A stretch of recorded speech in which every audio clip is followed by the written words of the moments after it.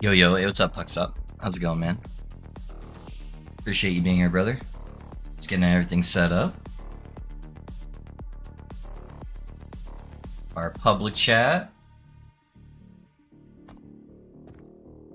Alright. What's up, Cal? You guys all watched the trailer? You guys haven't yet. Should go check it out.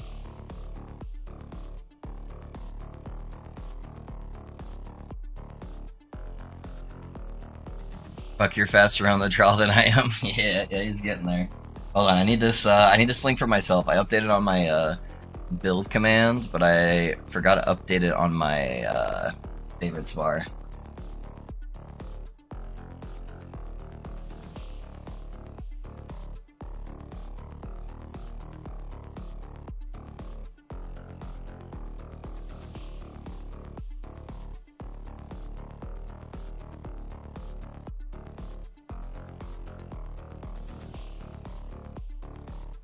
Alright, I just wanted to look at my my blessings real quick, see what I should prioritize.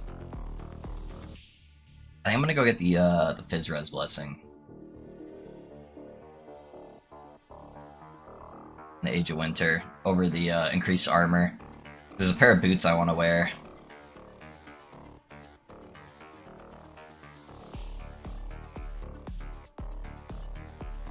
Yo guys, if you haven't watched the trailer yet, you should go watch it.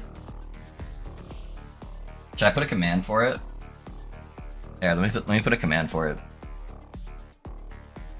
It'll be easier than trying to tell everybody about it constantly.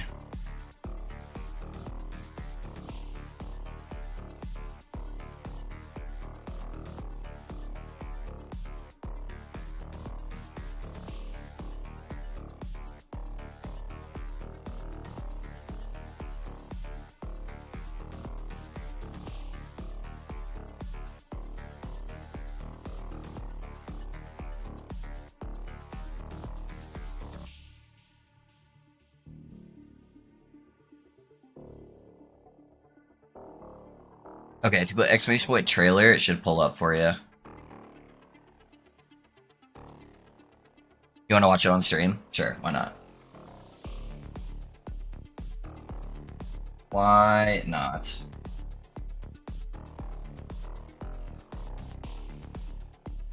Let's make sure it's working. Hey, what's up, Ben? How's it going?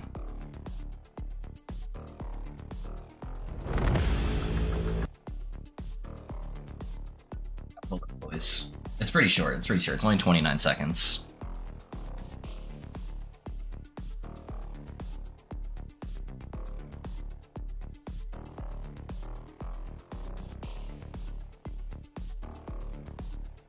Let me find my music real quick. Alright. Cool. Yeah, if you guys haven't watched it yet, they just put out the new Last Epoch trailer, so this is it.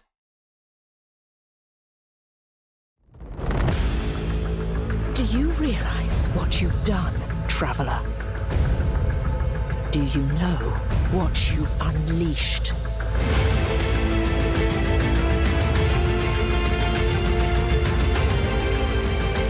Ruin approaches.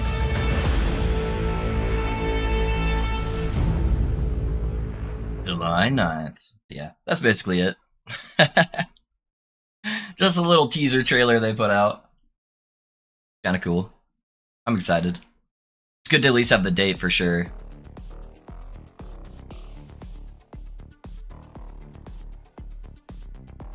So much hype, we need a hype emote. Yeah. Dude, I need so many emotes, guys. I'm sorry.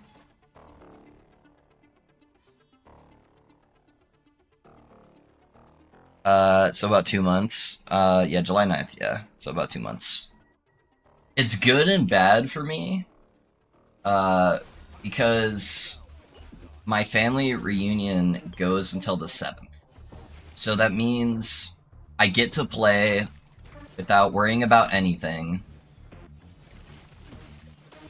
But as a content creator, I miss that whole hype week where they do announcements, where content creators should be making videos. where I should be theory crafting, getting planners, so that sucks. So I might come home a day early at least, because I need to try to get some videos out. It's very, very important for my job. But we'll see, we'll see.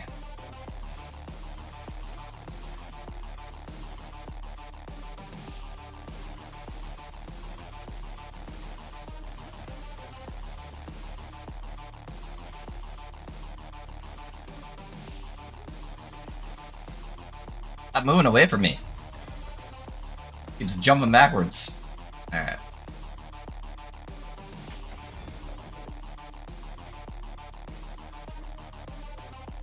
Yeah, since this game and RPGs are literally your job, I can understand that, yeah. Oh, guys, I did do... I was testing around with a bunch of skills. I did do one slam off stream, and I apologize. I didn't expect to hit it, because I was trying to test single target damage, so I did T3 Jewel Rat, and I did hit cast speed, or attack speed, on one of my chronostasises. Luckily, it was a minimum roll, so we're going to keep needing to slam some of these, and I want to get a 2 LP. But I did get an attack speed guy ready to go, so that's pretty dope. And I updated the exclamation point build command as well. Damn guts, yeah, yeah.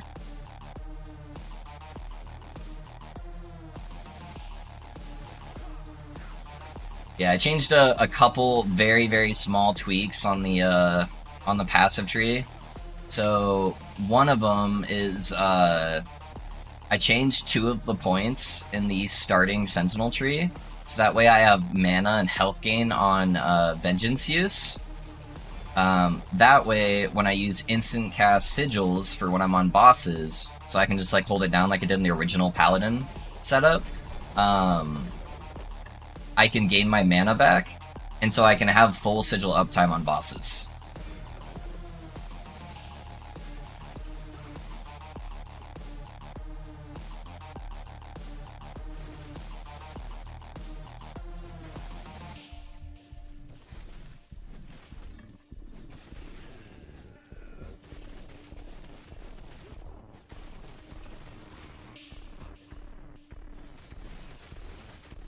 Oh, I did that a second too early.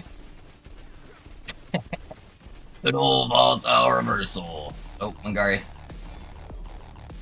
Yeah, then the other thing, I did add a unique to the build.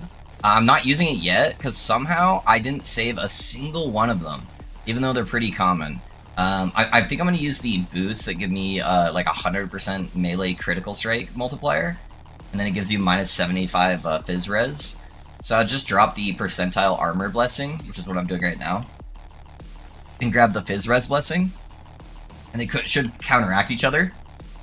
But I wasn't able to get like a ton of crit multi on this build, so, and because it's like reliant on my slams for my weapons, which is where you typically get crit multi from, I feel like the crit chance and attack speed were so important, but that lets me make up a lot of the crit multi I'd be missing to really amplify all the flat damage.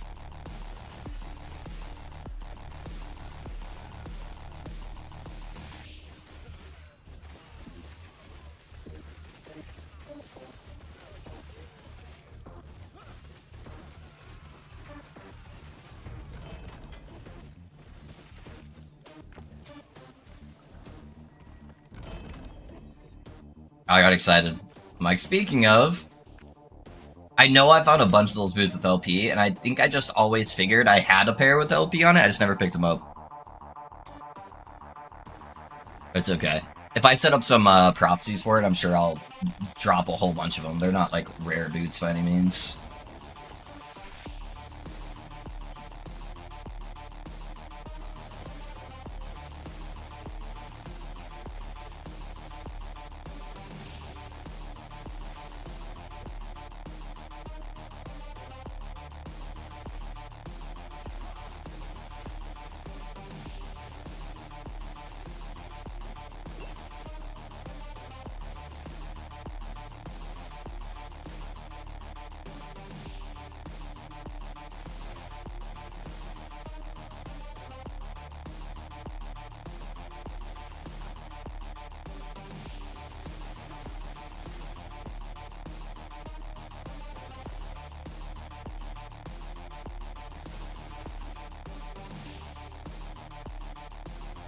Thoran, something. Yeah, that one, Ben. Yep.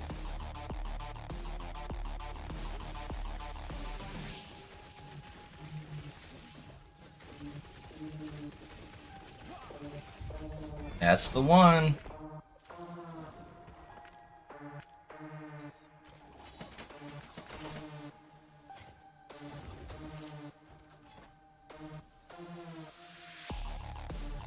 Yeah, Solar on Step, yeah. Yeah, I think that's what it's called. What's up, Darren? How's it going, man?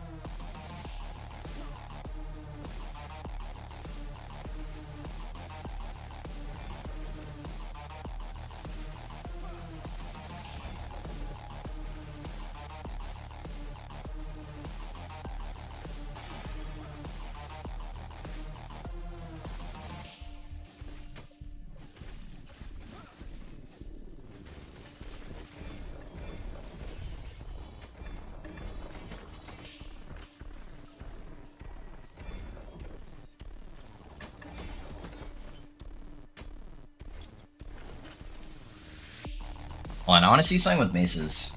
Can you get area on here? That's only two-handed maces, huh? Dude, I really wish I could get increased area. That'd be so nice. It's just like not possible to get like hardly any of it on a on vengeance. I'd have to get on my gloves and amulet, which I think I might change priority to. I could drop the crit multi on my amulet since I'm getting a bunch from my boots. I feel like that's going to be mandatory. I did try out Rive last night to see what it felt like, and yeah, I think it was mainly just because of the increased area of effect that just felt a lot smoother. But I'm tankier with this setup. And I get a more damage multiplier. So if I could just get a little bit of increased area, I think that would really smooth out the build. Because Ride by default gets 100% increase, well not by default, but 100% increased area of effect within its tree that you would grab. And I can get about 50% on gear.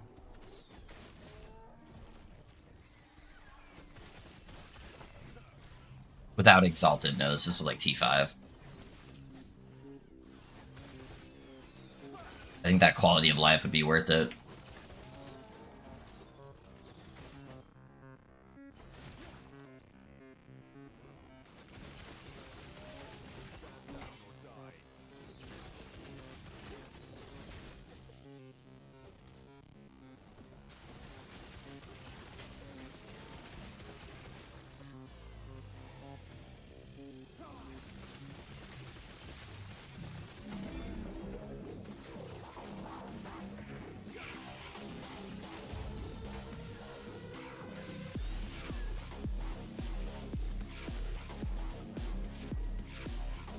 Harbingers of Ruin, what is that?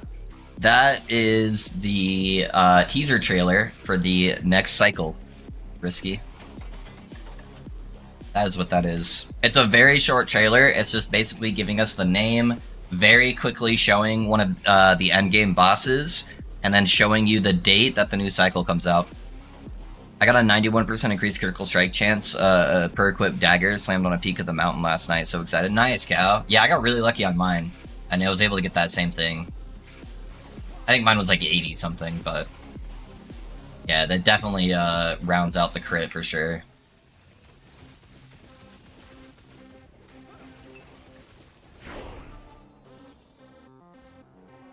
Is clear speed going to become faster at some point? So that's what I was talking about with the area of effect. So ideally, if you're playing melee, you want to play different. So you'd play like this.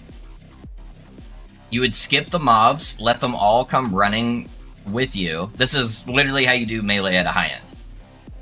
You bring them all in one place, you pop your CDs, and then you clear everything all at once. That's the proper way to play a melee build. I just get bored sometimes and I start slapping stuff.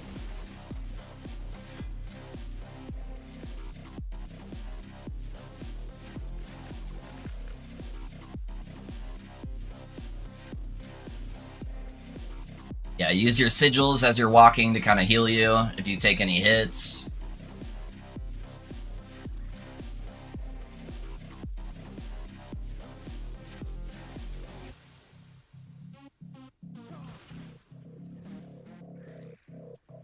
This is how you should be playing melee.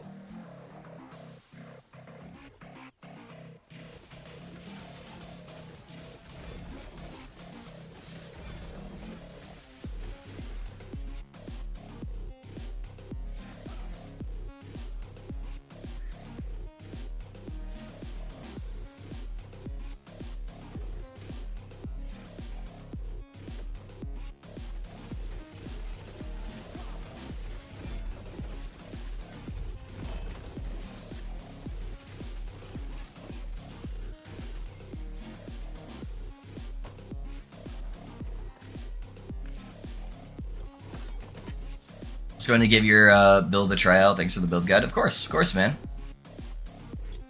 Hope you enjoyed, Darren. Yeah, it's kind of a work in progress right now for this build. But yeah, stop by the stream occasionally and see any updates we might have made. Kind of go from there.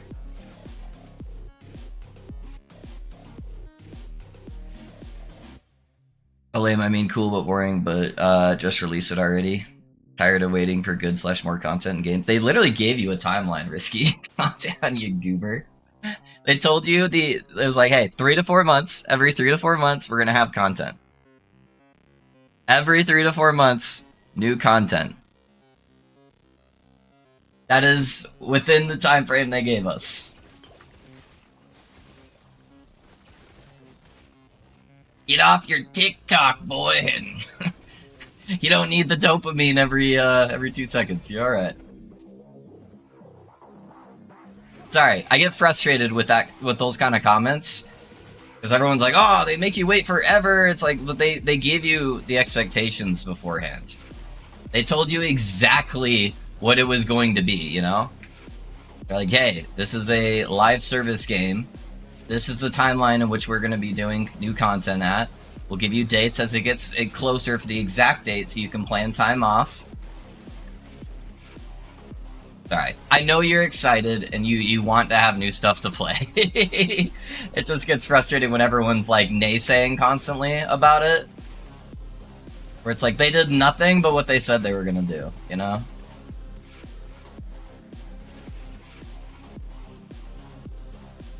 Min attribute roll though at 2, but whatever, I'll take it. Yeah, it's not too bad.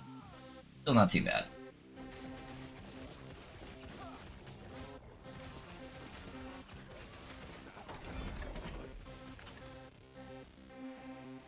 I'm sure you get what I'm saying though, Risky.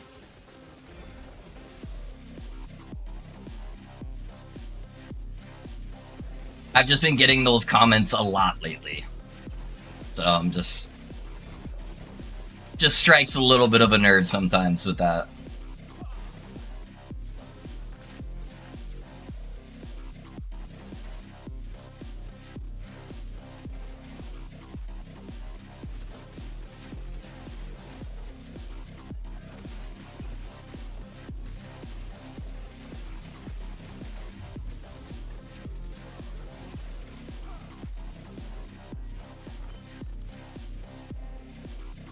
Isn't as bad between all of the games we've been playing. I'm pissed. Okay, so just kind of a collective. I get you. Especially with early access games. Read if all before you talk. I swear every time Loaf reads a comment, he doesn't finish reading before he gets mad and looks dumb.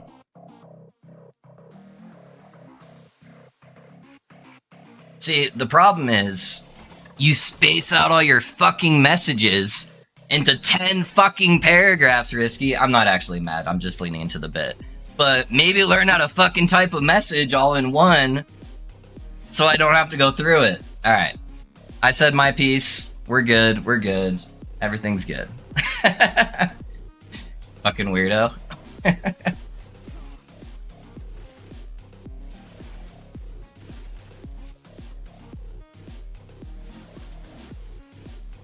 Yeah, well, I would have just waited until I got rid of got through the echo. But you were still complaining from the base concept of EHG, so I'm not 100% wrong there.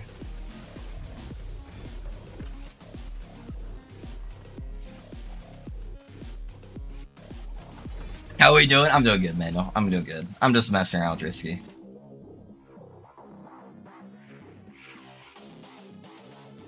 I read essays on here all the time. I don't know what you're talking about. I literally read almost every single comment. Like, occasionally I'll miss one. But I read almost every single comment. I feel like I'm one of the better streamers for doing that. So you guys can't bitch and complain about that.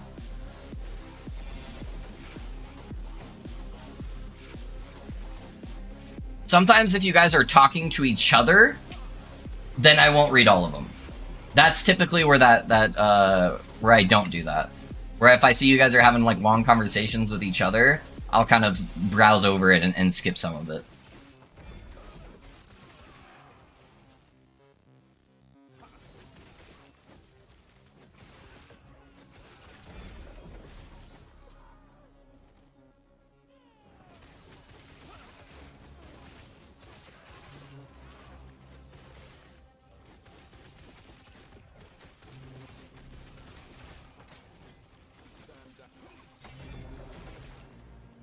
Mean type walls of text and the time if I get he has to skim it, it's no big risky. Yeah.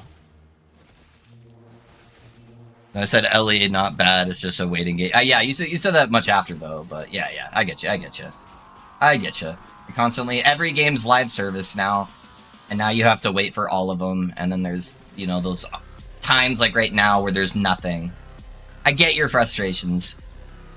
I was already a little pre-annoyed because I'm getting that type of comments a lot lately, specifically directed at EHG too, where everyone's like, oh man, they're taking so long to release their content and all of this, and it's like, dude, they're doing exactly what they said they did, or they were going to do. So I was pre-annoyed.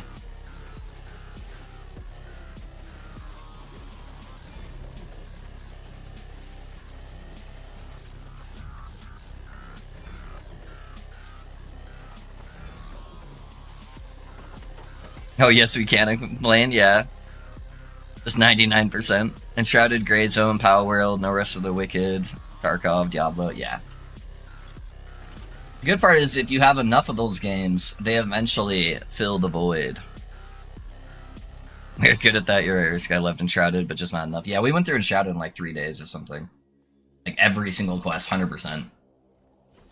They did come out with a big update patch, but those games are kind of like Elden Ring for me, where they're really hard to get back into when they drop a patch, because it's not like a seasonal patch, right? It's not like where everybody resets and they go through it again. It's like, oh man, I have no idea where I was at, and that's such a complex game that to like pick it back up just where you started feels wrong, you know?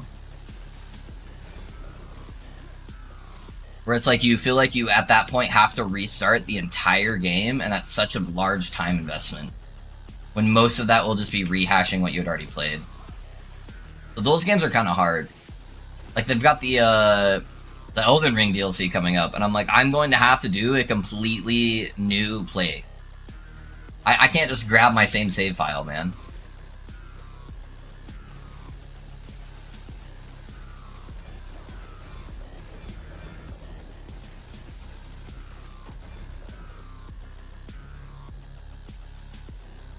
Like watching anime, I don't want to wait, yeah. Oh, dude, My Hero's this month, man. I forget the exact date, but My Hero's coming out this month, and I'm excited. Gonna be a dope season. I know you guys can't see too well in the background, but my bookshelf is literally full of My Hero.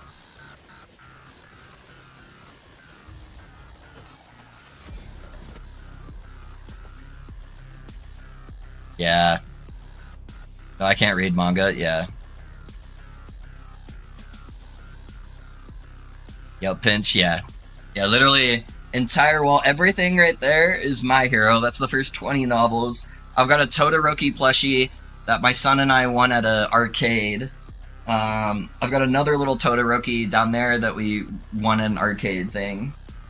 And then there's a bunch of like Naruto and Diablo stuff and Zombicide, whatnot.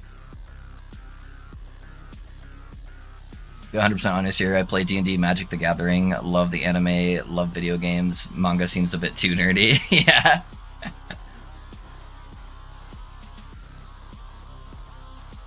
Favorite guy? Todoroki's a baller. I like the sad boys.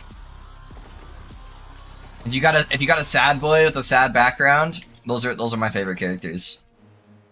Like, I know everybody loves Itachi, but Itachi's like my favorite anime character of all time. The big sad boy who gave up everything for his sad boy things. Nerd. Hey, I won it with my son, okay? Most of the stuff back there is actually gifts from my son. From like birthdays and Christmases and stuff. He finds things that he thinks I'll like based on, you know, his interests too. And then he either buys them for me or we win them together or stuff like that. I've got some t-shirts too from him that are all anime related. He's really into anime, especially right now too. And so I think it's exciting for him to be able to buy that stuff too, even if it's not for himself.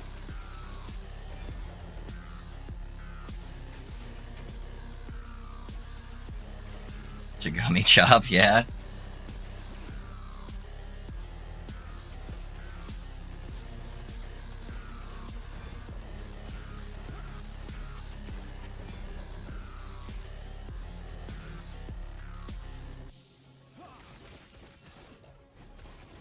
Although, do you know who my spirit animal is out of anime characters?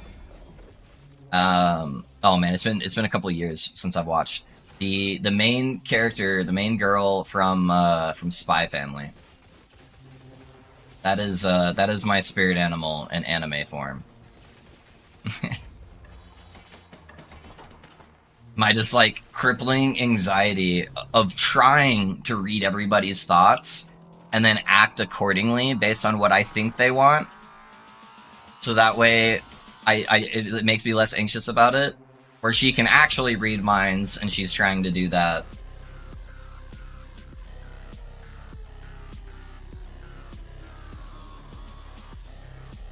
I'm gonna throw out an opinion very fast. Share Bleach, including the new seasons, best anime of all time, in my opinion. I just never got into Bleach as a kid, and I think it's... So, when I was a kid, I didn't watch a ton of anime.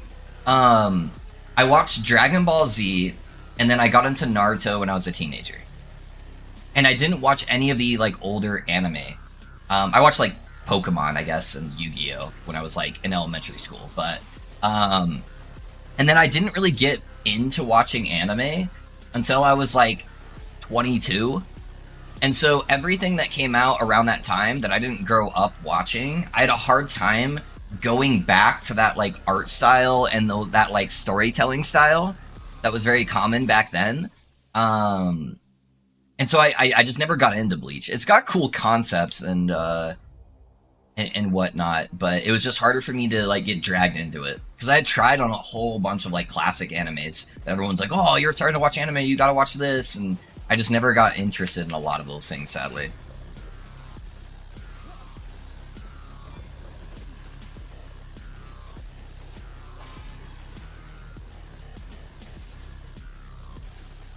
It was like I can admit now, you know, watching Naruto, most people, if they went back and tried to like get into Naruto nowadays, it'd be really hard, dude.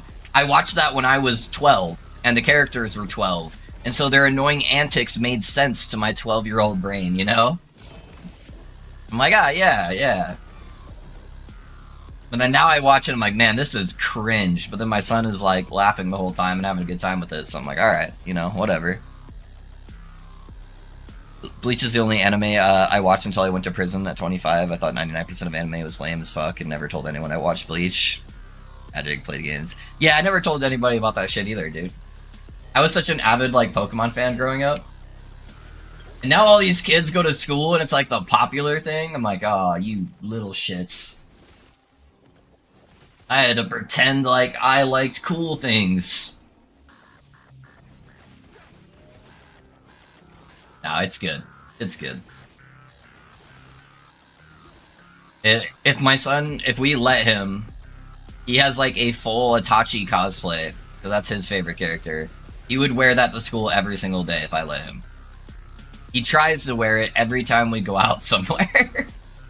A lot of times we'll let him, but sometimes like, alright dude, come on.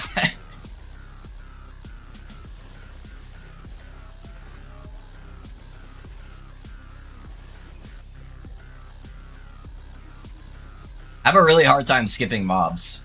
I know I should be. Make this go a lot faster.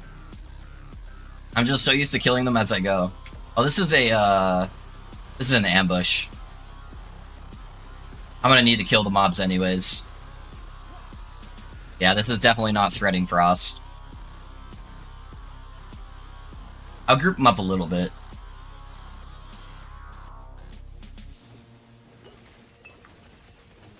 Yep, there's the ambush.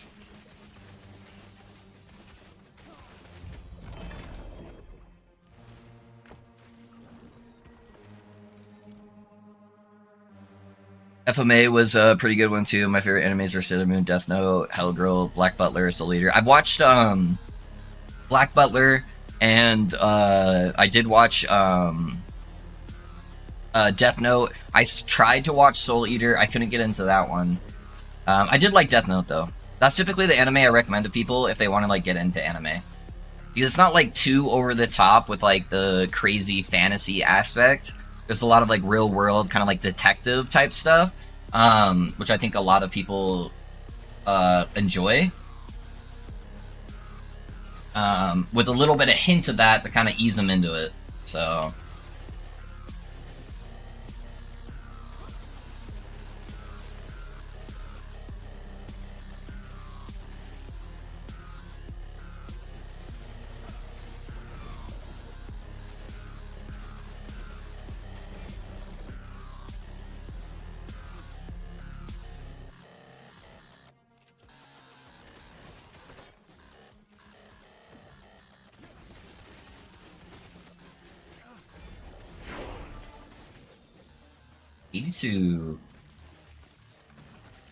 I portaled right next to Wingar's Fire.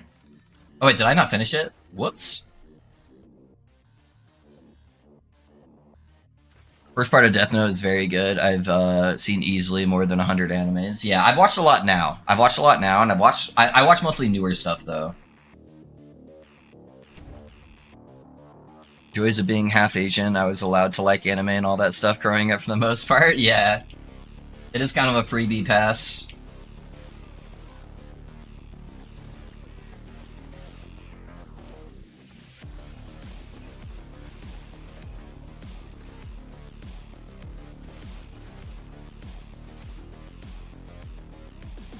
I prefer killing everything I come across. Yeah, me too. It's easier to do that on range.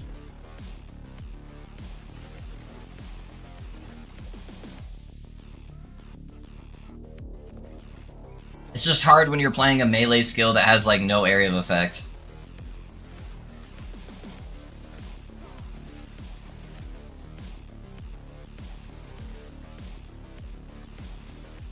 I think Vengeance is definitely the best bossing skill to be using for melee.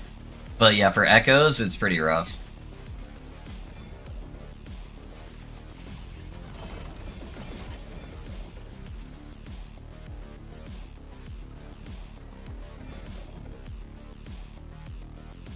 I'm not sure on Black Butler. Where I used to bully the fuck out of people having anime stickers and shit. Me and my friends were such douchebags, people in school. Yeah.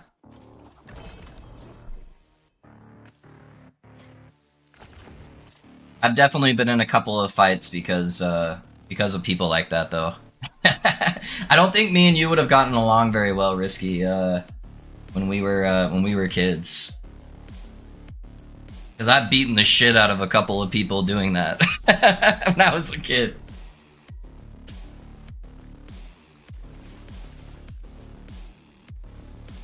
But it's good that you know that now, you know. But I get it. the teenage pressures of wanting to be cool and wanting to reject that part of yourself, you know?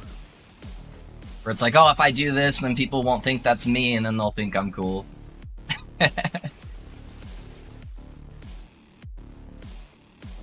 But I used to get in fights a lot when I was a kid, though. So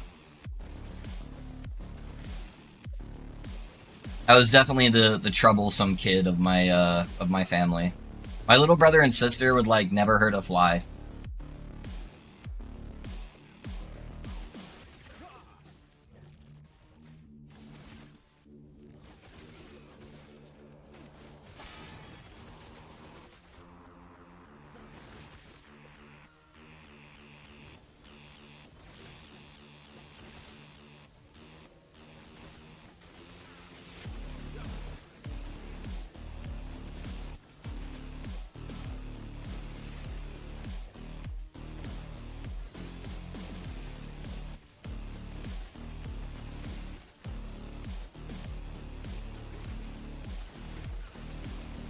Be hanging out with all those kids. I know, right? Yeah. I wish I cared less when I was a kid about what people thought about me, so I could have had more fun hanging out with people who like the same things I liked, you know? It's a weird world we grew up in around our age. I'm sure a lot of that still exists today, but at least not around the same topics.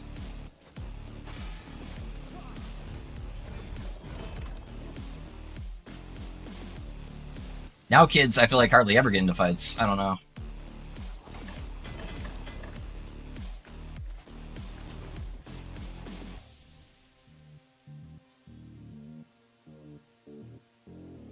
Speaking of Asian sugar mamas, yeah. I was socially isolated growing up, so I didn't have the opportunity to care about what other people thought. Some of that's good. Since my shit's probably busted. Probably not. I was a very mean person until about 5 years ago, yeah. You're bad guys, but I've always been lovely. Yeah. Hey, I defended kids that got bullied in school, okay? I don't think that's being a bad guy. That's defending others who aren't able to defend themselves. Which, at least with how I grew up, my parents, you know, always made the case that is okay.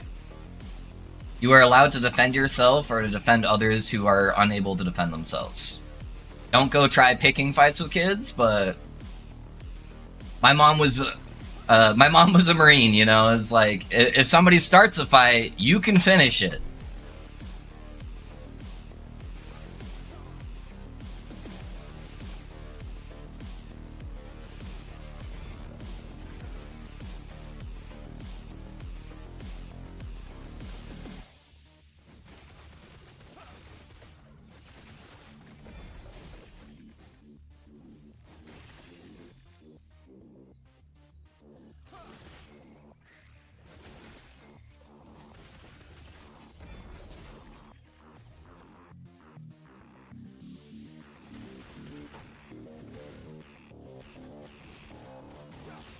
I talked about a few weeks, about 5 years ago. I truly 100% believe I was a bad human being. Yeah, I think a lot of people can go through that, you know, especially with the circumstances of what you went through when you were a kid, you know. Sometimes you have to be what you have to be, right?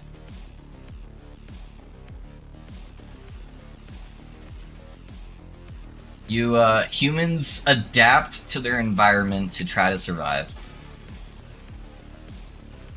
And also, we mature and figure things out as we go.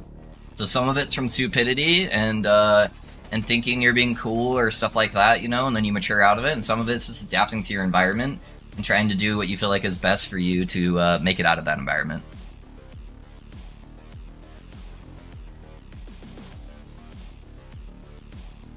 I was goody two shoes, social para, who everyone avoided for whatever reason. So I did my own things, big into Pokemon games, music, all kinds. I socialize this online, still to this day. Less judgment. Yeah, I feel that, dude.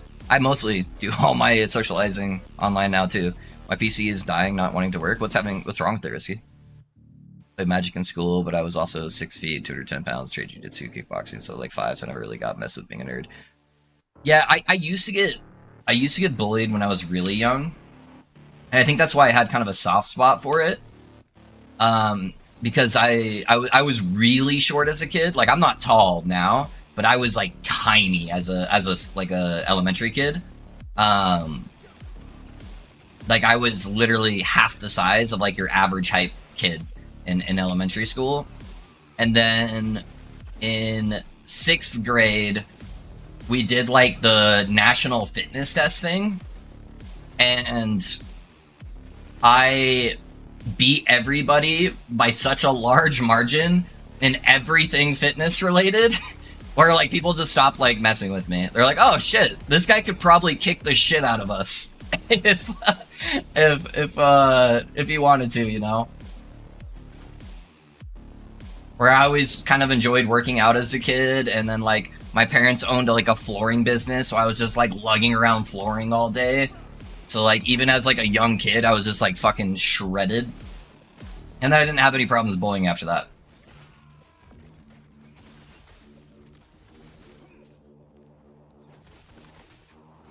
Kind of leaned into it, started working out more, you know, and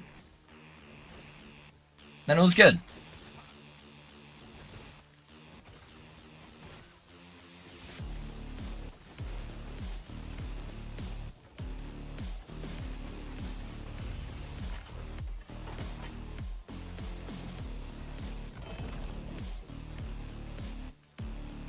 Yeah, you're allowed to defend others. Yeah, even as a kid. Oh yeah, with your siblings.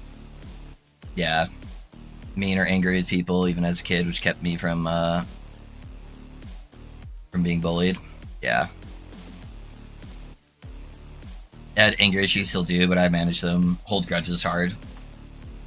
Yeah, if somebody starts a fight, you can finish them. Yeah, no, that's literally what my mom told me growing up. You know. That was straight from her mouth. Talk to me about it at a very young age. She's like, hey, don't go around being a jerk to people and starting fights, but, you know, somebody hits you or tries to start a fight, you know, you're allowed to finish that, and you're allowed to defend others, you know.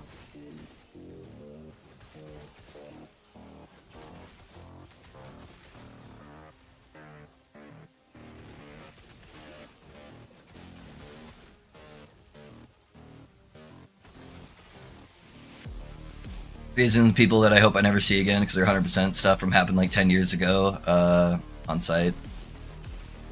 Hell of a drug. Rick James emote, yeah. My second monitor stopped working now, and I turned my PC on. None of the monitors are working. Do you have different cables? I'm assuming you're using display ports. Do you have different display ports? DisplayPort cables? That's the cheapest thing to try.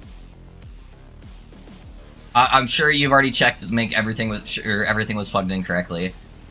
But if not, it might be worth trying to get a pair of extra DisplayPort cables. Seeing if the cable's the problem. If the cable's not the problem, then you need to determine whether the monitor or the computer is the problem. So if you have a friend who has like an extra monitor laying around or something, or if your parents have an extra monitor, you can try plugging it into the other monitor. If it starts working then you know your monitor is the issue. If not, now we know it's a PC problem. And kind of just pinpoint where the issue is lying. Risky.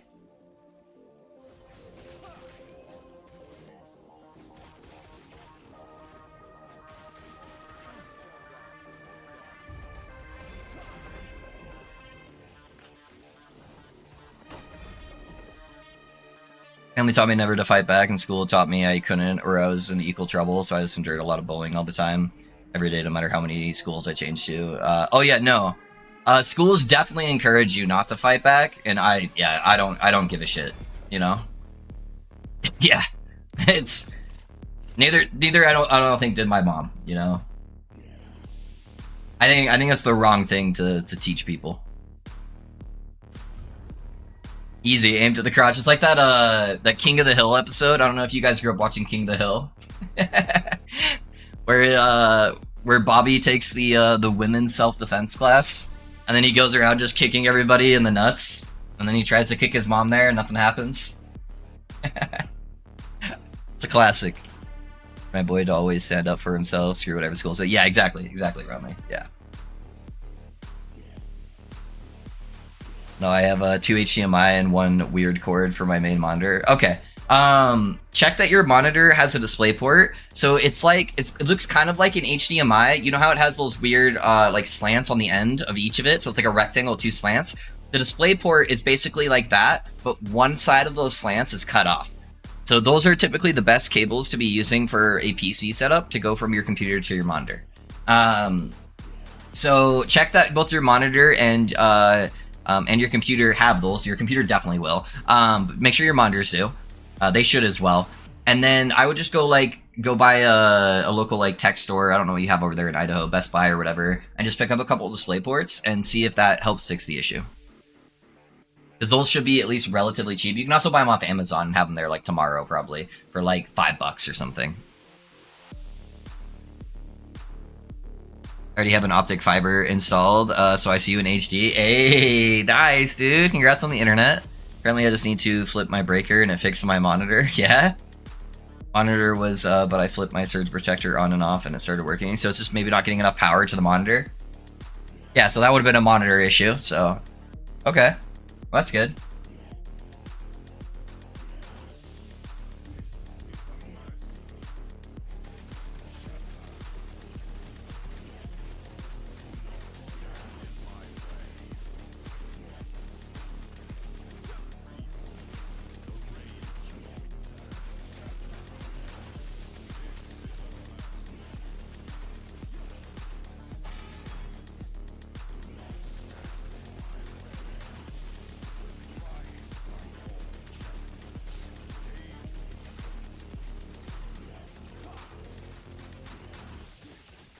Ah, I got hit.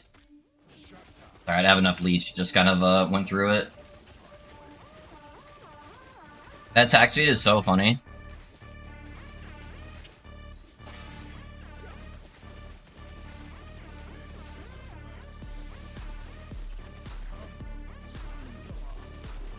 Come get some wolves.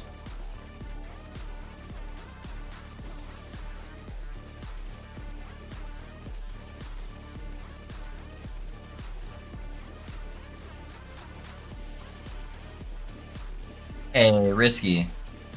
Thank you for the 10 gifted, man. I appreciate you, brother. Oh shit. I probably shouldn't have used my movement skill.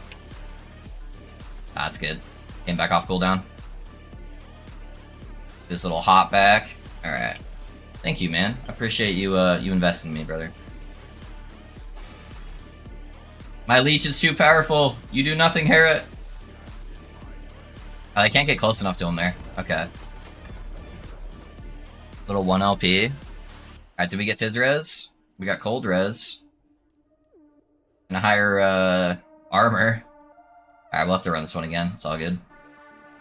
Take the higher armor for now. Thank you, man. I appreciate you.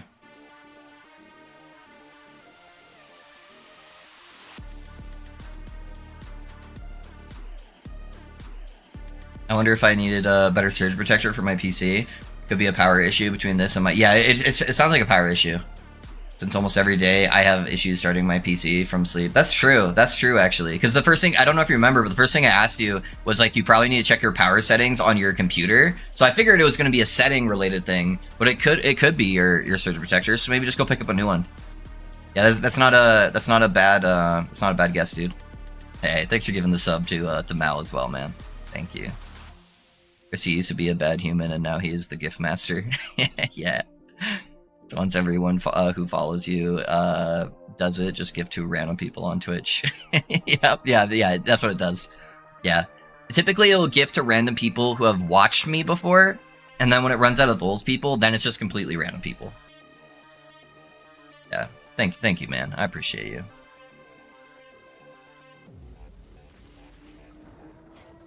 I can't wait till next cycle, man. When we start having all the seasonal people coming back in, it's gonna be nice.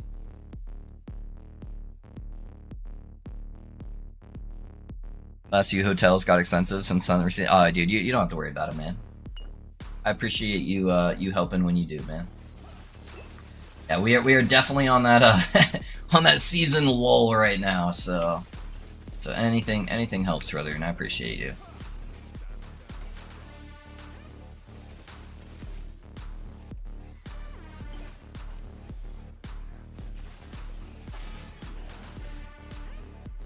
Those crit shrines feel so good, man.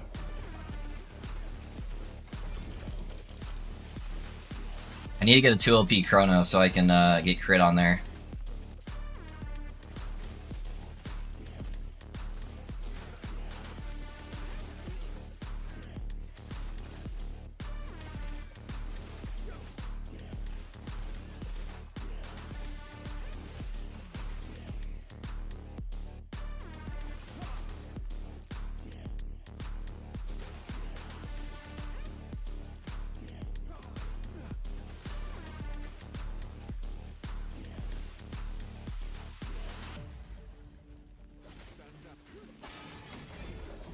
Oh, we got our ambush. Ow. Spear guy's hurt.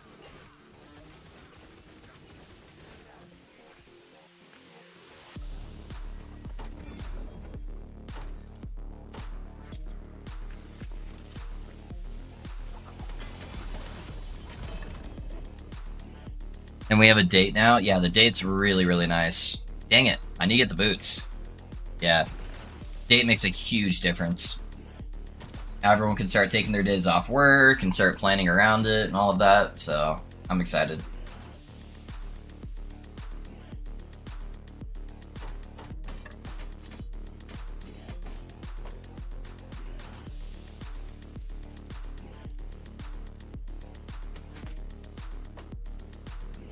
Part of me wants to just level with Rive until I get increased area of effect, boys. Because Rive would be so much better for clear.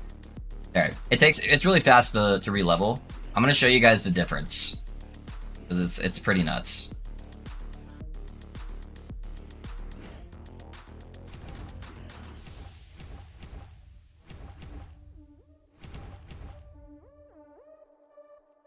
It is pretty crazy, the difference. I also have a +3 Rive chest on already, so... I just don't want to be using the same stuff everybody else is, but the clear is crazy difference. I believe people are capable of change and growth. Generally speaking, I think we treat trouble kids, or whatever you want to call them, far too harshly, even for trouble young adults. Yeah, we had a lot of issues with that with my son in his previous school, man. He was getting bullied a lot, and then I think the school just kind of self-labeled him as part of the problem, as a troublesome kid, and then he never was able to break that mold, where none of the teachers wanted to help him, none of the like recess aides or anything like that, and eventually, you know, he started helping the bullies because it was better to bully than get bullied, you know, and so. When we ended up moving him schools, that was like the best thing for him. And now he's totally fine. Doesn't get in trouble ever, really, at school. Sometimes he talks too much in class, and like, that's it. But he was getting in fights like a couple times a week at school, and yeah, it was a drastic change just with the support system and the opinions of what the teachers were of him as a student. And it was crazy how lacking they were, or how much they didn't want to help him. Like, technically, we didn't pull him from the school yet.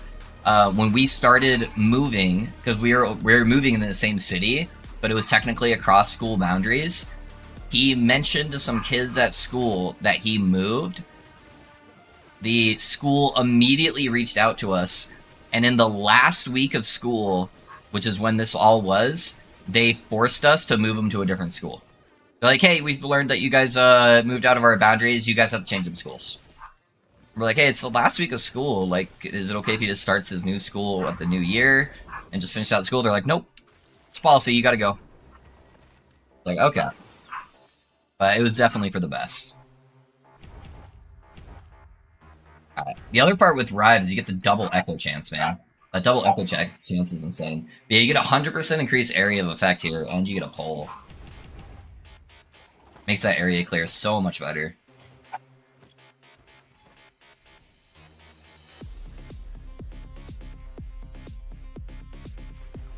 What's the date again? 8th of July? Yeah, no, the 9th, yeah.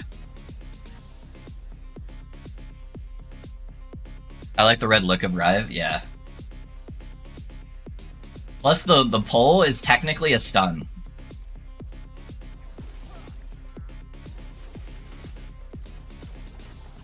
So, I think this is definitely the better. I don't think it's definitely the better mapping setup. If you want to like full clear as you go, you don't get the 20% more multiplicative damage with healing hands that Vengeance gives you, and you don't get all the reduced damage taken. But it still probably is just like the better overall skill.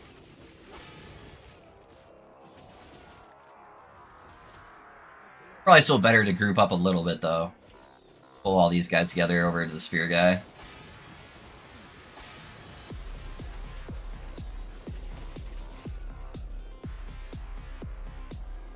Yeah, low schools don't give a fuck about bully kids. Your parenting and teaching of self-respect worth will matter a lot more in the long run. Yeah. Yep. Schools are designed to care about the masses, you know? Which I get. And if there's an individual who doesn't line up with those masses, whether that's on a being bullied side or doing the bullying or anything like that, then it is in their best interest not to give a shit and try to get rid of it. They don't want to look that way on paper, obviously, because that looks bad with how social media works these days. But yeah, they're heavily incentivized to do that.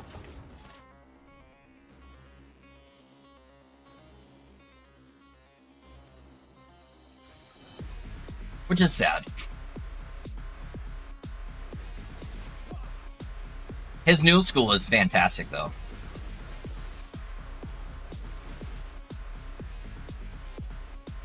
Yeah, all his teachers have been really awesome. The faculty has always been going out of their way to try to help people. They've got whole wings of his school that were built for kids with like learning disabilities and stuff like that. So at least a lot more support with this school, you know. And they haven't already labeled him as a troublesome kid, and doing so, he hasn't become one, you know. He's gotten in trouble a couple times here and there for random things, but definitely not the couple times a week like it was before. It's like a couple times a year, maybe.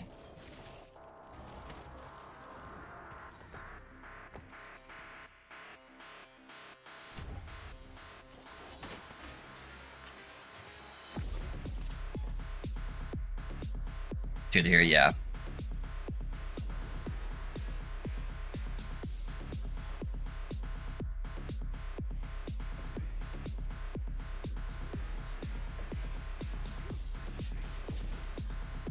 Oh, I tanked that.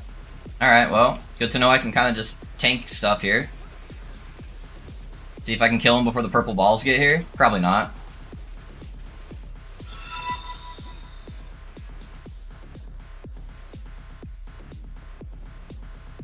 Explode all these, they're not hitting me.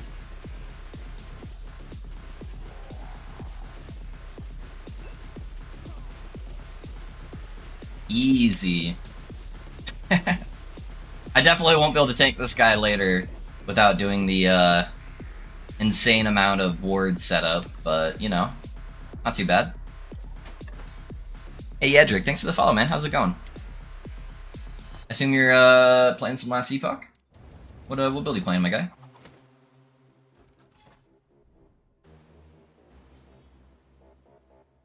I had a PE teacher standing there letting kids fight who was stuck with me in front of an entire class when choosing teams. Oh, yeah, dude. I feel like that was pretty common just with schools in general back then.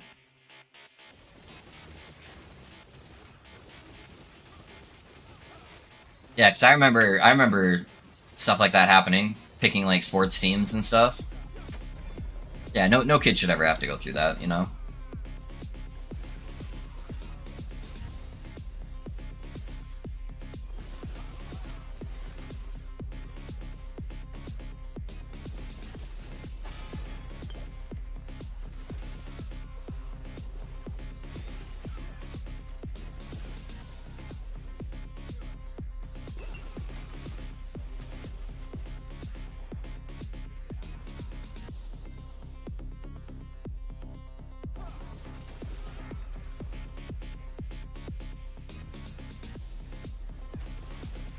Fine, thanks. Been playing LE since beta. Okay, nice, man. Yeah, I've been around for a few years, so.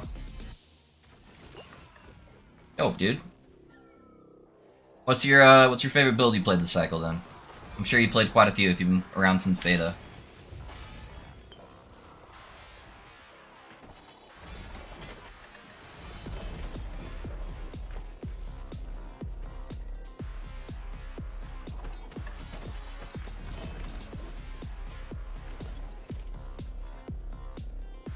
Didn't say anything, didn't intervene or correct, just stood there and let me be million. Yeah.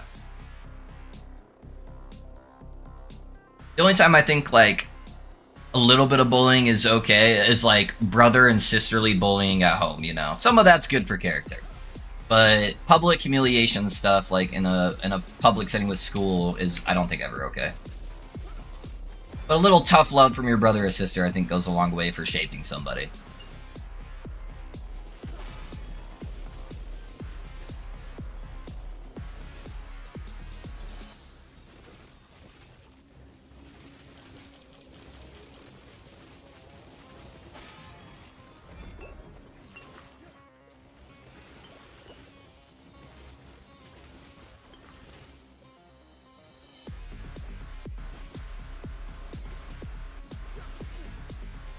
Hydra right now is my favorite. It can't go over 200k. Yeah, the nerfs hit much heavier than I think most people wanted to admit with Hydra. But it's yeah, Hydra's a cool build. It's very flashy and fun. But yeah, even getting close to 2k on Hydra is really good, man.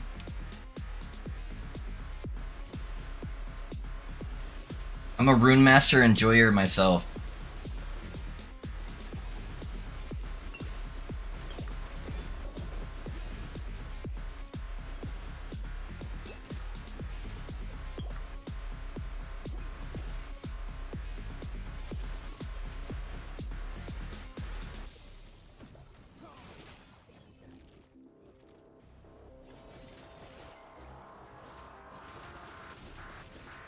Be careful with these damn Wangari spires.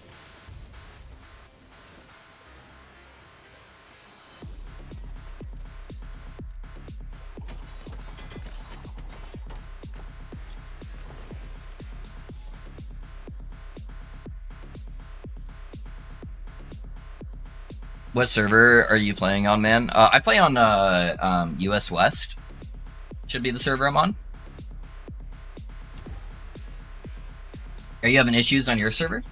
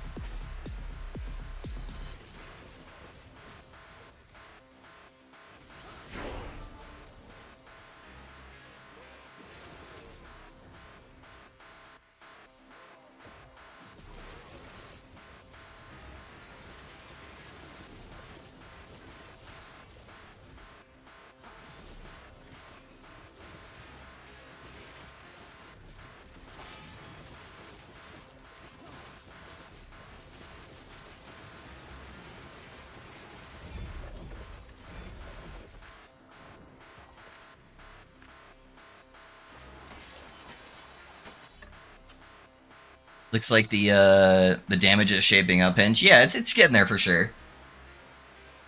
Yeah, I'm at kind of a weird spot because Vengeance is so much better defensively than Rive, but Rive is so much more quality of life than Vengeance. And I feel like the main issue late game is going to be defenses, since I'm not using Healing Hands to keep ward, I'm using it to consume it. So it's trying to figure out where to kind of fine-tune that, I think. But I'm starting to get to the point where I can almost wear any Exalted item, so I can try to swap out some of my Exalted bases and get them to a better spot, but we'll see.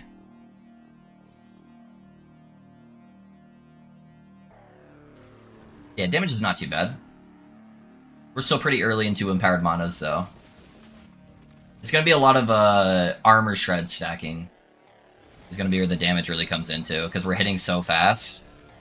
So I have 4 Armor Shred Blessings, Rive itself does Armor Shred, and then I'm planning on getting Armor Shred effect on my helmet. So I think the damage should feel roughly the same between low corruption and like mid corruption.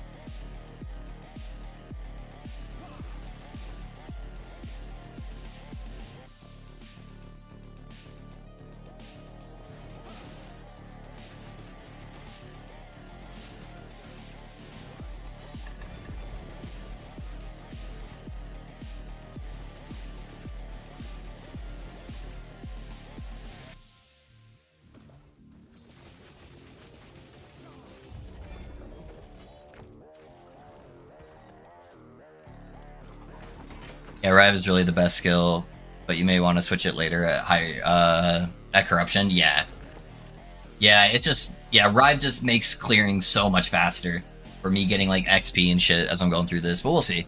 We'll come across those hurdles as we go. I have a +3 Rive chest I was using anyways because it gave me a bunch of melee damage, so it's about the same as this. And Renegade Will is still so busted with 3 LP. Because of that 43% melee attack speed, plus the all stats and movement speed. So even still, like, using that's not too bad. Although if I could get one with high LP, I might use... Oh, I had one in my inventory a second ago. I forget the name of it. It's like Alakash or something.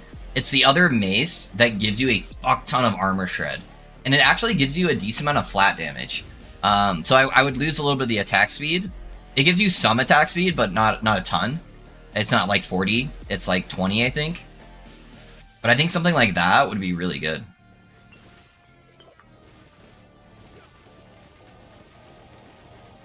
I don't know how hard it is to get LP on it, though. So if I could get like 2-3 LP on that fairly easily, then I think that would be pretty good.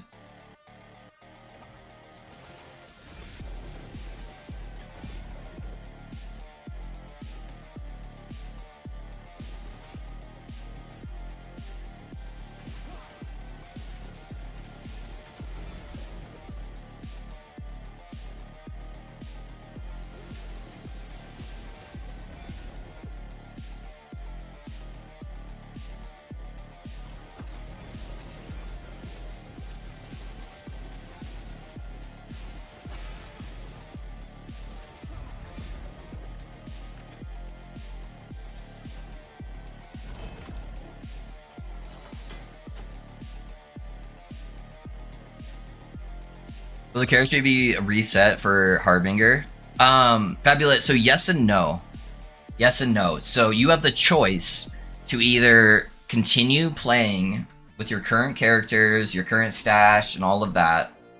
And with this patch, they said there will be no difference between Legacy and Seasonal, or the Cycle server, as far as what content you can do. Or you can play on the fresh cycle where it resets all of your stuff. So that is completely up to you.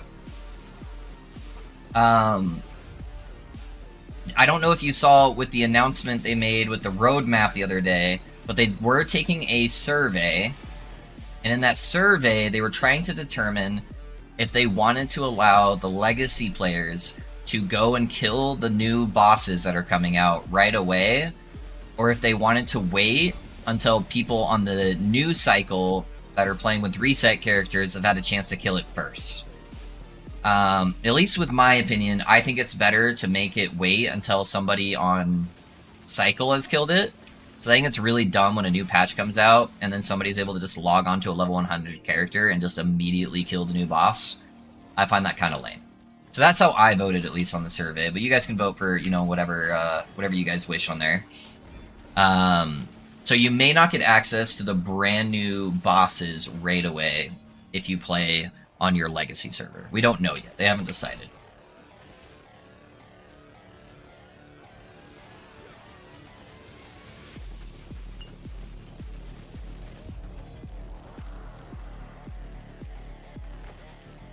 But in the future, what most action RPGs do is you don't get to play the new seasonal stuff. Like, you get the patch changes, like the balance changes and stuff like that on Legacy, but then you typically don't get to play the new content if you're playing on Legacy. That's how most games work, but that won't be the case going into this first cycle.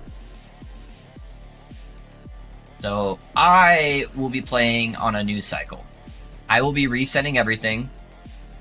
I will be playing from scratch, having fun, leveling new characters. It might be better for me making content if I was just playing on Legacy, just because I could get builds out faster, but I think it's more fun to play that way, so that's how I'm going to play. I like having that reset every now and then. Also, I think more people will be playing on the new cycle than not on the new cycle, and so if you're planning on playing with trade, I think the trade experience will be overall better if you're playing on the new cycle.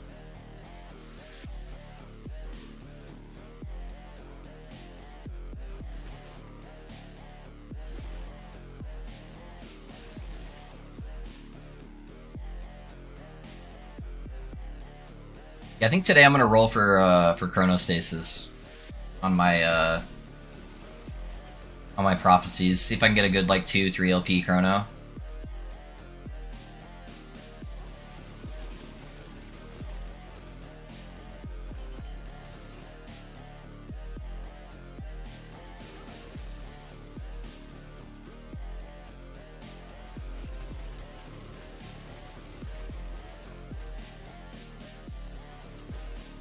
Where's that ambush at?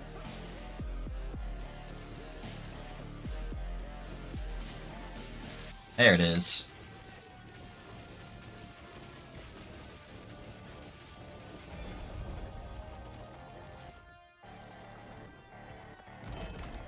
Legacy is like playing on standard and PoE. Sounds quite boring to me. Yeah, I like playing the new fresh stuff. You know, I love having that inventory wipe too. That's always kind of fun. Gets you excited about loot again. Whereas you just like wouldn't be excited at all when you're dropping stuff. You're like, oh, cool, I have like 30 of those at 5 LP. Yeah. I want to get excited about the small things again.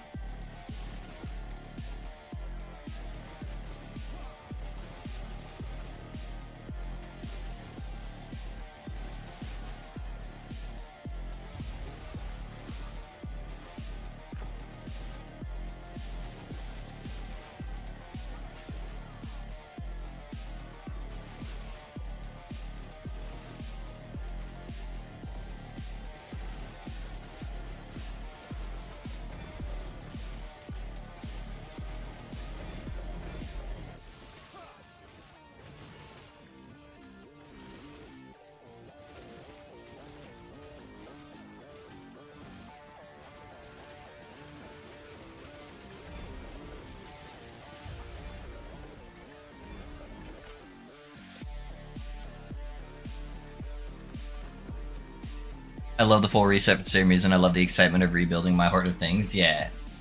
Like, oh man, I got a fucking exalted item, let's go! Where now it's like, oh man, I have to scroll through 120 pages of exalted items to put this new one away. So, it'll be fun. It'll be fun.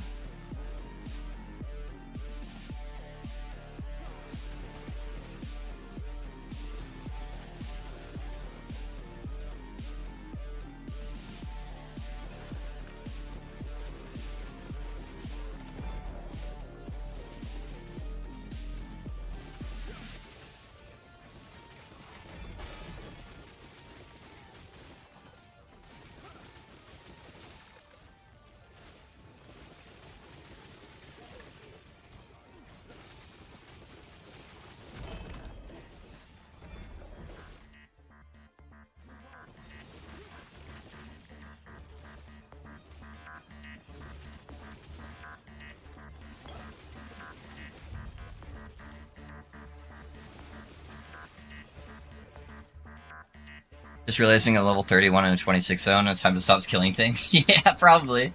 Probably. Oh, I volatile reversal back into the bad yellow.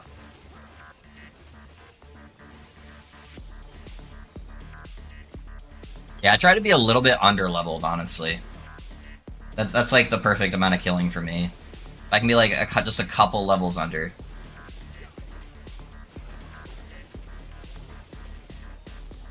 The other one. I hate leaving these guys alive. Oh, guys, you see, I got my T7 crit multi Dragon Song last night when I was running on Temporal Sanctum. Got a pretty good slam. Yeah, that'll probably be the next guide I do is on the Falconer.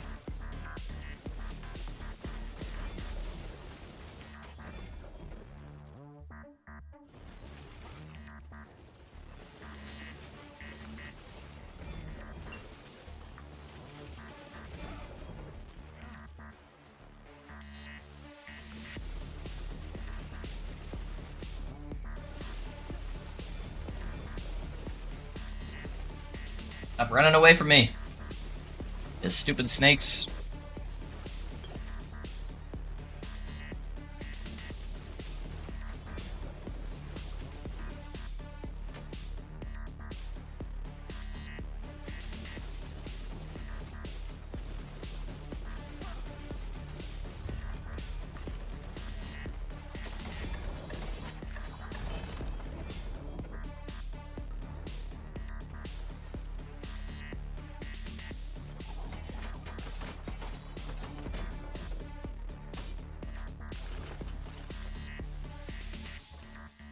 What I do need to start doing is killing exiled mages, though. I need to try to get a zombie belt.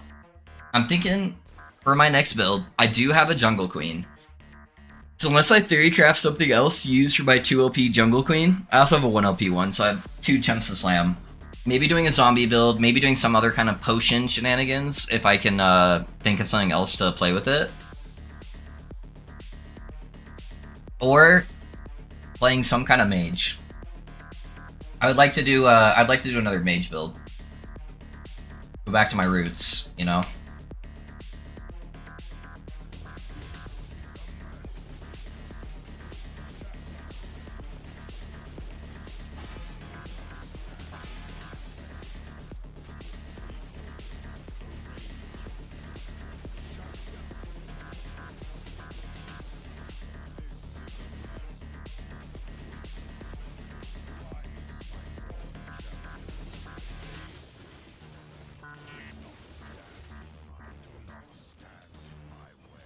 I'm like, not close enough. I can't get close enough. There we go.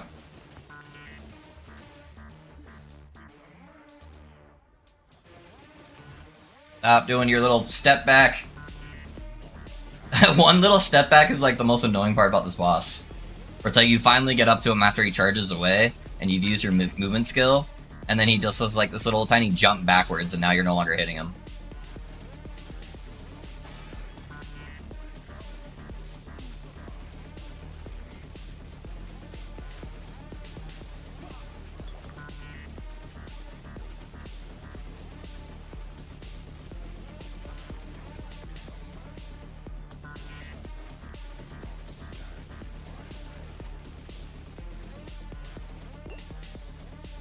Yep, there it is. I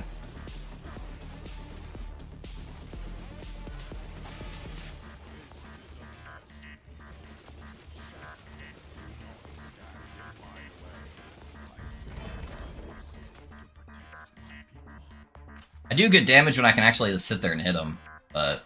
Alright, there's the Fizz-Res. Fizz-Res acquired. I am ready for booties. 12 o'clock. I should probably figure out what I'm doing for lunch. Give me 1 sec, guys. I'm gonna go talk to my wife real quick. I just want to see what she wants to eat.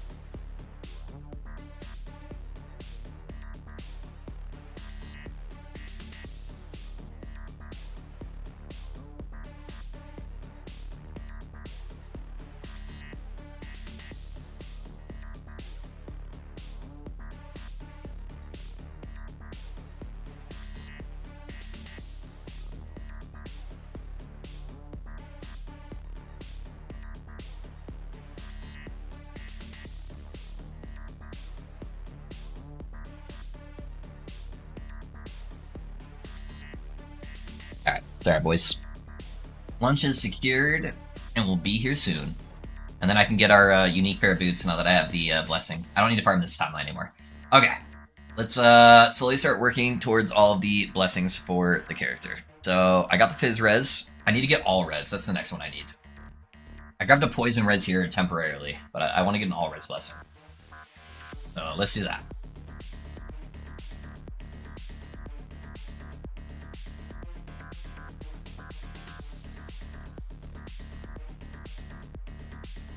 I thought you were a rogue streamer? Get out of here, Mal. Get out of here.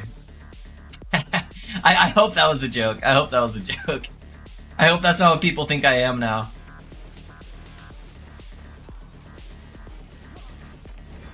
Am I a rogue streamer, boys? Oh no. Is this the life I have to live now? I do have some ideas for some other rogue builds, but I can't do it. I can't do it. I do really like Falconer. Falconer is sick. Falconer is an amazing addition to a class where it gives me a way to play the class that's actually enjoyable to me. That's different, which I think is a win for Ichi.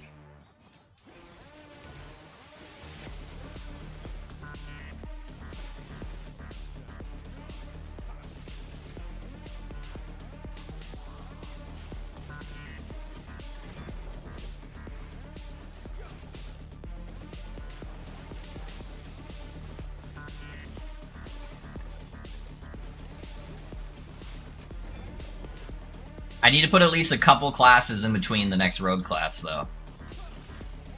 It'd be a Falconer if I played another rogue, but yeah, we wouldn't hit all 3 rogue specs. I don't really feel like playing Blade Dancer. Blade Dancer is melee and rogue, so this will probably be my only melee build this cycle, you know? We have plenty of time to cook up more fun end of cycle builds for us, yeah. So you can't even stop thinking of other rogue builds. I hate you guys. I hate you. You guys are the worst.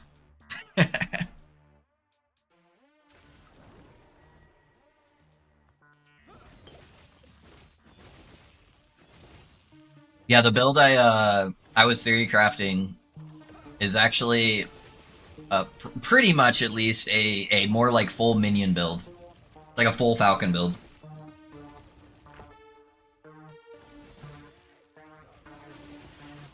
Actually, not a full Falcon build. It is technically a full minion build. Yeah. Yeah.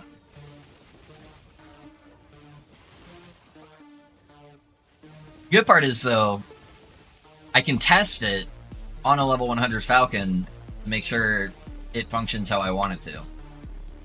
But I'm not going to do that until after I make the Falconer video. If I make the Falconer video, I don't know. I don't know, guys. It's hard making the videos right now, because there's no one to consume them. And I put so much time into them, you know? So it's that part's hard. That part's hard. I'm struggling a little bit with that. They're a lot of work. And I love making build guides, but part of my favorite thing is having people that are there to consume them and enjoy them with me. But maybe I put it together and then I release it closer to the launch of the cycle. I don't know.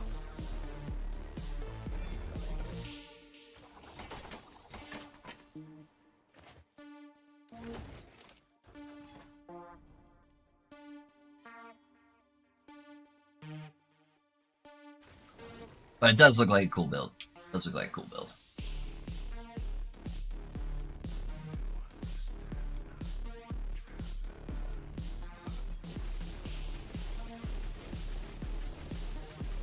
Yeah, we're shredding him really fast.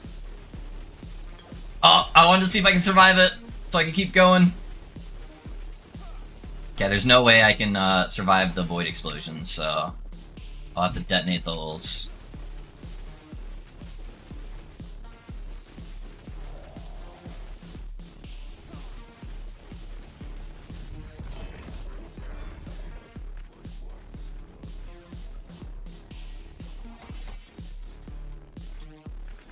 I like that it pulls bosses. That's pretty good.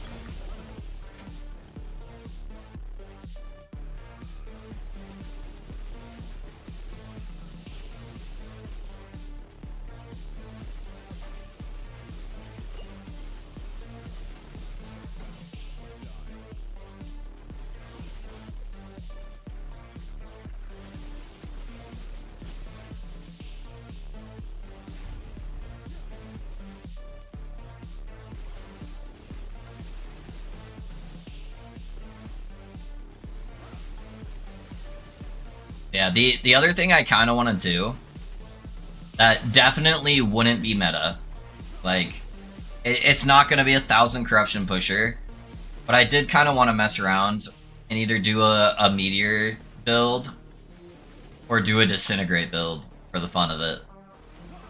I think both of those would be fun on a mage.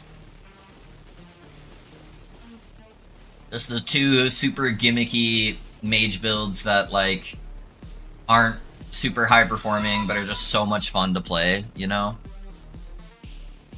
Hey, Born, thanks for the follow, man. How's it going? What build you playing, my guy?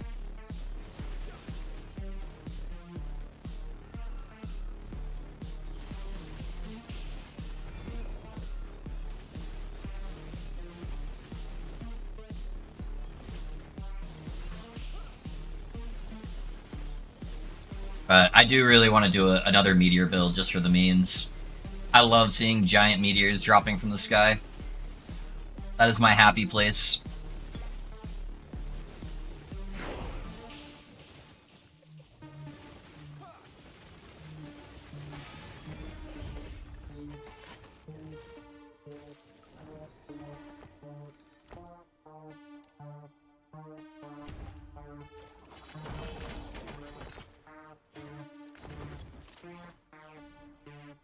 And then maybe I can use that as a video where I can talk about the issues with Meteor, why it's not meta, and maybe offer some solutions to EHG on how to make Meteor more meta.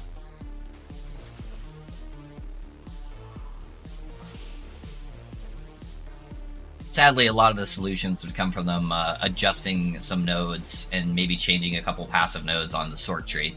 But, you know, there's some options.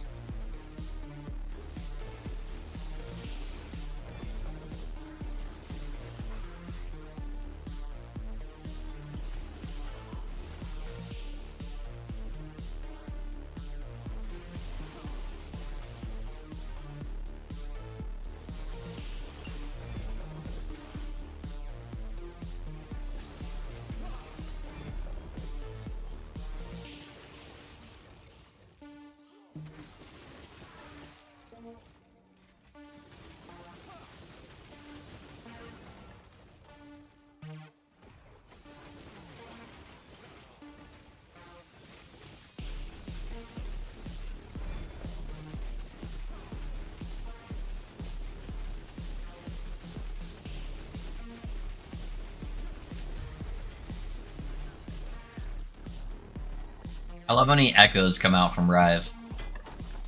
So many echoes.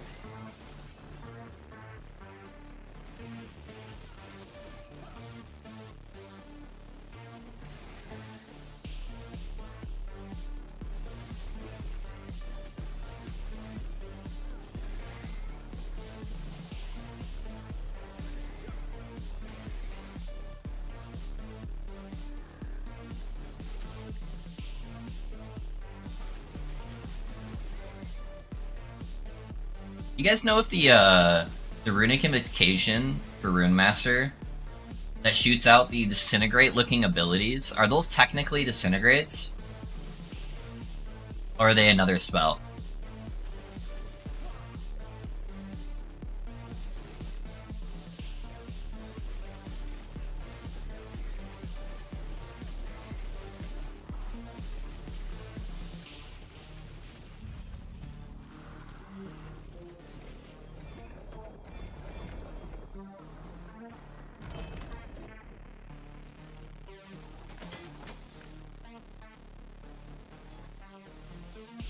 Let's see. Runic invocations. Trying to remember what it would be called.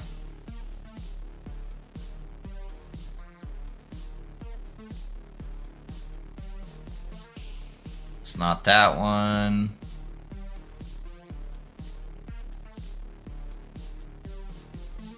Is it Plasma Arc? No. Which one is it?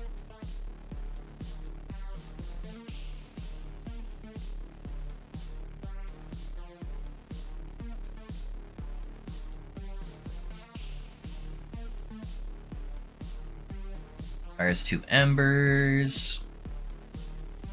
It's not Plasma Blast, right? Yeah.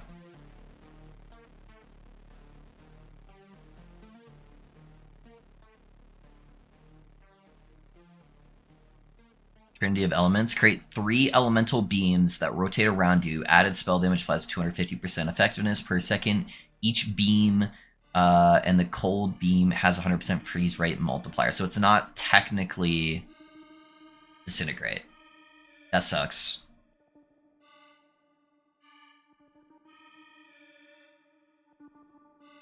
Because they all scale like disintegrate.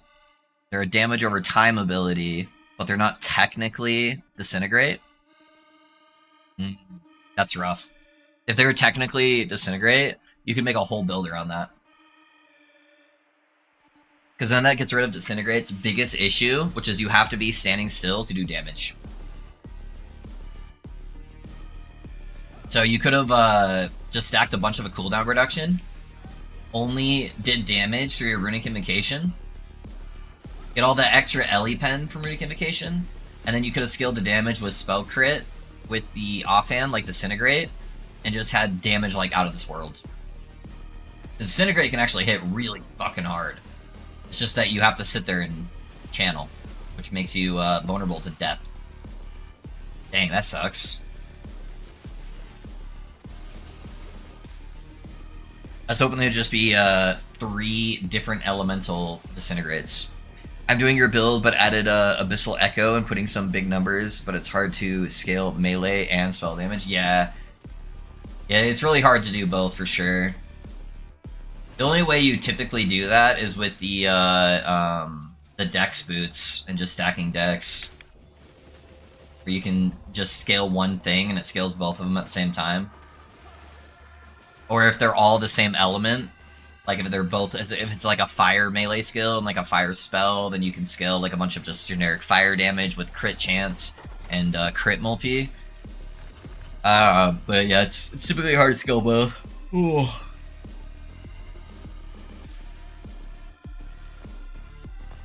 Yeah, I feel like the fire Abyssal Echoes just never did enough damage either.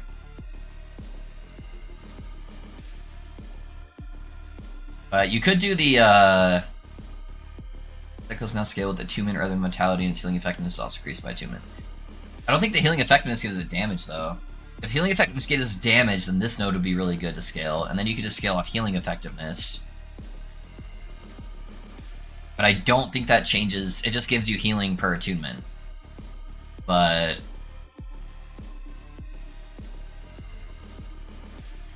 is there actually a heal node on here other than that? Oh, it's this right here. Spell Void damage, potent corruption, attribute scaling, secure to fire. Consequently, this damage scales increases to fire damage, but not increase to void. Abyssal Echoes now initiate a burst that also. Okay, so it's just the burst part that would be increased with healing. Level 36, equip daggers and helm, 94% crit chance. Hey, nice, Cal, nice. Yeah, once you get the daggers, that's the that's when it becomes smooth sailing.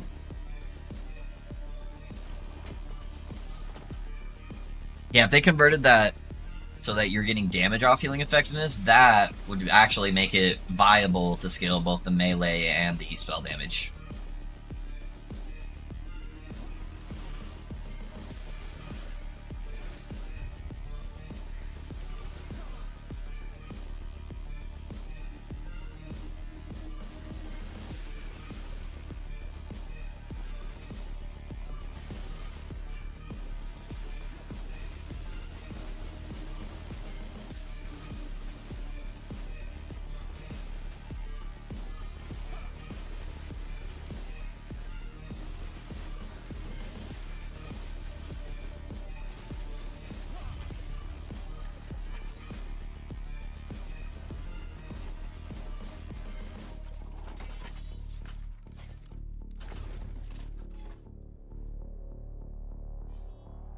I've been scaling vitality in melee and flat, and I'm not sure if that's right.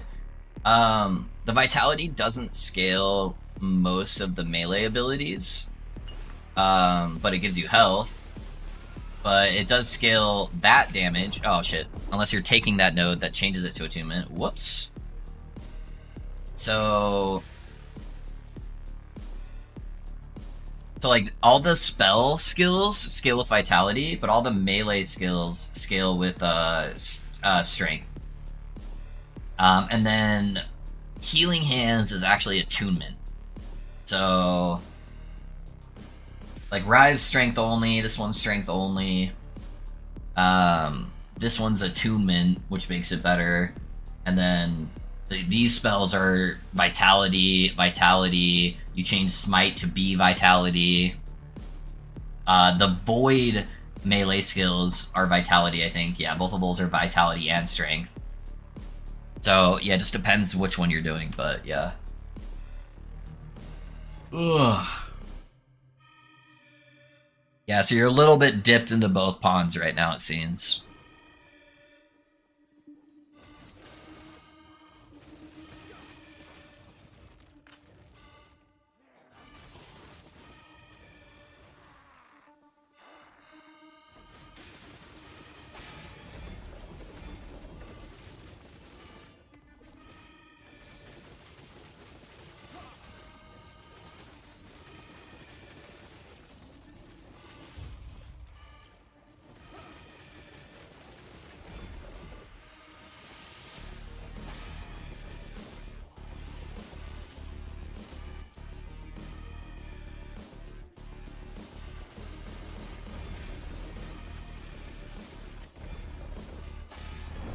Oh my gosh, dude. That really one-shot me with 2200 health? That's nuts.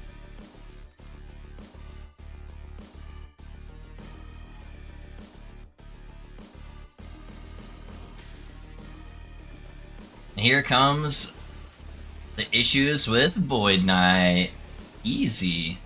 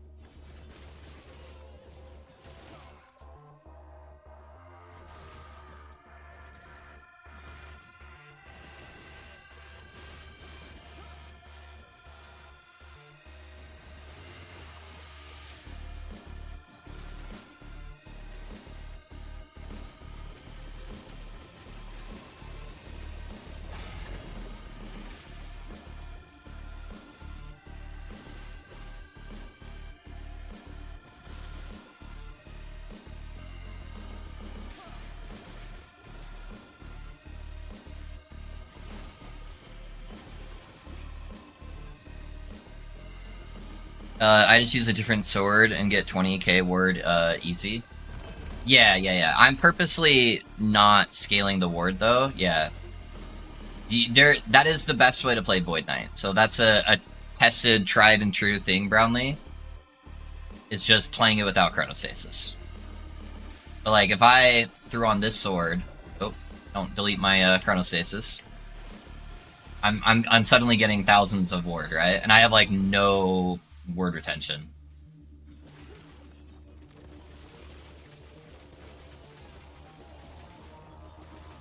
So without any ward setup right there, I'm at like 10k ward, you know? That's definitely a thing. I was just trying to play differently, you know? I know, yeah. But it feels like it is starting to like force us into that playstyle, sadly. Where when I'm using not healing hands to generate, I don't get enough ward scaling, oh my god, to fully utilize Chrono. But there's so many downsides on both of them. Although I haven't tried it since I slammed the attack speed. Oh, I need to kill this guy. Let me try to get a zombie belt.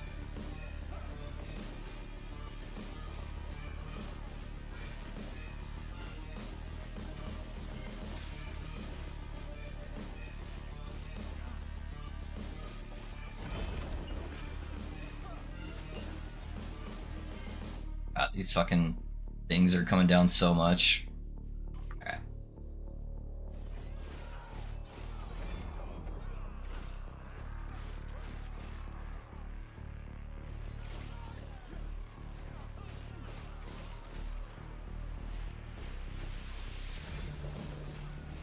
It gives me better area of effect than like Vengeance does. And it is more damage per hit for sure. Then it also keeps me at like 3 to 4k ward, on top of getting all the chrono stuff. So this might be the more defensive option. I'm just doing like a little bit of ward scaling, I guess. I don't think it'll let me get past like 3 to 4k.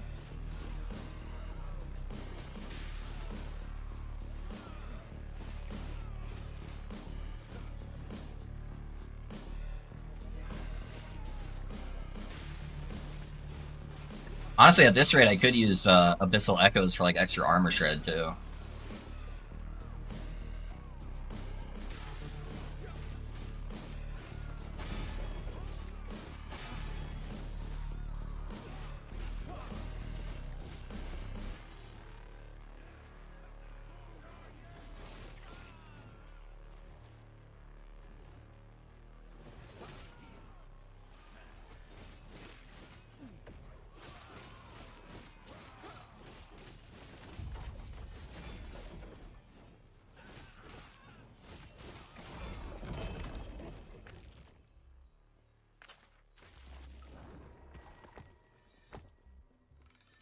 What level are you? 84.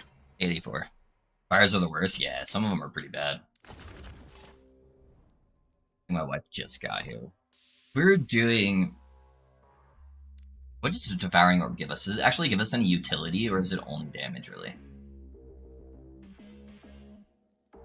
Thank you, babe.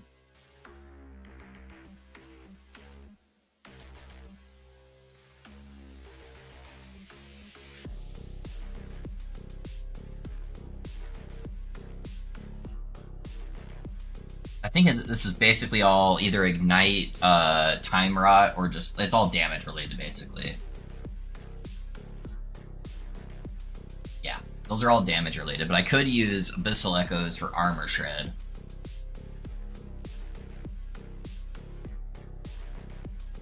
I don't really have anything to use mana if I don't use a different melee skill. But I think using Chronostasis, I kind of have to use Healing Hands. It's the only way I'm actually benefiting from all of it.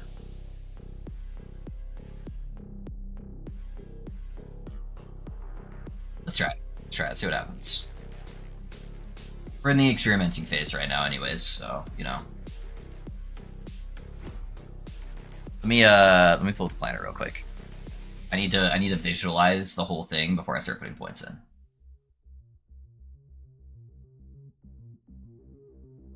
I wonder if Titan Heart, Memorphage, or whatever that you need called with Endurance would be decent. Just get Drain HP on your gloves, so you permanently leeching 30% DR from Sword and Chest, 60% Endurance. Yeah, that might not be bad. If you're doing like full light setup, yeah. Yeah, it wouldn't work for my setup, but yeah, it wouldn't be bad, I don't think. Let's do that one. Yeah.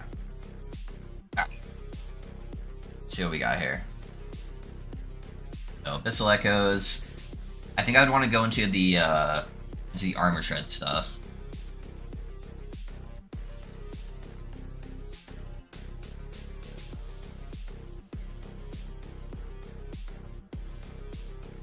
And then... If I care enough about it being fire damage and having like healing effectiveness, it'd be another heal I could do.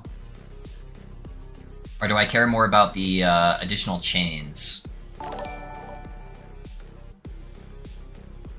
And thanks for the sub on YouTube, guys. Appreciate that. Because the additional chains would hit more times to do more armor shred. I think I care more about that than actually converting it.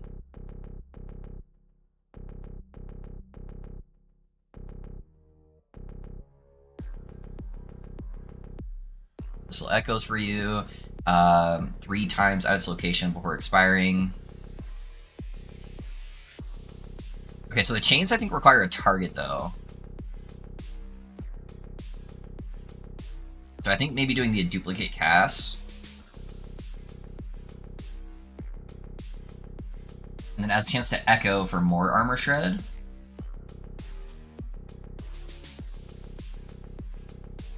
Oh, it gives us an attack speed buff too. We'd probably want to grab that. We'll try both. We'll try both setups and see which one feels like it's doing more. We can do that way, that gives us 10 additional chains. Or you go over here where it no longer chains and do that where it does a bunch of extra casts. If the chains work though, that would be more casts that we're getting off. Let's do that.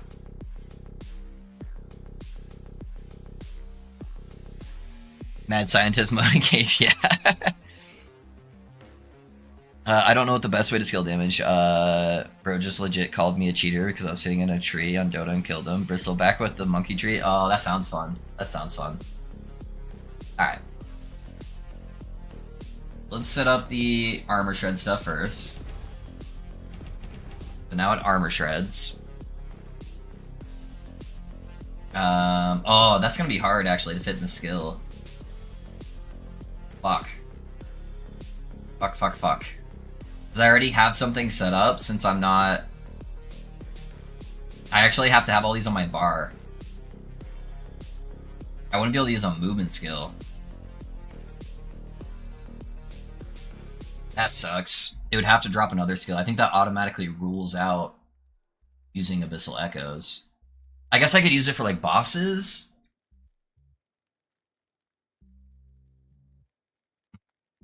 That's hard. That's hard because like sigils won't proc if they're not on my bar. And there's no way I take out either of these. These are way too strong for bosses.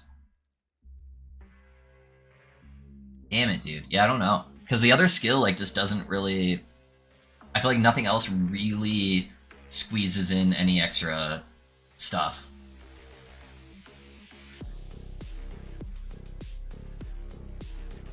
Like, speccing into lunge, I guess I could get immune while lunging. So that way, I could dodge, like, boss mechanics. I don't really care about it doing damage itself. I could do the reduced cooldown. Yeah, that's probably all we'd probably do here. Like, Smite's nice, but it has a bit of a delay. Now we're immune. We reduce cooldown. We're doing attacks.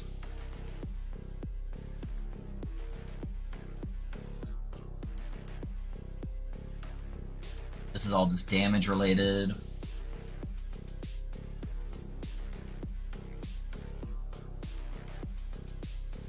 I could do the immobilize too. And I can get free frailty here, but I already have frailty on my weapon actually. Kill threshold wouldn't be bad.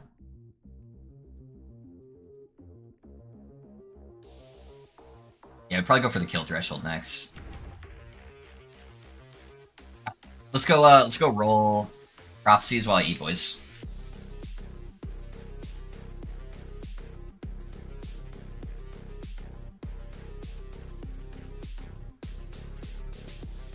Do you really need sigils? Sigils give me...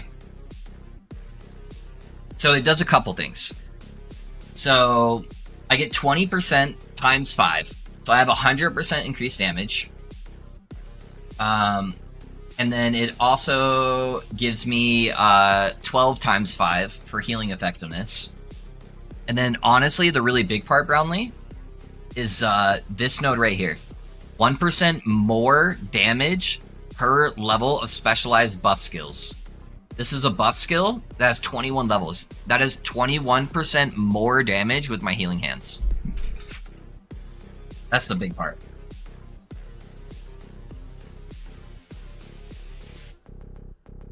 Like, without even putting anything else in there, just having the levels in there is such a massive spike of damage. Jade, thanks, man. Thank you. Oh, sorry. I do that when I go into the browser mode. Thank you for calling it out. Let me turn that off.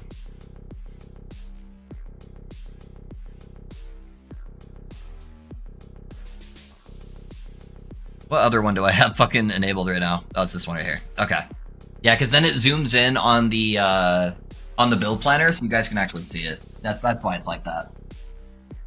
I kind of just want to roll for swords. See if I can get this like a nutty chronostasis.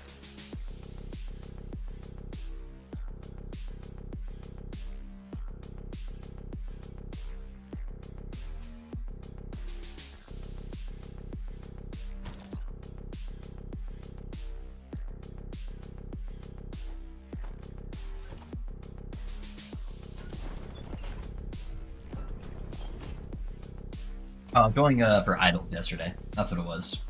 All right. Sword time.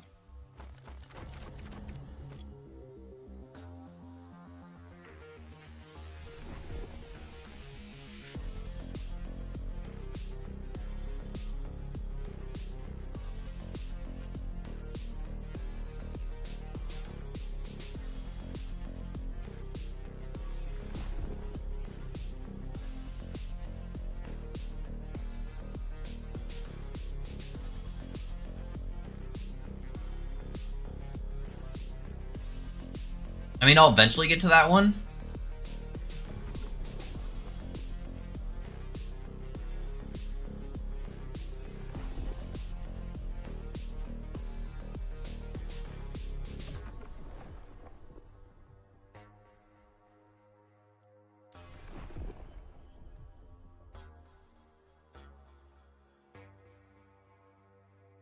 I am doing range. Oh, that's unique melee weapon. That's not sword.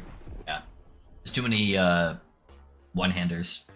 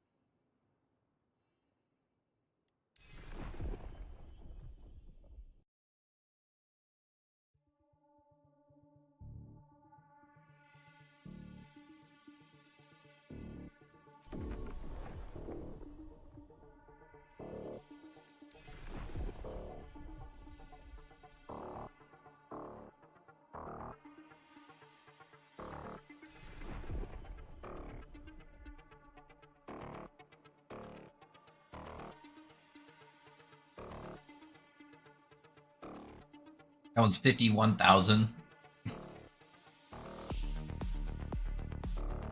Guaranteed at one legendary potential. I still don't think it's worth it though. I don't know.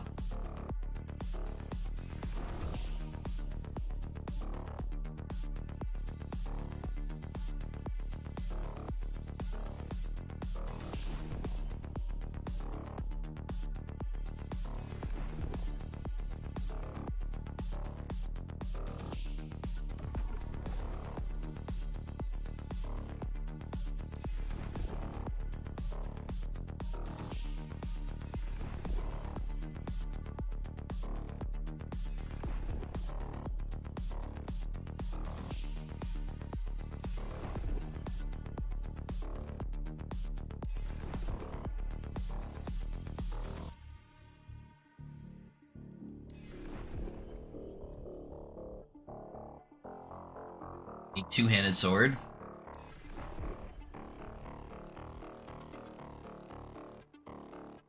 Oh, it's not bad. Yeah, that one.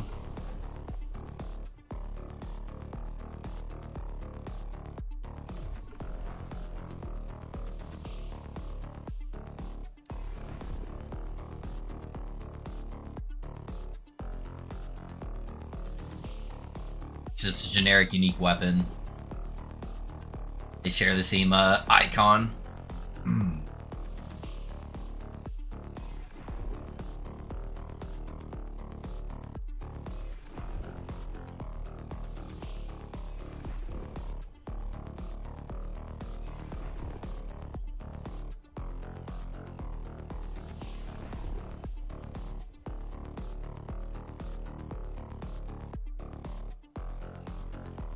I don't really get a lot of Void Horrors, so I'm probably gonna go with this one. Unless I'm farming Black Sun. Like the only time you really get those, since it seems like they re-bugged out the beacon nodes.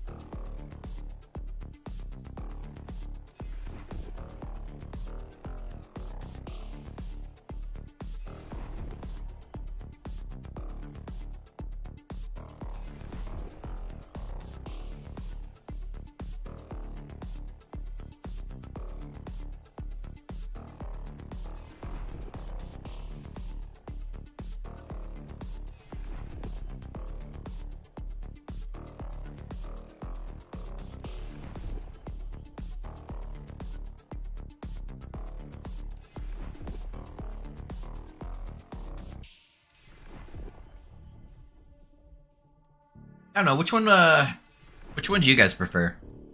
Do you guys prefer for the next build to see me mess around with the Sork? Doing Meteor, probably? Maybe Disintegrate, but probably Meteor. Or would you prefer to see me mess around with trying to do like a zombie loot build? Those are kind of the two I'm leaning towards right now. But I need to fine-tune theory crafting for them. So I need to kind of pick one and go with that direction. I'm probably only going to go to 100k favor. I don't feel like spending all of it just on unique swords. I think 200k favor on swords is pretty good. Yeah, I think those are the two I'm leaning the most towards right now. Hey, Sai, thanks for the follow, man. How's it going? What build are you playing, my guy?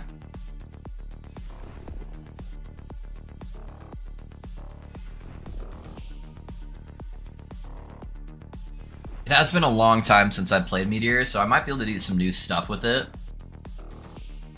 That could be fun. But I've also never done a zombie loot build. Not to that extent. I've done like some old detonate ones, but I'd love to see your take on zombies and how to use them, because you always come up with the most unique builds. Thank you, man. Yeah, that could be fun. That could be fun. That one's gonna require me to hit the slam. So I guess that could be a good determining factor. Is once I drop the belt and I slam the belt, do I hit zombies? Because if I don't, then we're talking for nothing. So I have a 50-50 chance on one of the belts. Because I got a 2 LP Jungle Queen. And then I have a 1 in 4 chance on the other one, because I have a 1 LP.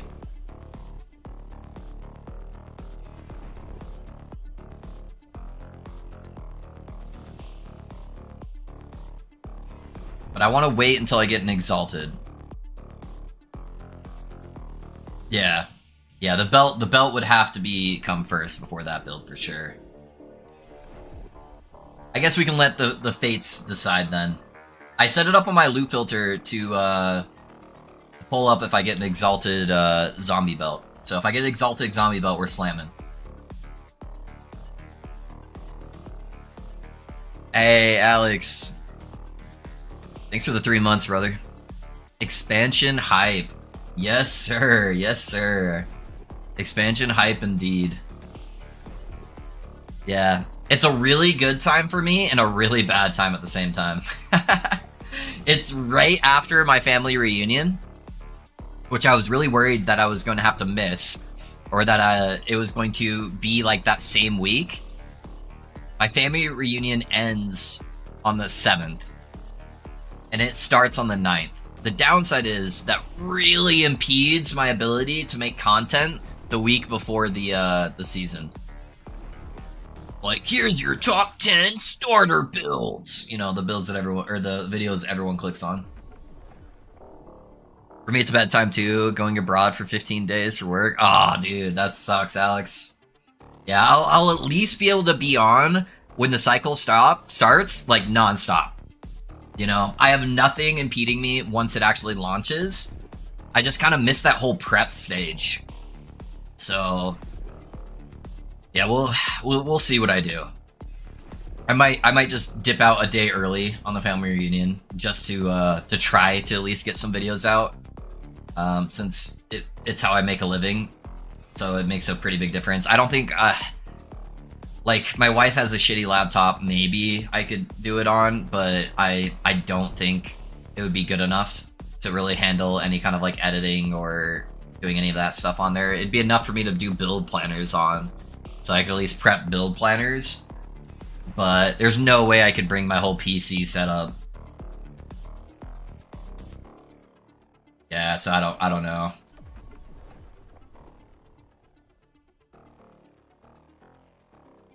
Yeah, we'll see. We'll see.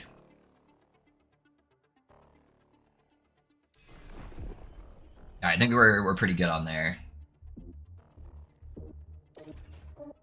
Yeah, the 7th and 8th, dude, we're gonna be streaming and just making a shit ton of build planners live on stream. That's the goal.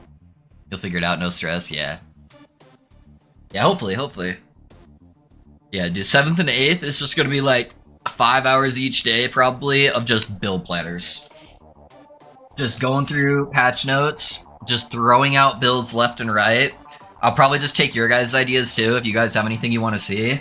And we'll just throw together random builds and see what we come up with based on the changes they announce. It'll be a good time. Alright, give me 1 sec, guys. I'm gonna go put my food away, use the restroom, and then I'll be right back.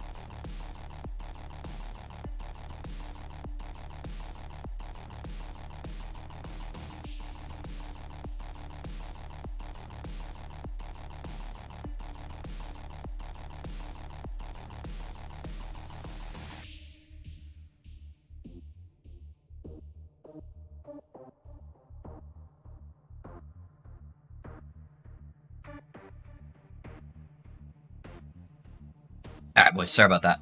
I'm back. Let me turn my camera back on.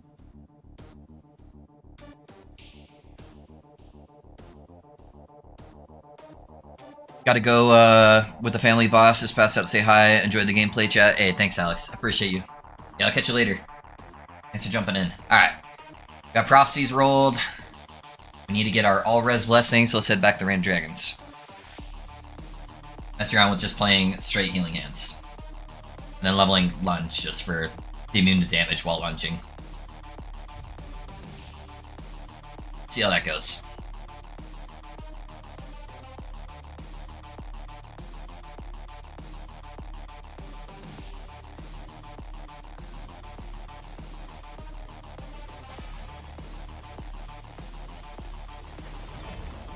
Hello, swords.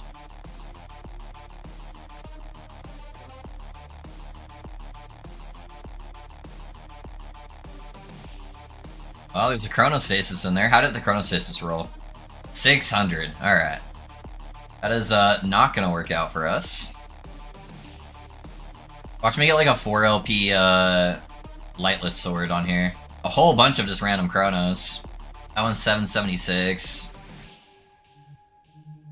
Yeah, nothing good, it looks like. Yeah, we spent 200k in favor on swords, guys, so we should be having swords falling out our ass right now.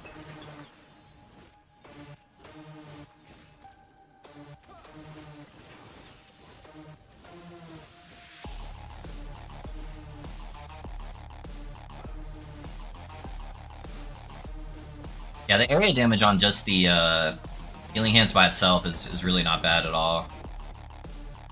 2 LP Claw.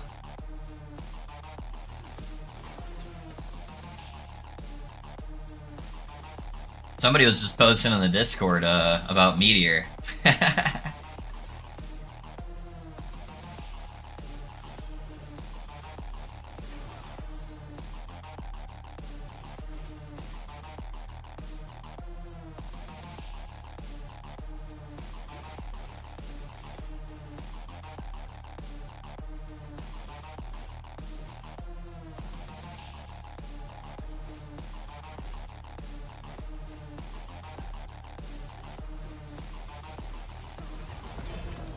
More swords, because that guy counted as a boss. Oh, and it procced the rare guy too, right there.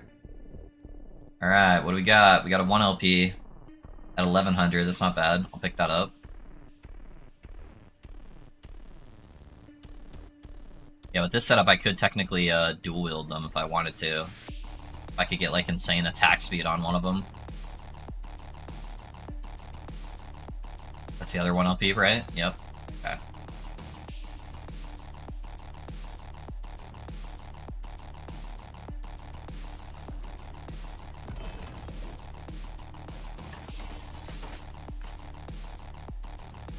Let's grab the kill threshold. You could also get Frenzy, actually, from this. Oh, that's only if I kill an enemy with lunge itself.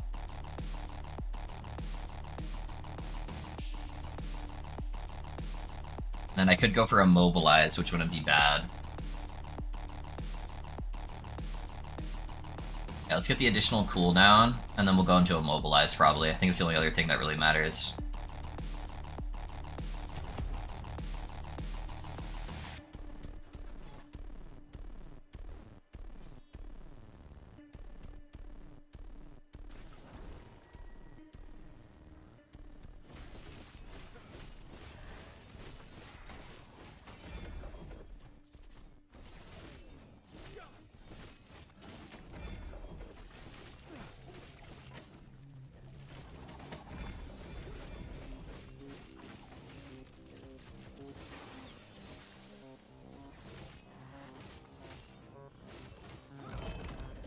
More swords. Alright, let's get all these range guys. They're not fucking with me. I don't trust all this room over here. Think I'm good. Ivorine.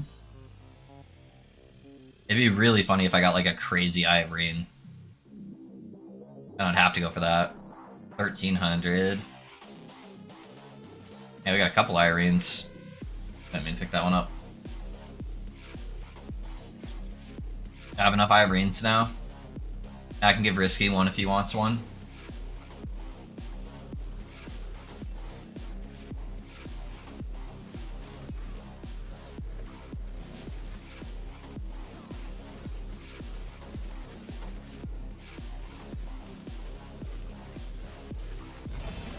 And some more. Surely we have to get one Chronostasis that's like half decent, right?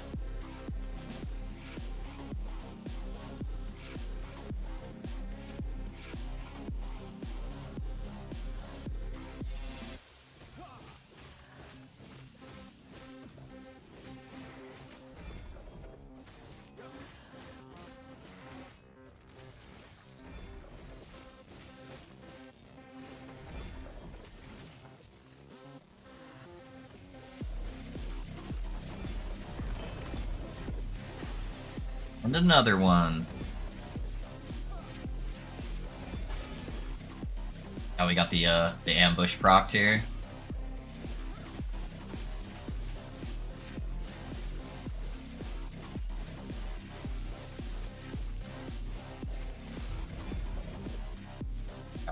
So we got. That was not bad, 1500.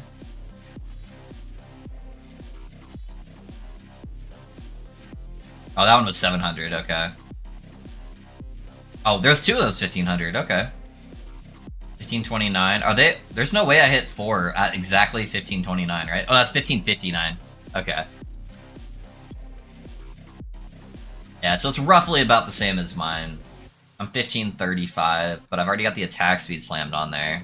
I could use those for additional ones, I guess.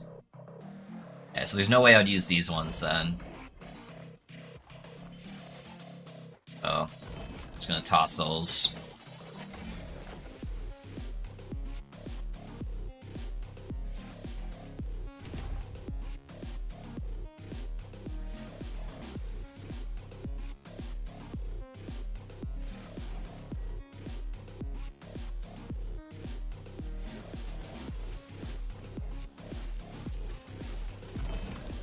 Uh-oh. I'm not gonna be able to touch those until the end. Out in arena.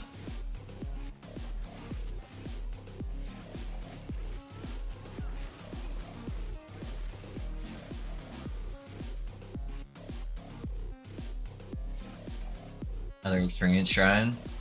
Try to utilize this one first.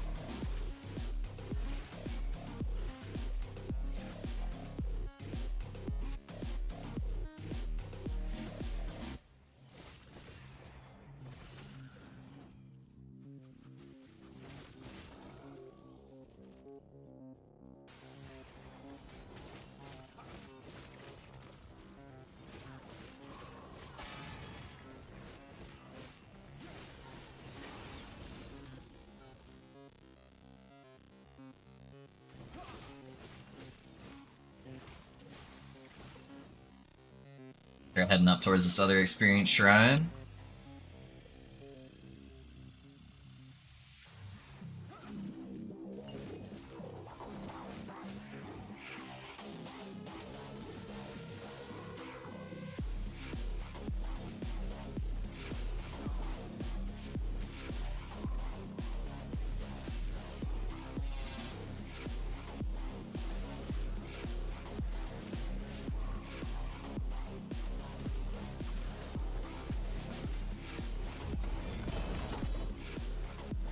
Yeah, let's go look at these swords. What do we got? A lot of rainbow. It's 1,000 chrono. It's that second 1,000 chrono.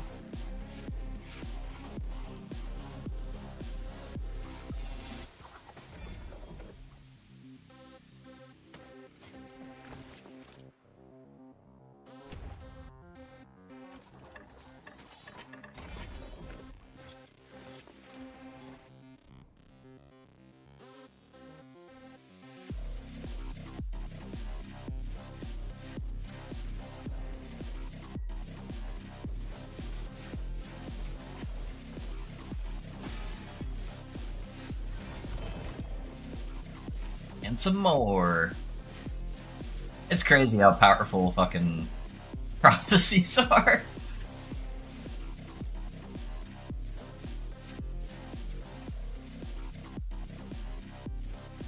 Zero LP. Oh, we got a 1 LP Irene. Nice.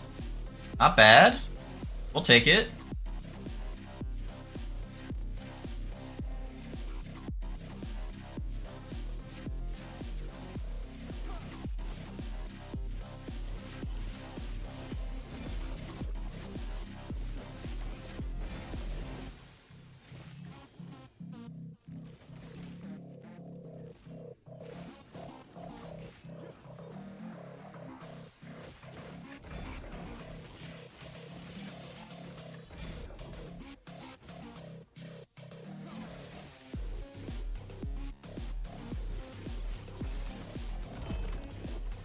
And some more. Did I aggro those guys? I don't think I did. Okay.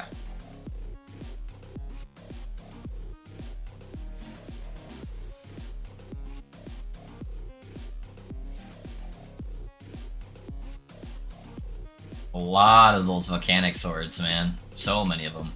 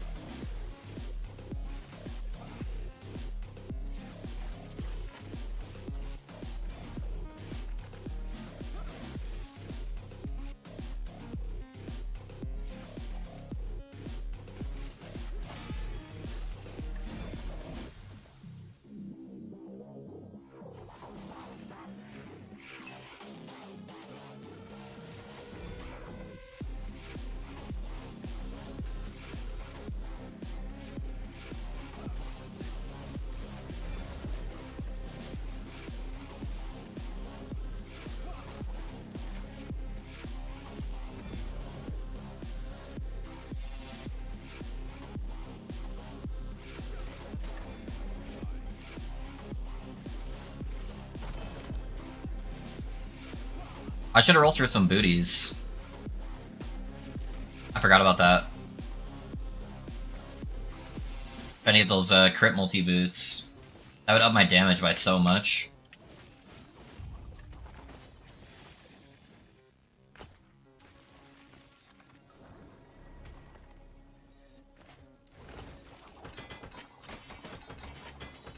Oh, these are actually kind of hard carrying my res though, huh?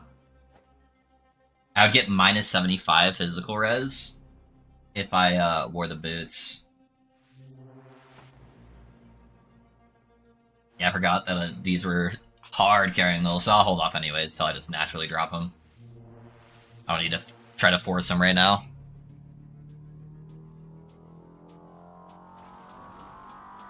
I might have to swap up to using a bone amulet. Help overcome that massive amount of physical res. Because my lightning res is going to be super good because I'm using a lightning res blessing. And so I mainly just have to worry about getting a little bit extra fire res for dropping my amulet. Shouldn't be too bad.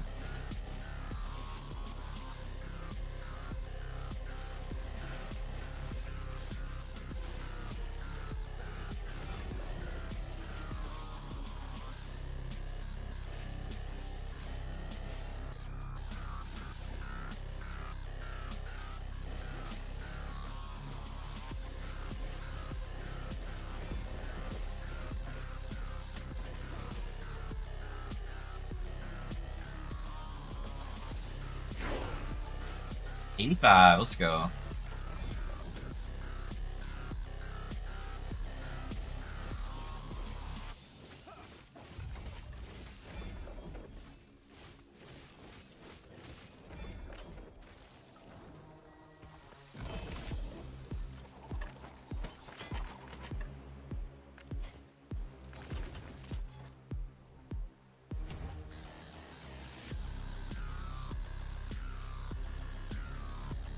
Alright, seal the boss damage heals with just using healing hands.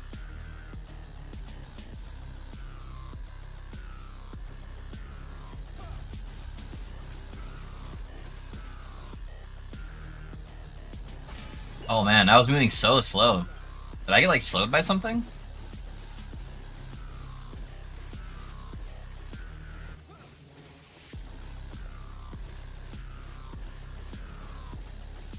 I forget I don't get that mana back since I'm not using Vengeance or anything. Gotta be a little bit more careful with that. Yeah, see, now I'm going fast. I must have been slowed by something.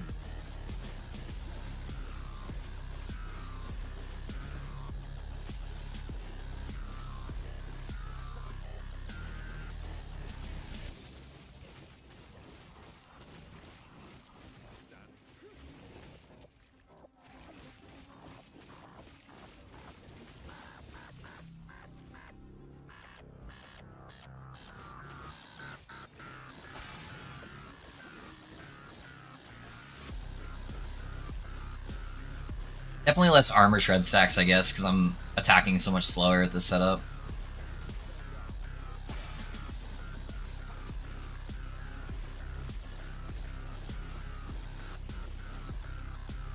It's almost in kill range. I think it's 15%.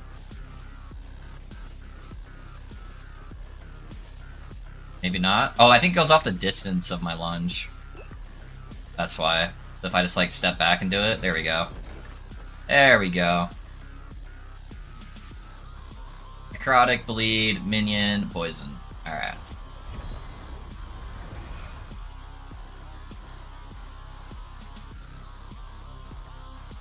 One LP, symbol of demise.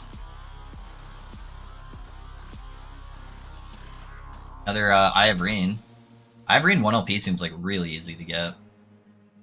Just trying to get it at 2 LP or higher, really. Becomes pretty hard.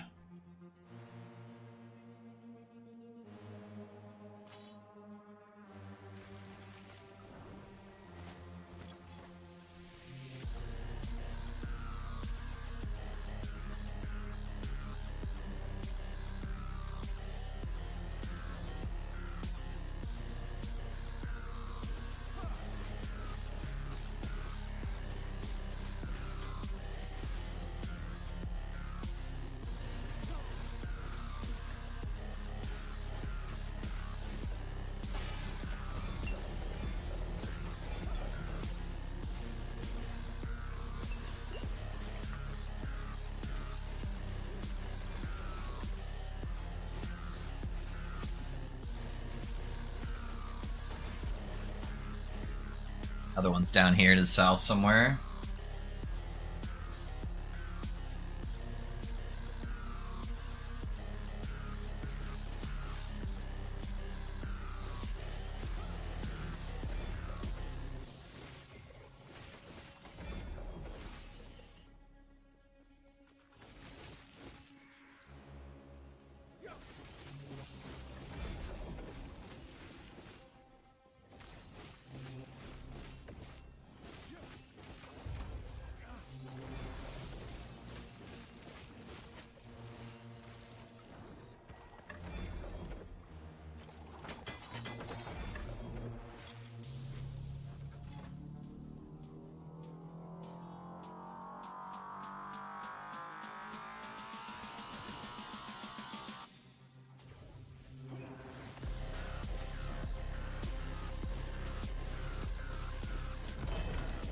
Swords for days. No zombie belt though.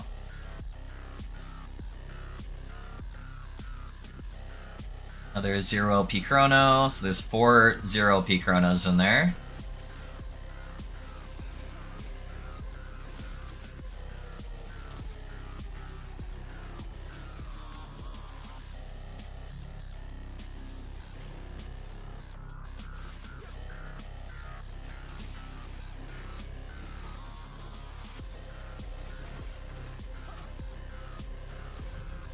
I wish there was a way to auto-proc Abyssal Echoes.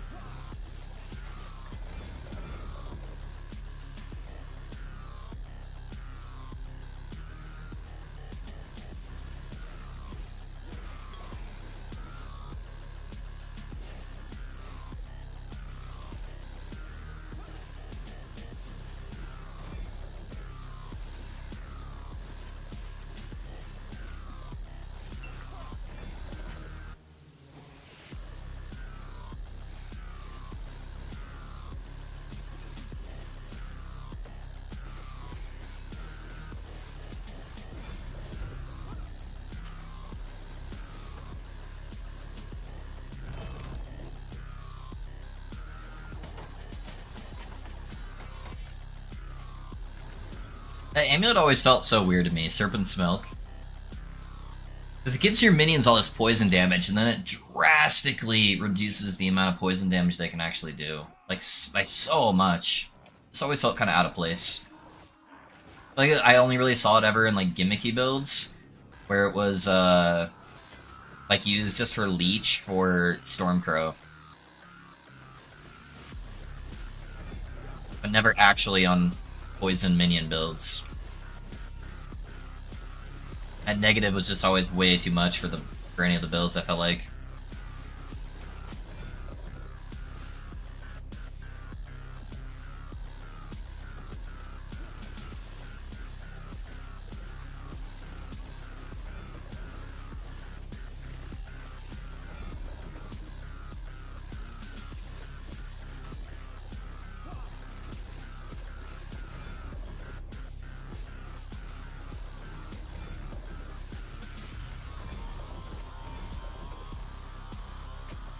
E7 attack speed.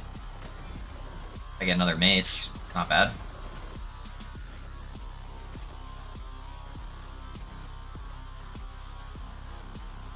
I remember it used in Perry's Poison Totem Pop build, where the main damage came from their death explosions, so you'd constantly resummon them on top of enemies, so it played more like a caster. Was the explosion doing poison damage, or was it doing hit damage? Yeah, sounds like that's again. Yeah, it'd probably be more like the gimmicky stuff. Yeah, I never saw his version of Totem Pop, so.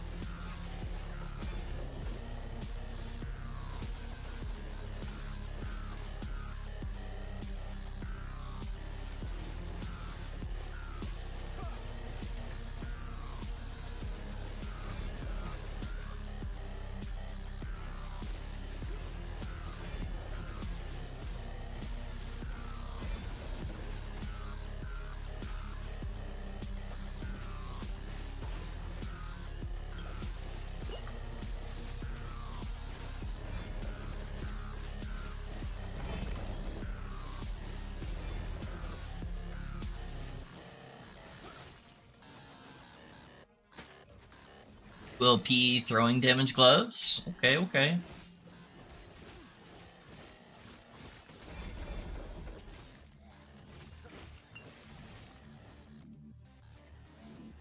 That was my favorite totem build back then, but also just lost my Deathless tag to a Lobian mob while I tabbed. Oops. Aw, I'm sorry, Kya. Are you winning? Are we ever winning in melee range? Are we ever truly winning?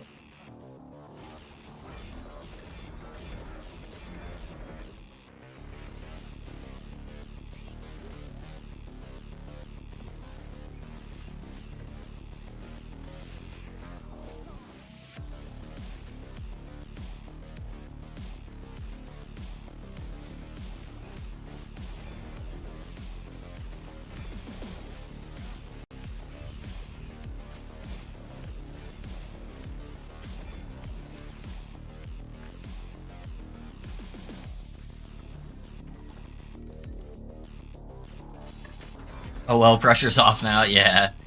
It's typically, I care a lot about it until it happens, and then I'm always like, ah, whatever, now I'm good, right? Don't have to worry about it anymore.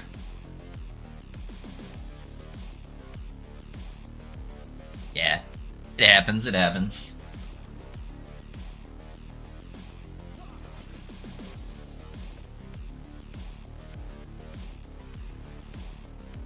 Yeah, sadly I can't use prophecies to try to get that belt. The only way I could get the belt is just by killing exiled mages. It's either that or I just spend an enormous amount of time crafting belts. Because technically I could proc it into an exalted belt, but it'd be very rare.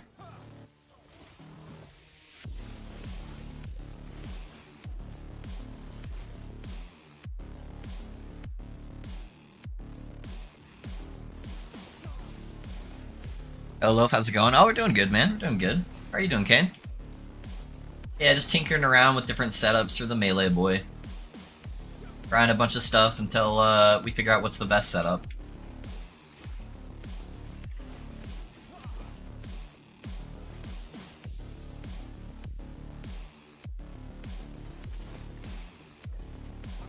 Kind of silly of an addition. It adds pressure to some folk where it shouldn't be since they didn't choose hardcore. Yeah, I kind of like it though. It'd be the same thing as having like slash deaths though for me, like in PoE. I'd prefer probably just to have slash deaths, just so I can see how many times I've died in a character when I get to level 100. But, you know. It's just good to have information versus not have it. But the tag itself, I don't care as much about. It's just having the information.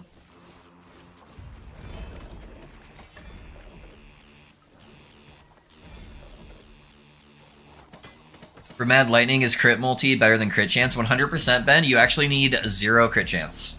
You don't need any crit chance. You get it all from one node in Lightning Blast, and then you stack a cast speed to apply the crit chance you're getting from the Lightning Blast. Go up to a dummy, Ben. Stand right next to it. Pull open your character sheet so you can see your spell crit chance, and start spamming Lightning Blast on it. And I want you to watch your crit chance.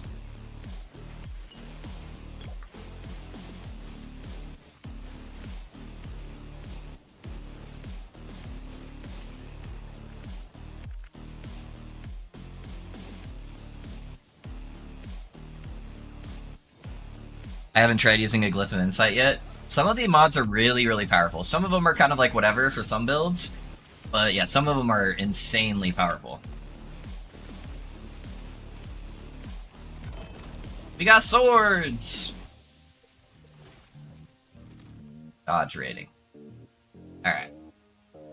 Got B swords. Not to be swords. More Ivorines. I mean, I guess at this point I just look at the proc rate for the Ivorines. But yeah, that 1 LP is so easy to get. It's crazy that they're so rare at high LP.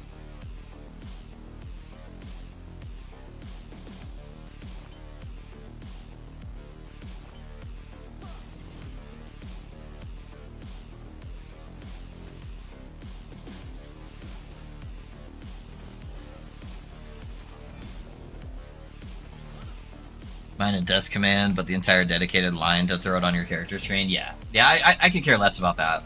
I just like having the information on if I've died yet or not, you know?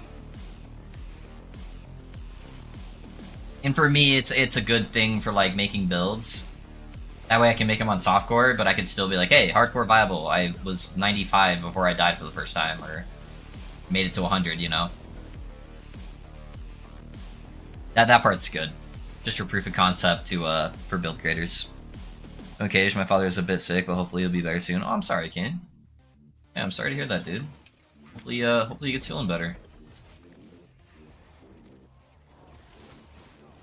We're struggling with a little bit of that right now too. My wife's grandparents are very, very not doing okay right now. I know it's been pretty hard on her. Hard seeing your family go through stuff like that. Yeah, hopefully it's a temporary thing and he can get better.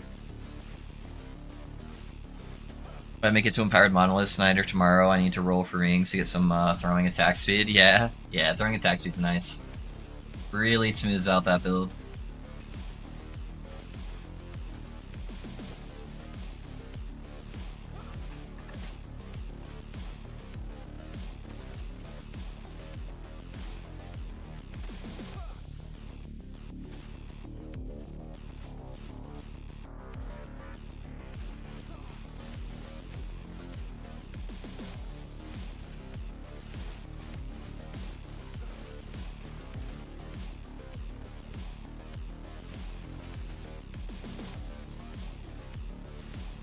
Trying to get a really good catalyst to smash my 4 LP.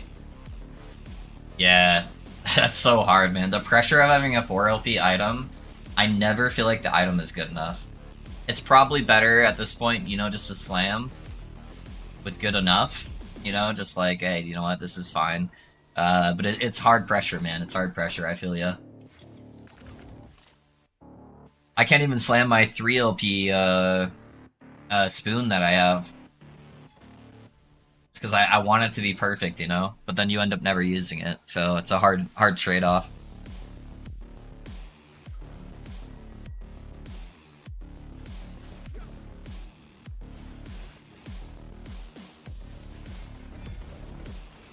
Everything is good, but I have crit chance instead of crit multi. Yeah, crit chance is actually kind of a dead stat in this build.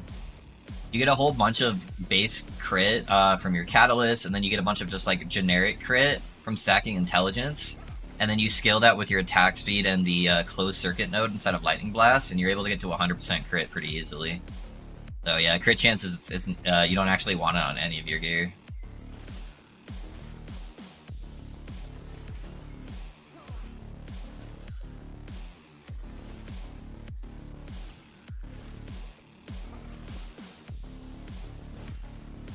You guys worry too much? That is the name of the game. I'm a worrier, Emmanuel. What can I say, man? I worry about everything. Anxiety! Let's go. I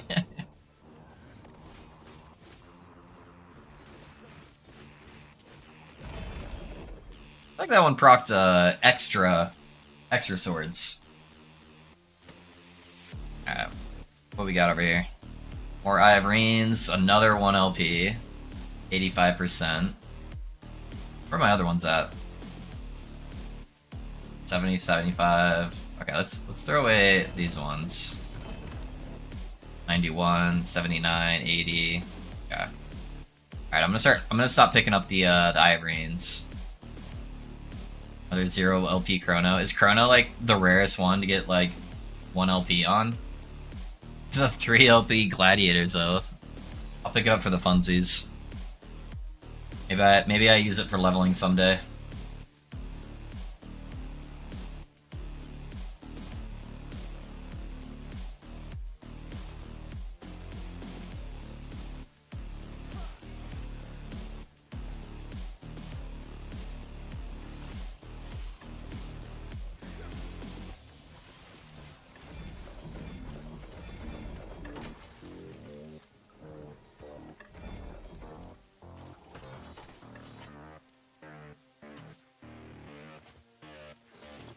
Drop some of these swords off.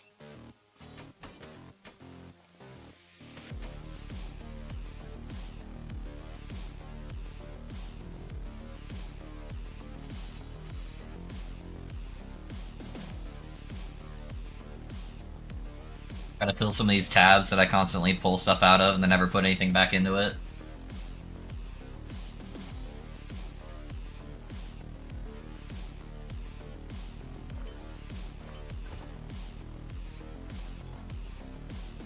E7 cast speed, nice.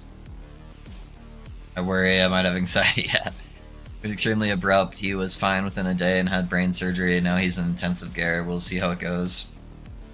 Wish you the best for your family as well. Thank you, Kane. Yeah, that's rough, dude. Yeah, surgery is always scary for that kind of stuff, especially with brain, man. I can't imagine having to go through that. So.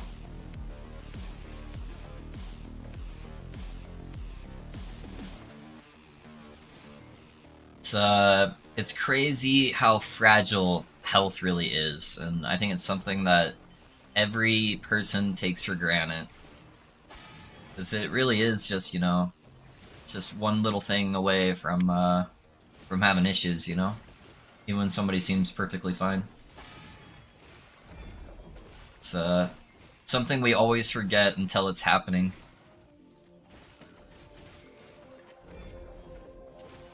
But yeah, I'm sure he'll be doing good, man. Hopefully surgery, you know, went well.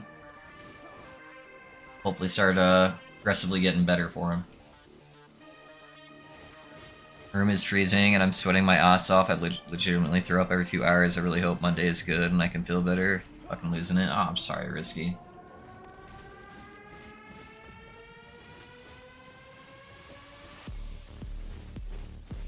Everybody just feel better, okay?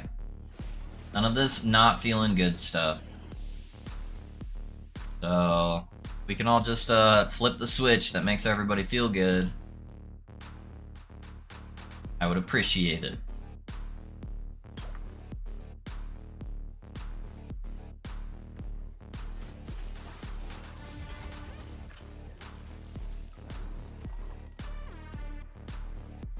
Don't worry, be happy. See, Ben gets it. It's easy.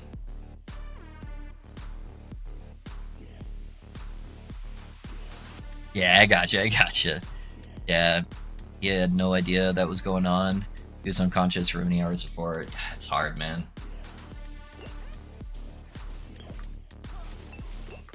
Yeah, my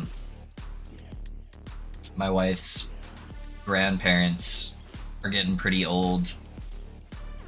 And yeah, her grandpa had fallen one of the days, and it was right after her grandma had back surgery, so her grandma was bedridden and was like on a bunch of medication, so she was sleeping a majority of the day. And he was lying on the floor, you know, for like 2 days or something by the time anyone knew what was happening.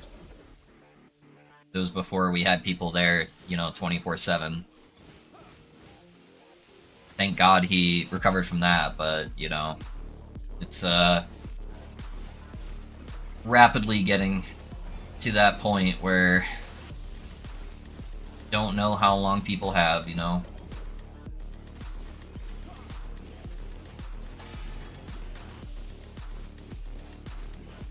Although she's very blessed to have had her grandparents as long as she's had, you know, at her age. I lost my grandma when I was 15, and then my grandpa when I was, I want to say like 22.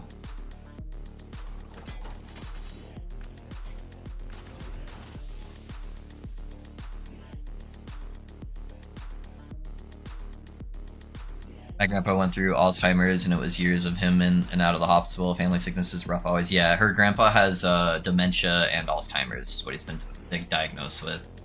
So yeah. And then my grandpa and grandma on my dad's side both got Alzheimer's as well. So very familiar with the pain that brings. Yeah, it's very hard. Watching somebody you care about, you know, slowly lose touch with that reality.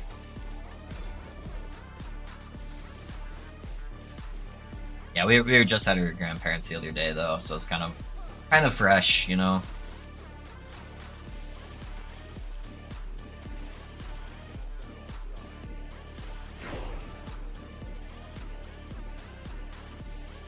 Just my grandma last year. I'm sorry for your loss, Ben. No, you're good, dude. Hard to watch deterioration. My grandma had Alzheimer's diagnosed and was dead within 6 months of the diagnosis. She had severe depression prior to that, which was why we think it spread it, unfortunately. Mental health is it's a big thing, man. It's crazy seeing all the studies on how much mental health either helps or declines your physical health.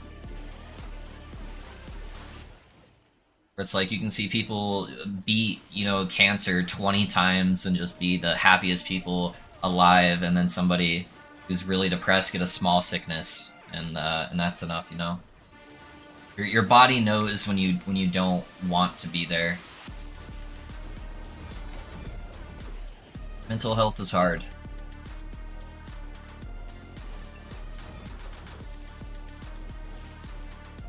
And my grandparents on either side of my family are still alive, and they all died before my mid-20s. Yeah, same cow.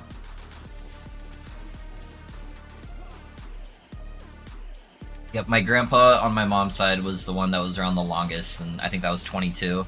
So it sucks. My grandma was like the happiest person alive, man. She was like that typical grandma that would just like break out into song randomly and just try to make everybody happy and pull everybody together. She actually taught my 2nd grade music class. Oh, she was a teacher, so.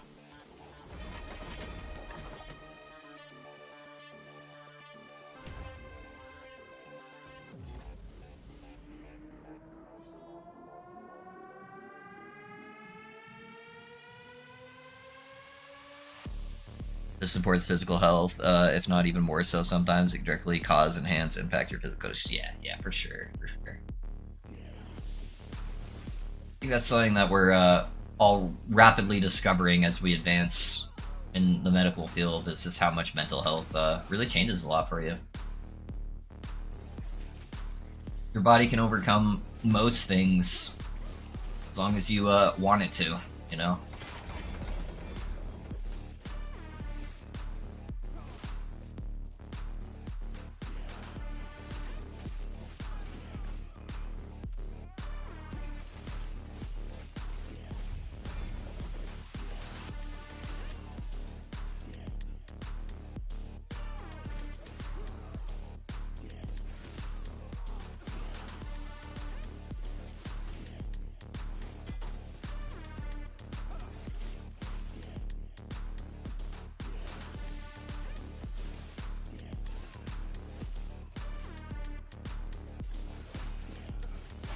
I love these. My grandpa played the harmonica for me often. I have fond memories of the born in 1920s. My other grandparents and mom in her mid 70s, not really ready to zero for him.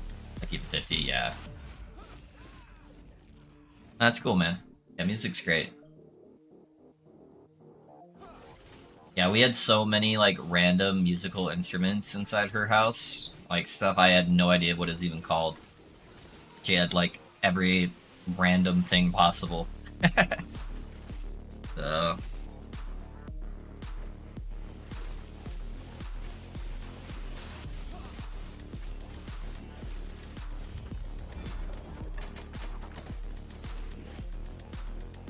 yeah, I remember in second grade, we were doing the Star Spangled Banner. We were singing it as a class, and we were also signing it like in sign language.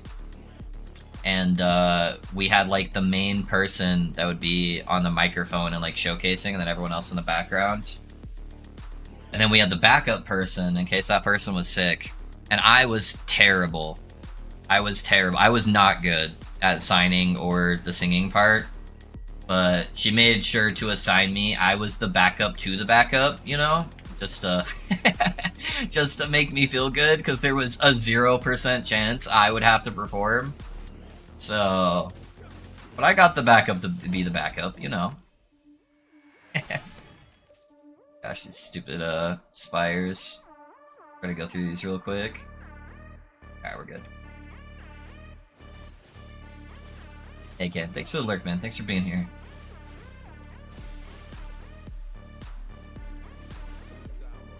Oh, for sure, to be honest, the happiest time of my life was last 2 years of prison. I was in amazing shape, felt good mentally, just healthy as fuck, and never got sick, yeah. Yeah, there's a lot of, I feel like peace in that, you know? Not having to worry about, bills or other responsibilities. You're just taking care of you. You got a lot of time to focus on your mental health and physical health. Because a lot of that doesn't sound too bad.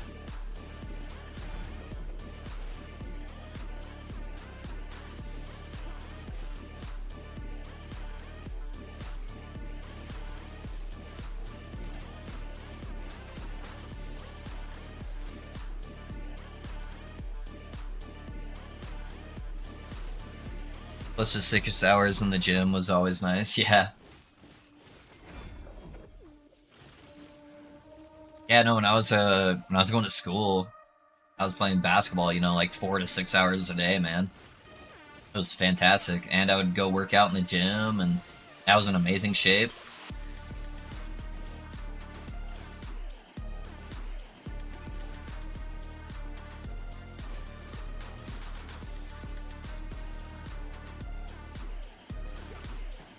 Worked out well.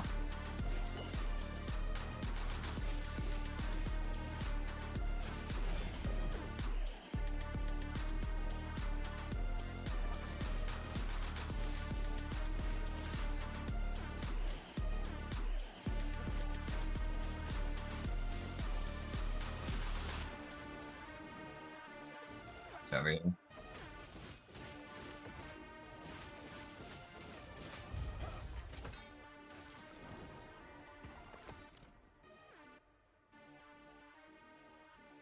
Yeah, a whole bunch of friends to work out with, yeah. Also, if me talking about prison makes anyone uncomfortable, I can stop for some reason. It's a weird combo. Nah. I don't think it's a weird combo.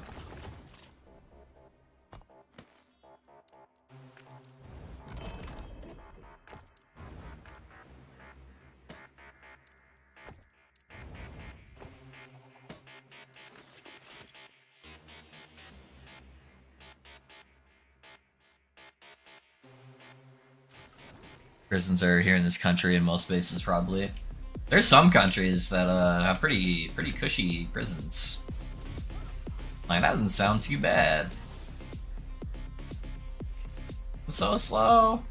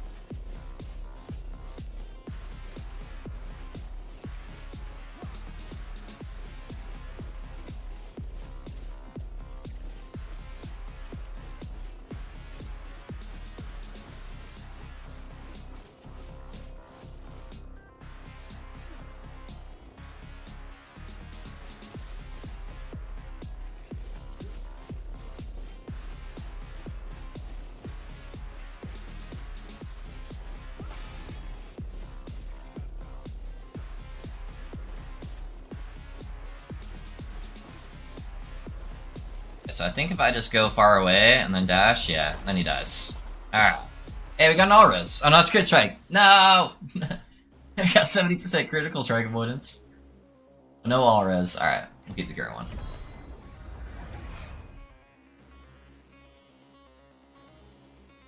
Ever since seen 60 Days In, it's not pretty sad. I haven't seen that one.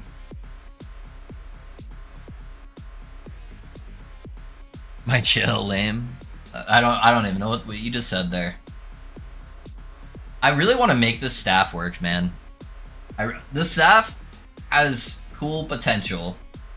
I wish it had a higher added damage effectiveness.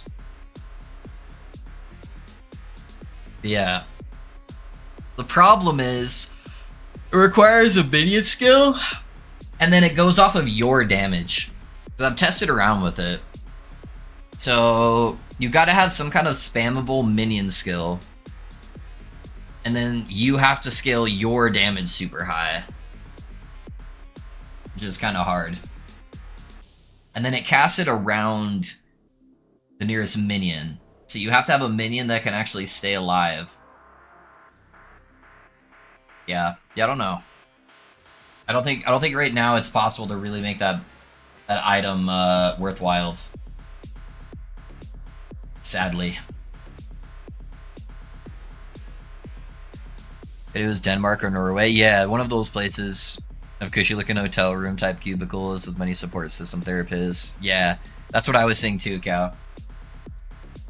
That's exactly what I was thinking of when I was saying like some of them seem like cushy. One of those countries. We tank those. We tank those. Probably don't take those.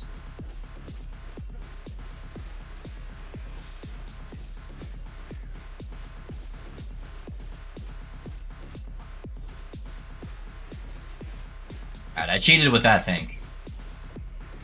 Blood stuff scares me.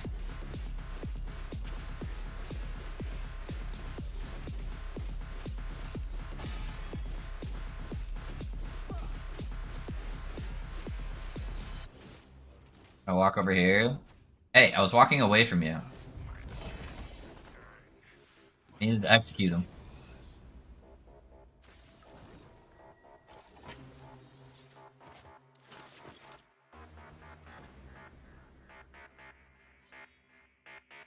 I'll just stick them all in a room, sharing dirty cells, and feed them slop and say good luck, fix your own shit. Yeah.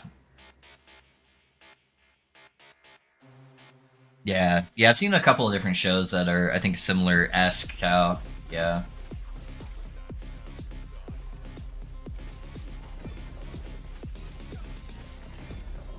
I wish so badly Anomaly was an instant cast, man. It always feels kind of awkward clicking that. It's technically a spell.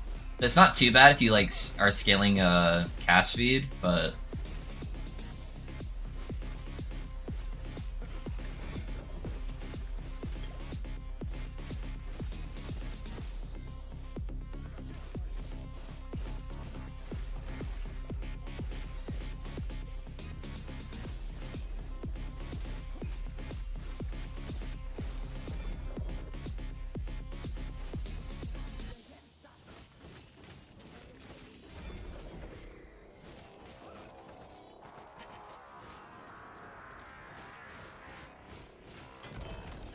oh, we got swords.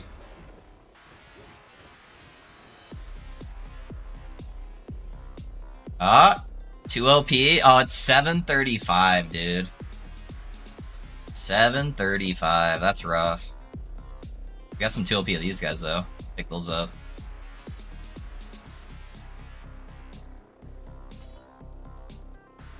So I've got 3 2 LP ones now that are basically useless, but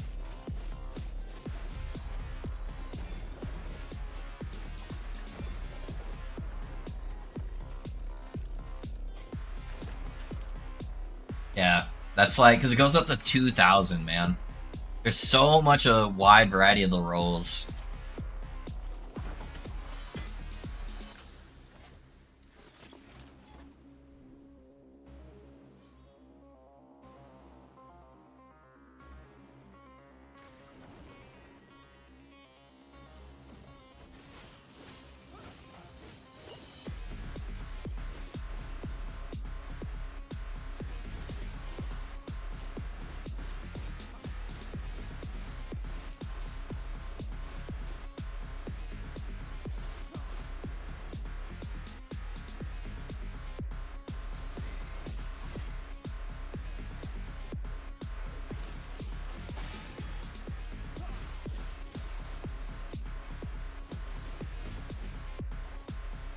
Oh, for a second I thought these were,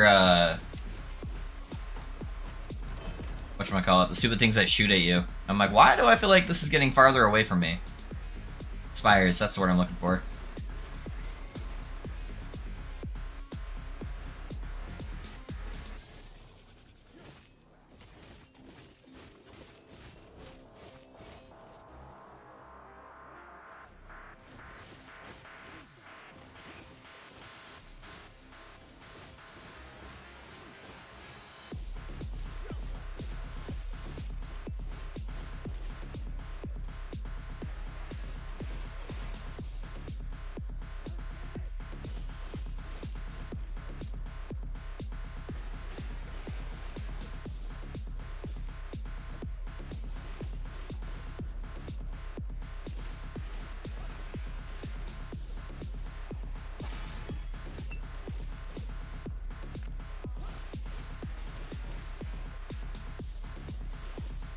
Why are you running?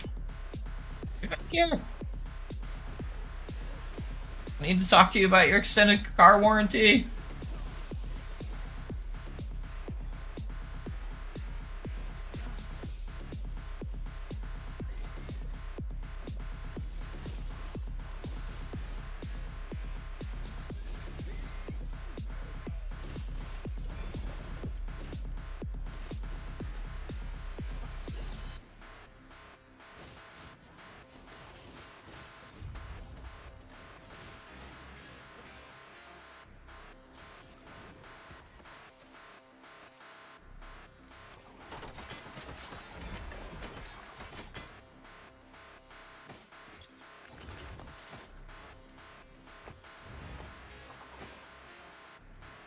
Oh, we got raided by Lizzie. What's up, Lizard? How's it going, man? I don't know why the fucking raid alerts are still not working. Got a side quest IRL, have fun. Hey, thanks, Lizard. Thanks for dropping off the kids. I appreciate it. Hopefully you had a good stream. What's up, everybody from the raiding side? My name's Loaf. I've been around for a while. Been around for a few years, doing the LE content on and off. We like to do theory crafting around here, make some builds. Right now I'm just messing around with Void Knight. So I almost never play melee builds, and chat really wanted me to play melee build. So what I'm doing is I'm playing Healing Hands. However, I'm consuming 90% of my ward by using a chronostasis to get extra melee flat damage. And then I'm running a Renegade's Wield right now just for the attack speed. This gives me a 43% attack speed, plus I had a 3 LP to sit around. So yeah, that's what we're messing around with a little bit. Just doing some Void Knight, Leech shenanigans. I just started this character like 2 days ago, so we're only level 86, kind of getting into the spin of things, but I appreciate you guys coming over from Lizard's raid. What build is Lizard working on? Massive raid? Yeah. Thank you boys for watching out. I need to figure out why I need to like reinstall Streamlabs. Because it's been doing alerts for follows and like everything else. It doesn't do alerts for subs right now, like the notification sound, or raids for some reason. So I probably just need to do a fresh install and figure out what's going on with it. Yeah, we're just kind of blessing farming at the moment, trying to figure stuff out, so that is what we're up to. Thanks for the love, Lizard, I appreciate it.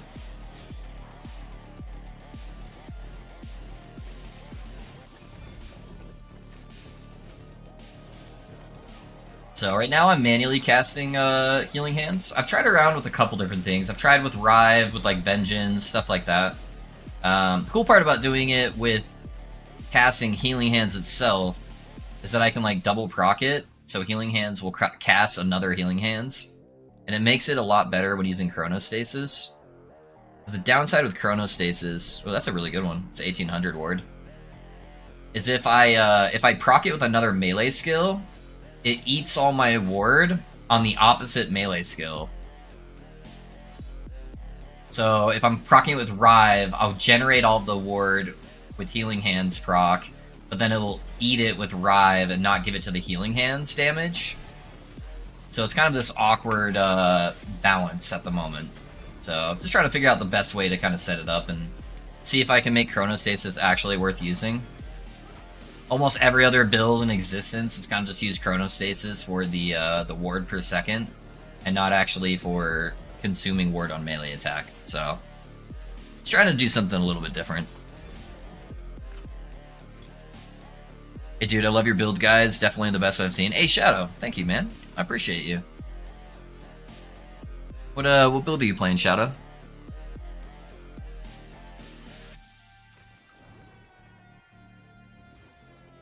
Yeah, those of you guys coming over from Lizard Chat, if you guys don't know, I do a lot of YouTube build guides. Kind of my shtick is I make them extremely long, where it's kind of like a wiki page for everything you need to know about playing a build. Hey, Messiah, thanks for the follow. How's it going? So if you ever want something a little bit more hand-holdy that really goes into like extreme detail on why we take every single node, how to craft all the gear for the build, where to farm it all, how to use prophecies, all of that, exclamation point YouTube will bring you to the YouTube chat.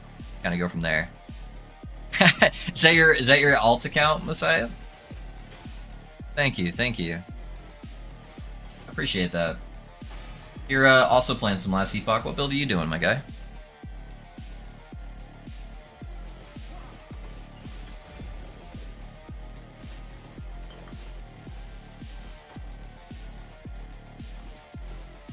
There will be a test. Is my phone? Okay, got it. No worries. Alright, see if we got lucky here. I set up a bunch of prophecies for some swords. Oh, we did get another 2 LP. That one's 1200. That's not bad. Yeah, downside with Chronostasis is there's such a wide variety of roles. Let me kill this guy so he doesn't fuck me up. Let me drop some more swords. Okay. There's such a wide variety of rolls on the Chronostasis that it has to roll good, and it has to have LP on it.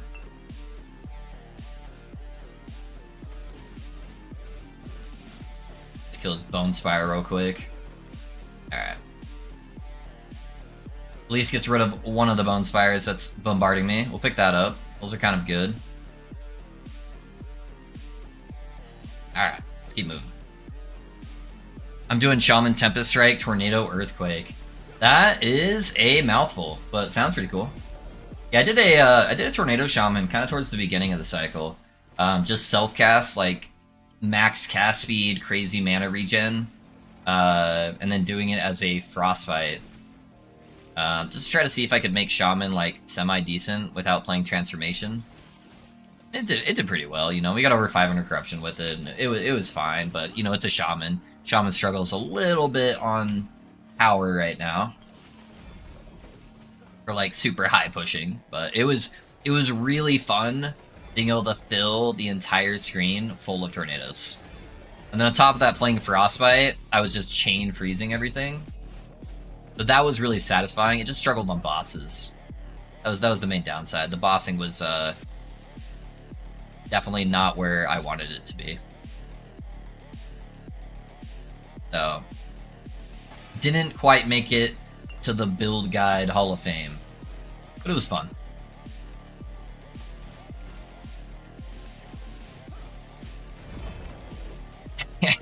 I guess this is what happens when you spend 200k favor on unique swords. I am gonna kill the Spire though, since it's right here. Alright. Now I'm not getting bombarded.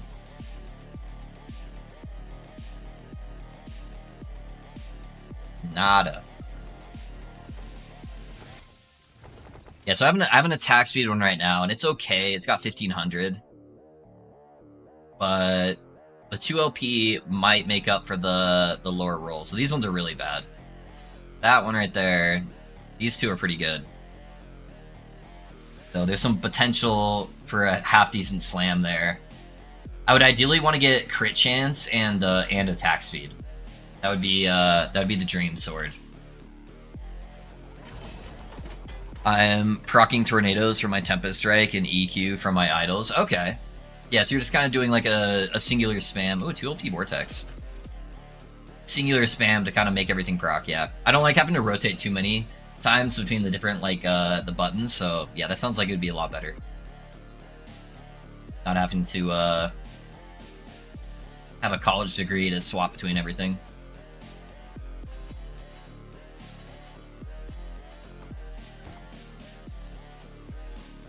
I'm trying to put together a Judgment Pally at the moment. Yeah, nice, dude. Judgment Pally's pretty fun. Are you playing like Aura, or are you playing like Bonk? Are you doing like shenanigans with just like getting one really big hit and then volatile reversing all your mana back? Or are you doing it as like a RF style Aura? Well, both are pretty cool playstyles, but... Actually just got a pair of Judgment Gloves that are like max rolled and then 2 LP.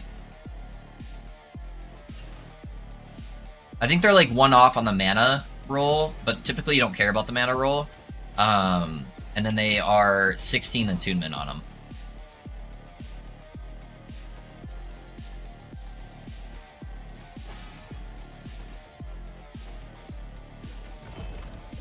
More swords. Let's kill this other Flame Spire up here first, though.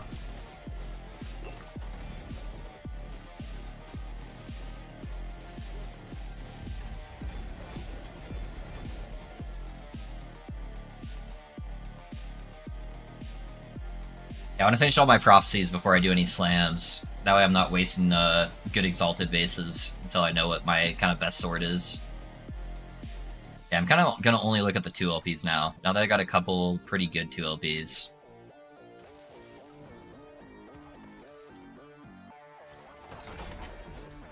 Tempest Strike is turned off 2 of the 3 cycles, so only Wind Tempest is procced, which procs the tornadoes because I hit so fast I can proc my EQ. Yeah, that makes sense. Makes sense. I've never done a full Tempest Strike build before, obviously because before it sucked, and then they did the really big rework this time, but I haven't really touched it too much. I very briefly experimented with it when I was playing my Shaman, just to see if it would work with my style of Tornado Shaman. It didn't quite fit it, because I was going more cast speed already, on how I wanted to play it, but it definitely looked like it had potential.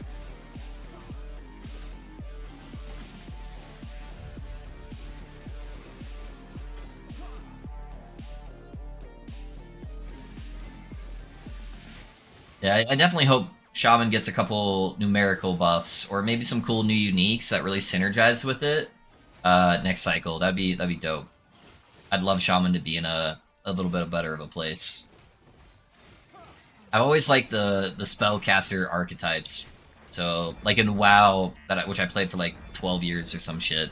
I played a mage and an elemental shaman, so those are kind of my go-tos. I like that fantasy. I just wish it had a little bit more support in the current meta. Sounds honestly like a lot of fun. Yeah. Rocking a bunch of tornadoes and earthquakes. You are Mother Nature itself.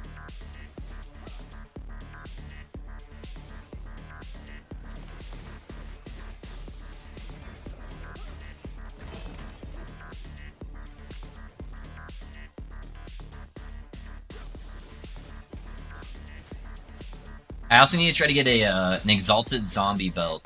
I dropped a 2LP Queens of the Forest 2 days ago. And it'd be nice to be able to try out some of the zombie shenanigans. If you guys didn't realize, with the exuberant amount of swords dropping on the ground, I am COF, so I've been COF since day 1 of Cycle 1, so everything's self-found. So I kind of play off of the drops I get on what kind of builds I wanna make.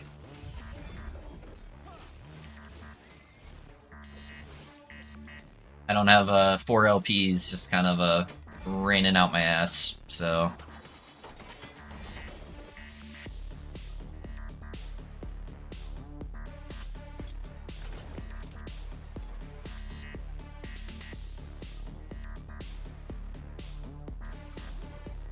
Trying to figure out the defenses, but Druid kind of tanky. Still need better defenses. I don't really want to rely on Ward. Yeah, that's the hard part with Shaman. Shaman doesn't really have any built-in defenses, except for one node in like the base Primalist tree, and it only applies when you're low life, which then again forces you to kind of go Ward. So that's what I ended up having to do to push past like even 300 corruption. Is like I kind of felt like I had to go into low life so I could benefit from that damage reduction, and then you have to go pretty heavily into Beastmaster, get all the damage reduction from like the base part of Beastmaster. You definitely get a lot more defenses if you are playing a transformation, though. But I don't know why. I've always hated Druid transformations in every game I played. It just kind of like throws me off, where I'm like, yeah, that's not really me. So I've always tried to avoid that.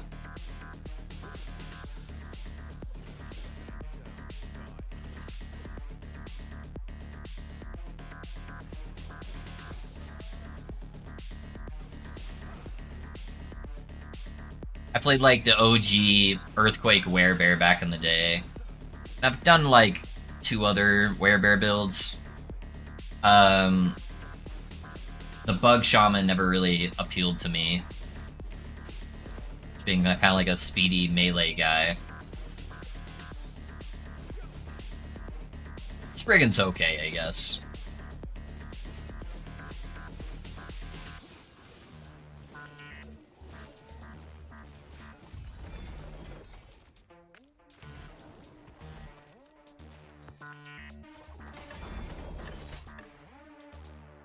My Shaman is COF as well, not Merchant. My Paladin is Merchant. Okay, nice.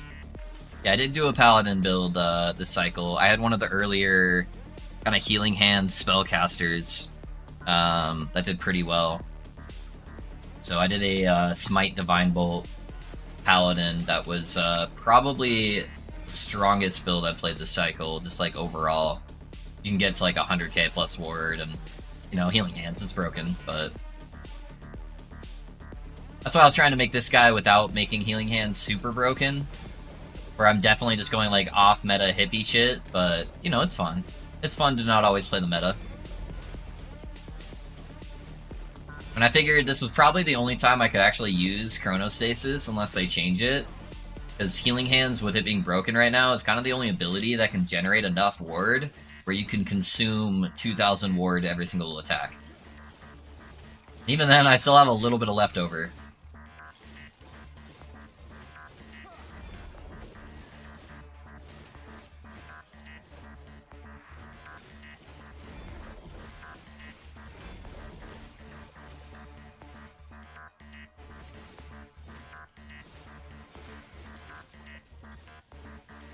I played Scrolls Beastmaster and Totem Freeze Friggan. Yeah?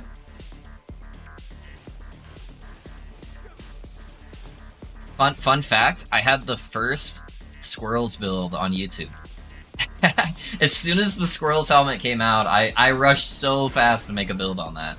So I made like a bleed squirrel build, like right as that helmet had dropped, but I haven't touched it since then.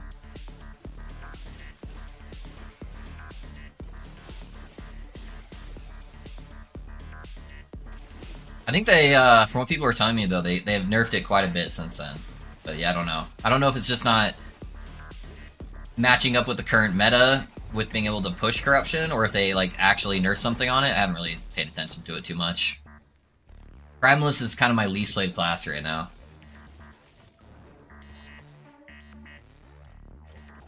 I miss Squirrels, they got hit hard. I too played it in beta, one of my favorites ever. Yeah, Squirrels is pretty cool.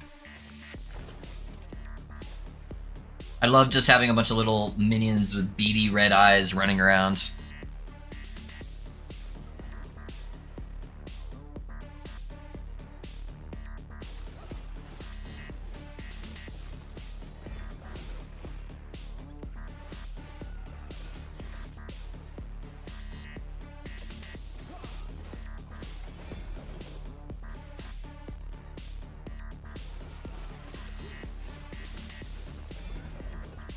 Sorry guys. Alarm to pick up the kiddo from school. My wife should be around to pick them up though. Their beady red eyes would go so well with the Ronin set right now too. True. Beta, I played very left field builds. I played Poison, Trowel String, Scorpion, Beastmaster. Oh man, you were deep into the Primalist.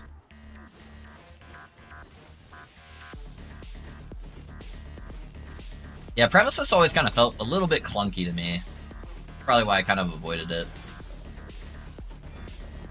Especially right now, it's definitely like the slowest playstyle as far as like leveling goes. Leveling Primalist is miserable in my opinion.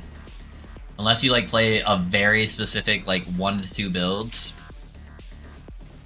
I've done both Druid and Shaman this cycle, and both were pretty rough on the leveling stages.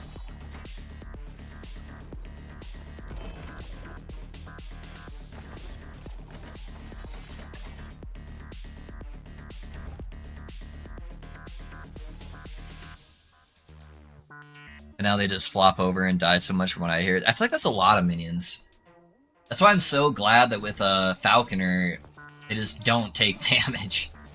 Minions, the hardest part with the minion build to solve is just keeping the damn minions alive at high corruption, right? They all just kind of flop over, I feel like. You either have to have your minion one-shot everything on the screen, or it does like hardly any damage because you're invested so heavily in defense. Especially with Primalist, where you can't just be like Necromancer and resummon it. Like you have to actually like resurrect it. It's such a pain in the ass. At least the Necromancer minions have a little bit more built-in like leech to help sustain them. Like mages and stuff get percentile health leech, which is really big. But even then, they're pretty hard to keep alive past like 500 corruption.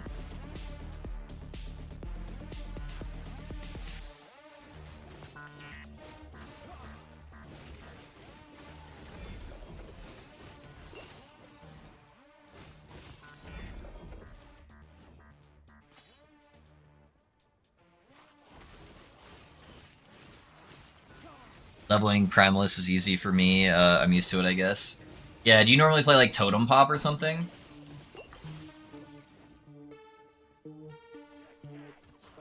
Like Totem Pop's pretty good for leveling. I'm weird, and I like to level as the builds I want to play. I don't want to play like some super leveling build every single time because it gets boring when you know after your 10th time leveling that class. Just playing the same shit over and over, or playing like Puncture Rogue while you're leveling, that just gets boring to me. So I hate doing that, and I feel like if you don't do that on Primalist, then you're just like so slow. Yeah, it's a lot of minions, and I'm very upset about it. Minion army lever, yeah. Triss activity, but then you have a on higher forge corruption. Yeah, totem leveling is super easy. Yeah. See, I know you could do that, and that makes leveling just fine. And like, I'm a fast leveler. I've been playing this game for years. I've got thousands of hours in it, you know. So like, I can level. I just hate playing meta leveling setups every single time. And I feel like if you're not playing like totems on Primalist, you're just a slog fest, you know.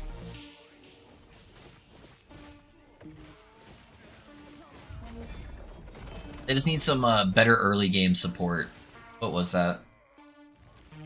Cold Lightning, perfect. That's the good one. What are the crit roll? 4%? Ugh. That's kind of rough.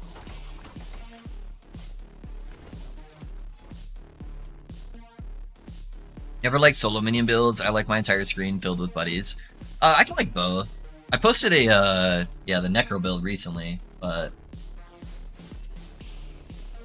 it depends. I actually hate minion builds outside of Last Epoch.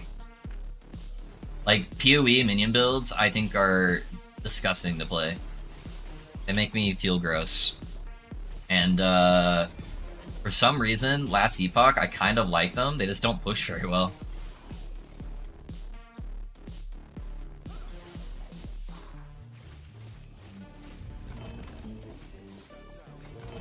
That's 2 OP, not bad. If I ever want to do like a super mana build.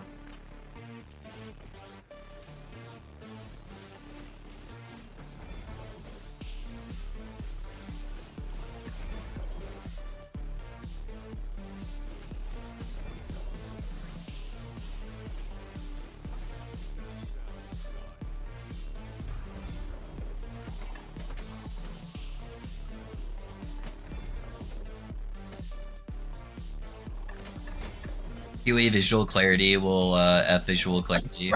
Probably want that in our game. Yeah, who needs to see the screen? I've been meaning to try out your Holy Fire Paladin. It looks really fun. Yeah, Shadow, it's it might ruin the game for you, man. It's honestly really strong. It probably will not be anywhere near that level when it finally next patch. So if you wanted to play it, I'd probably play it this patch. It will probably receive some pretty heavy nerfs. We'll see. At least to the survivability. I don't think the damage will be touched. I love the chaos of PoE builds, seriously, so much. Love a bunch of MTX just wasting. Yeah, it can be fun. It can be fun. I really like the satisfying pops that they have for everything, for like exploding stuff. That's really fun for me.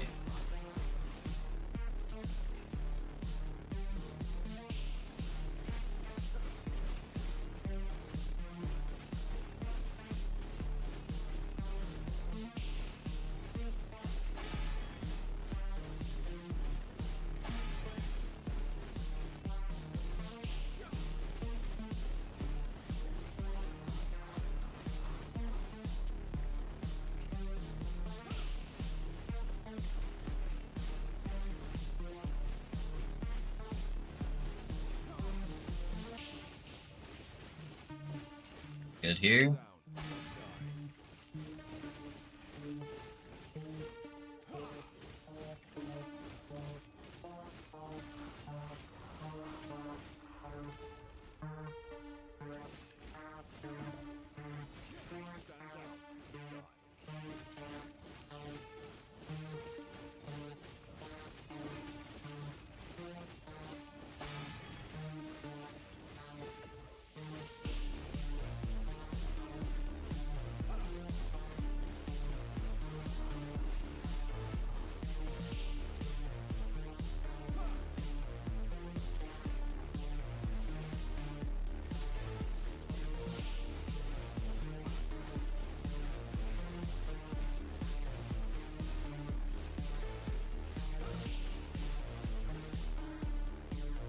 Should be able to execute him. There we go.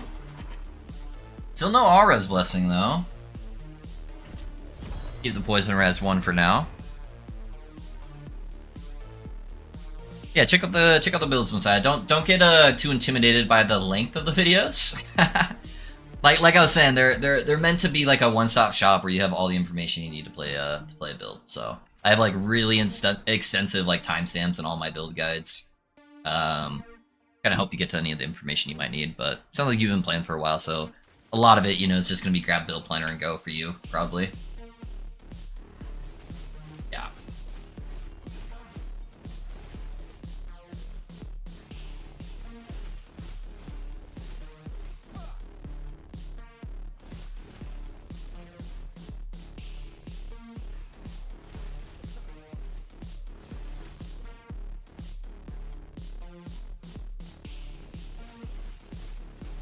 Very visually satisfying. I like visually satisfying builds. Vine Bolt, Necropop, all of those are really satisfying. Mad Lightning.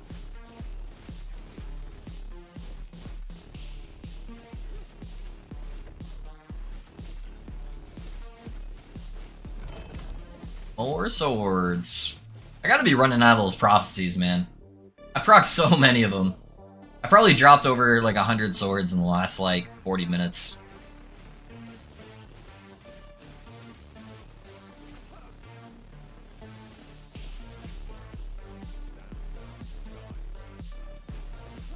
I feel like the audio and visual of a build like makes or breaks builds for me though. Check this shrine. Ah, it's a stun. Hoping to get an XP.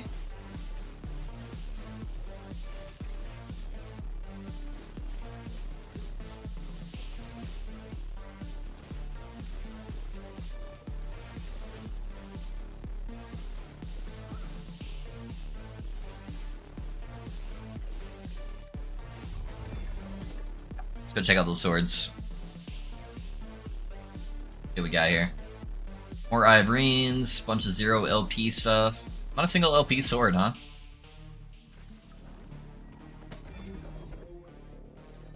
Yeah, we're almost out. Another 4 more.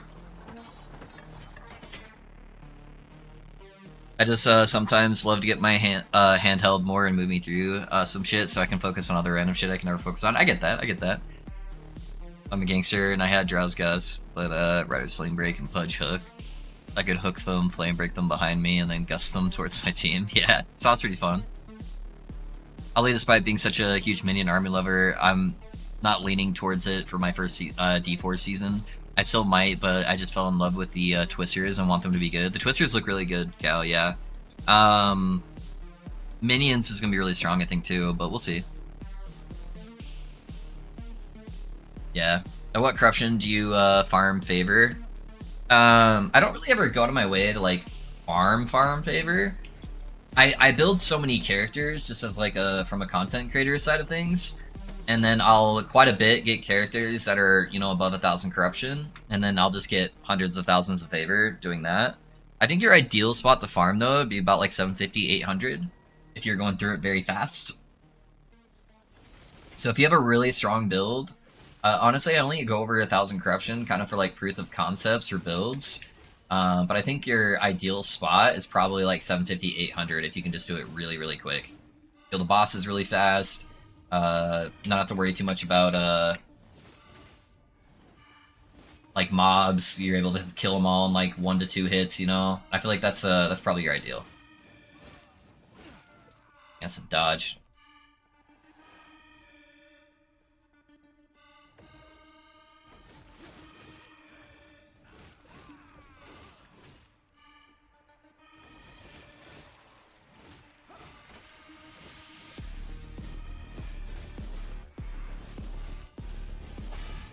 You guys love Spires as much as me?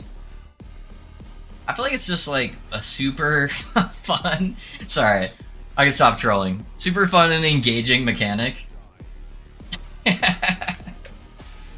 Oh man, these things suck.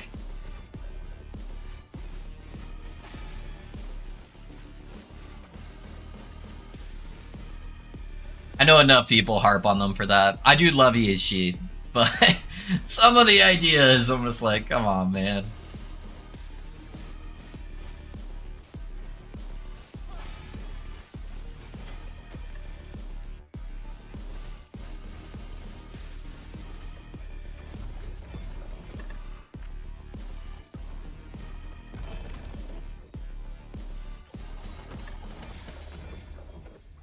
I'm considering waiting a few days after Season 4 drops to see what the changes actually did, see which starter build would be for me. There's plenty of time in the seasons. I'm no competitive player. I plan to take my time anyhow. It's so easy to level a character, Cow. I would just go for it, honestly. You know, just go for whatever looks fun. And it's really easy to change, like, specs, too. Yeah, so I wouldn't worry too much about it. You get low HP, you get Essence, yeah.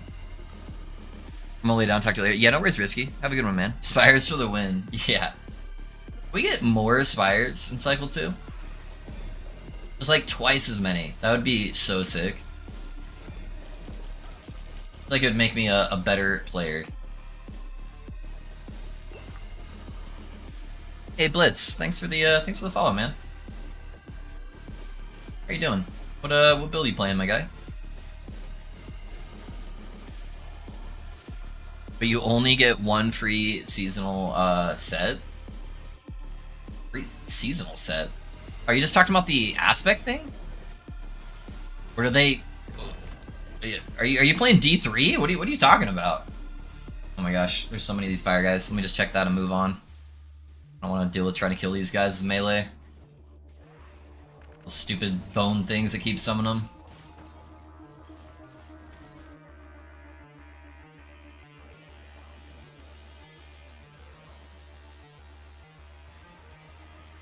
See you later, boys. You guys can all come over here and fight me if you want.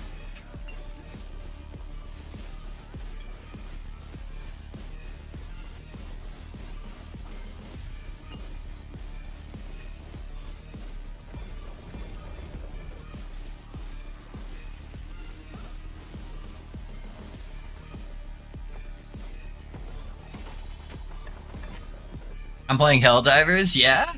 I played Helldivers a lot at launch. I haven't really touched it since then, honestly. How are you liking it? I saw there was a patch drop. Me and my buddy were actually debating playing it tonight off stream.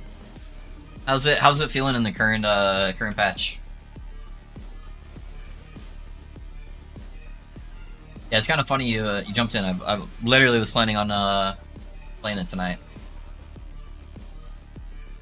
How'd you end up on my stream? Do you play Last Epoch? Or are you interested in playing Last Epoch?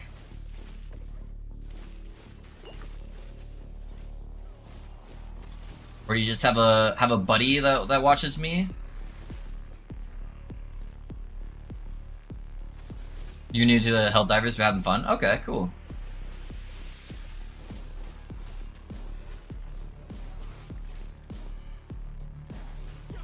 No, they're giving a free set in this upcoming season, like in D3, a starter legendary set per character. I think you're talking about the like legendary affixes, which are like super easy to get, Cow. Like super easy to get. You can literally just like most of them you can get directly from a dungeon where it's a guaranteed drop. Where you can be like, oh hey, I'm playing this build. Let me just search on this map really quick, see what dungeon it is, go complete one of those dungeons. I can now slam that affix on any one of my legendary gear. Yeah, don't base your seasonal start off of that.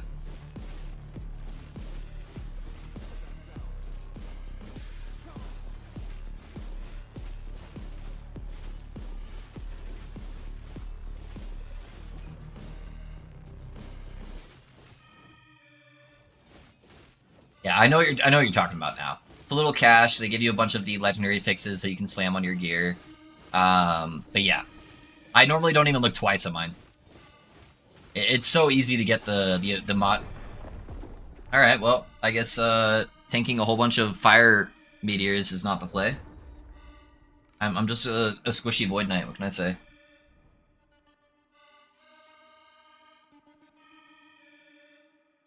I also play Ellie. Okay, cool. Like, I feel like there has to be a story there where you have to have some experience in this game, or we're thinking about buying it if you were just randomly stumbled across me. But yeah, if you already play, then that would make more sense. What build are you playing in Last Epoch?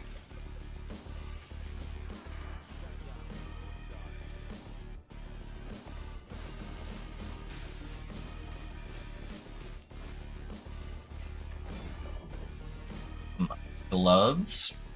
I really want to get a zombie belt, man. Could just try to craft it, but it's so tedious. I hate crafting experimental mods on a belt.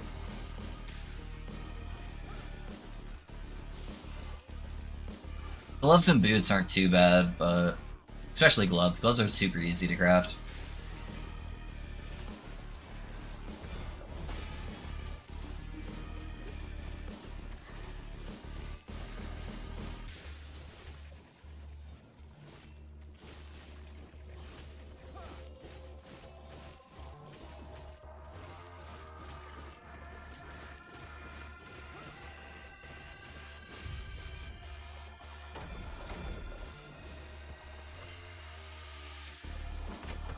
Yeah, completely going in blind besides whatever leveling build guide. Yeah, yeah.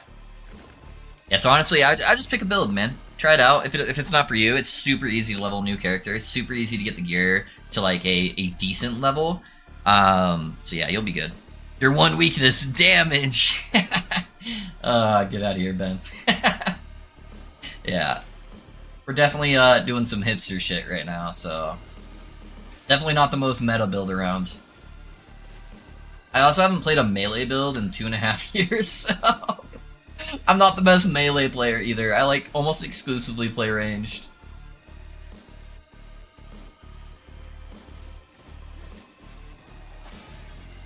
Probably won't be super long-lived either. After day 3 of playing melee, I'm already like, whew, people enjoy this?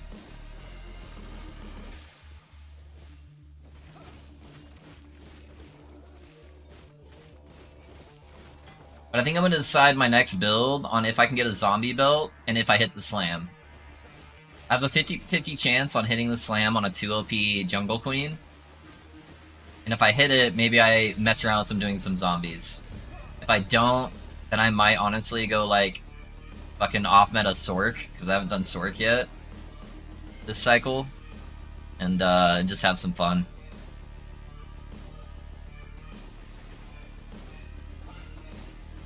Try to hit all the classes at least once, or at least majority of them.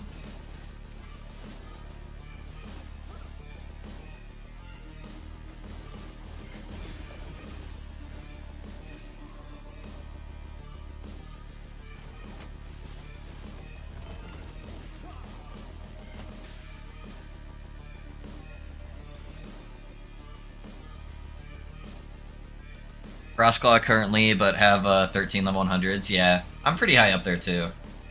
I've got a majority of the classes at level 100. I normally play my 100s for like a week too.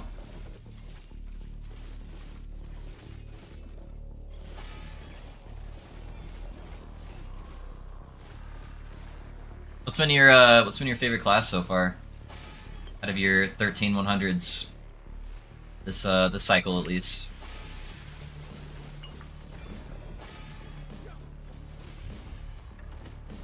So far my favorite's been the my Holy Fire Paladin.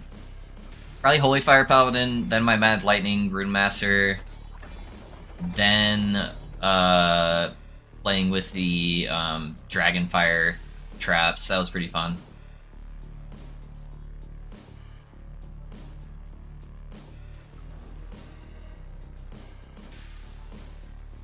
Okay, I'll have to get onto that now. I'm still really new to LE. Yeah, no worries, Shadow. Sorry, I'm kind of slow on the YouTube side sometimes.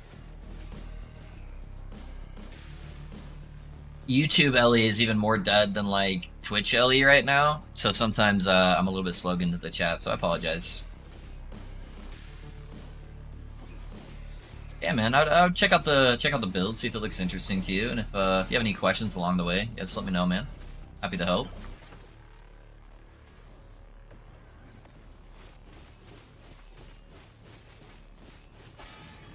Give me zombie belt.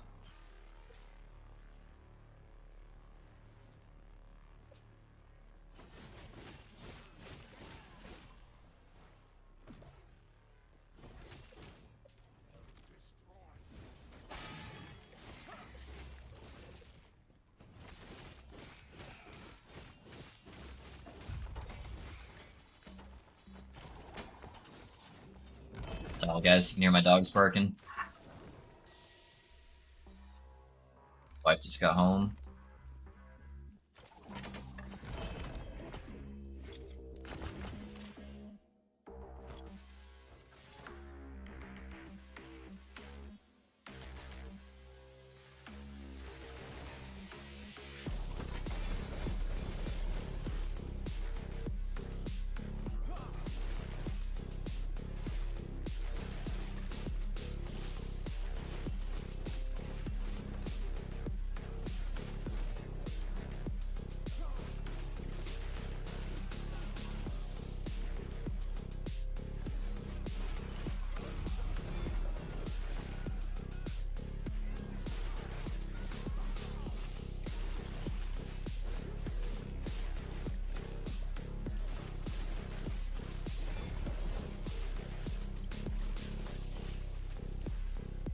I spend some time on a Moth stream just on one of my high level guys to see if I can farm a zombie built up real quick. I want to at least try the slam, see what happens. I'll probably save the slam for on stream though. Not every day you get a 2 LP queen belt. Oh my god. These fucking stuns are starting to come into play with those discs they're throwing. I really need to do a better job at dodging that. Just annoying when you're melee. I'm a range enjoyer.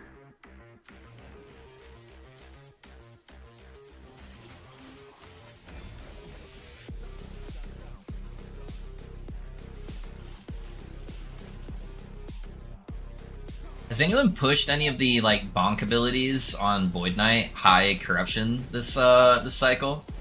Like playing a Racing Strike or what's the other one? Void Cleave. Has anyone actually done those at like a high level this cycle? I feel like there's almost no synergies for them right now.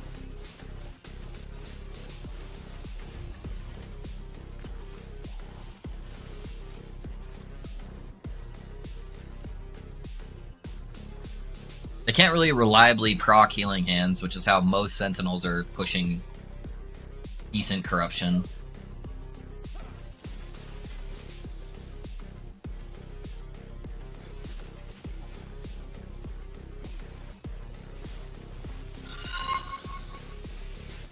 Hey, thanks for the sub on YouTube, guys. I appreciate that.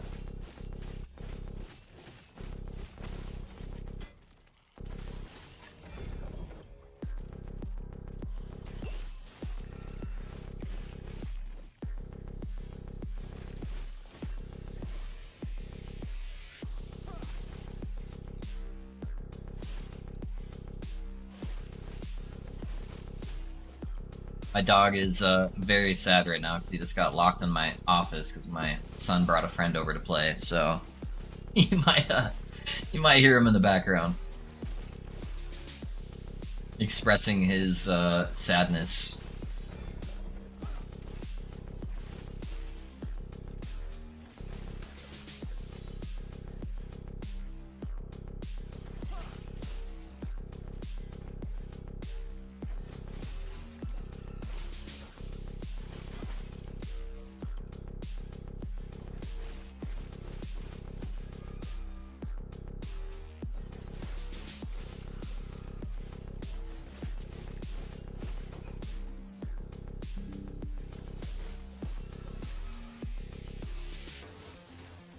Oh.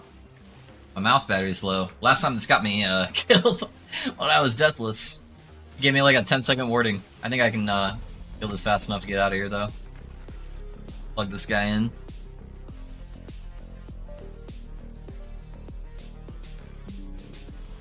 Ow.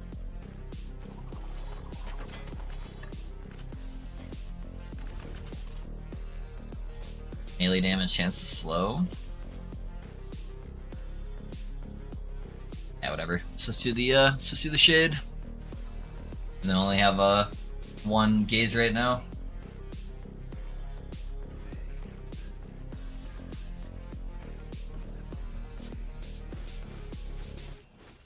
Got Big Meteor Boy and pizzas.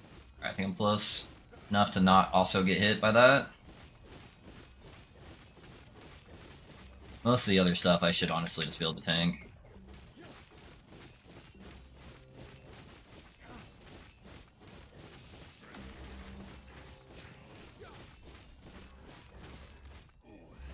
This side, should be able to hit him from right here.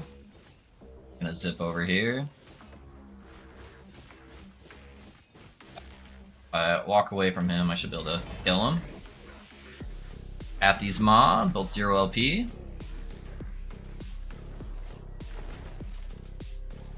Having a Racing Strike, Devouring Orb, DK at like 800 corruption. Are you scaling the melee damage, Imp? Or are you scaling, whatchamacallit? Time Rot? Are you scaling Time Rot? Or are you scaling Doom? What are you scaling on it? Because you're using the Devouring Orb, so are you using the Devouring Orb to apply like Time Rots for it, or? It's been a long time since I've touched a VK. I normally play a lot of Mage, a lot of Paladin.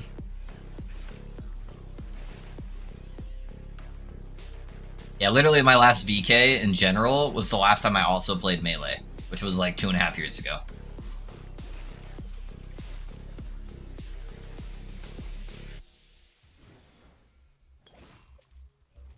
I used to play a lot of VK when they first made the changes for like vitality stacking, but mainly as spellcaster, so I have 950. Okay, so you're just scaling generic like void damage, and then you're doing hit, and then just like probably scaling crit. So you're using the Devouring Orb to kind of supplement your lack of consistent damage with the Erasing Strike, and then using Erasing Strike for big bonks, basically, is what it sounds like. Kind of like an auto bomber with the occasional big hit.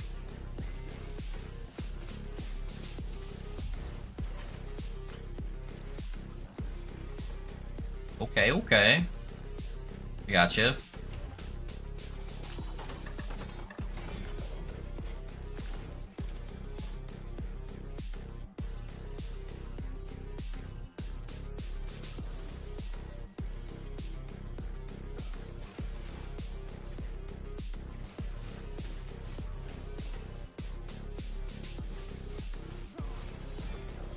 I messed around a little bit with the Racing Strike while I was leveling. The bonk playstyle definitely feels fun. That's why I was curious if there was like anyone that was really doing much of a setup there that did decent. Maybe when I get bored of this setup, I can try one of those.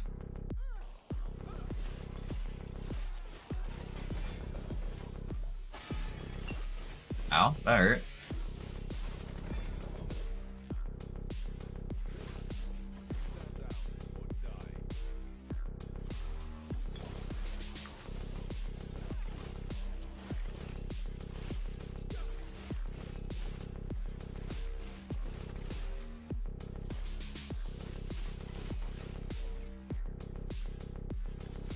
What are you using for your weapon on that build?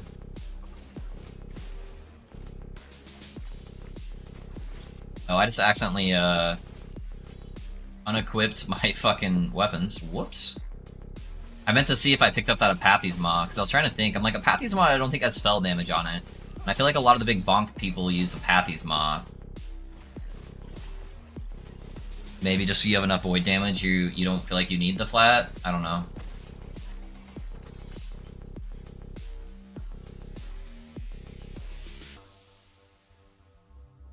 I feel like most of the bonk people are playing Apathy's Maw or Eternal Eclipse.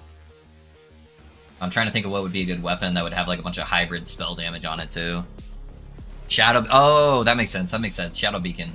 Got it, got it, got it, got it. That does have a bunch of both on there. Keeps all the orbs near me so I can spec full damage on them. Got it. That makes sense. I like that. Pretty cool. I think I have a 2 or 3 LP Shadow Beacon laying around.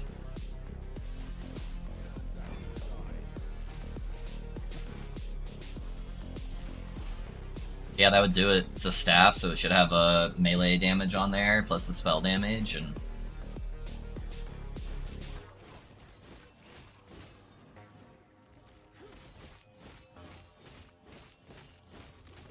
Let's tank that. Yeah.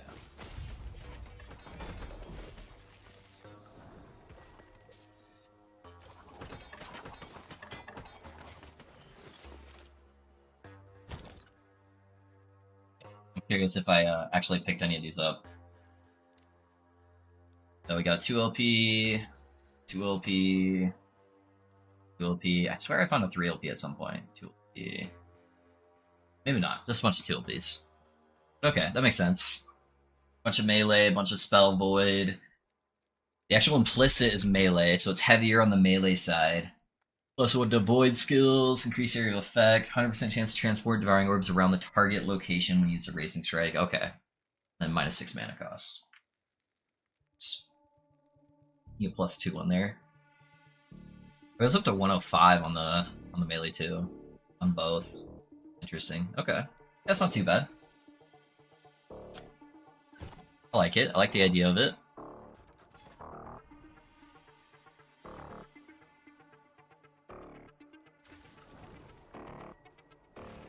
Hybrid builds are cool. There's just they're kind of far and few between. It's hard to scale both of them typically, so Yeah, I like that. That kind of gives you the ability to do that. Gives you some cool mechanics too with the teleporting of the orbs. When you first said like close to you, I forgot that it did that. I thought you were talking about the orbit nodes.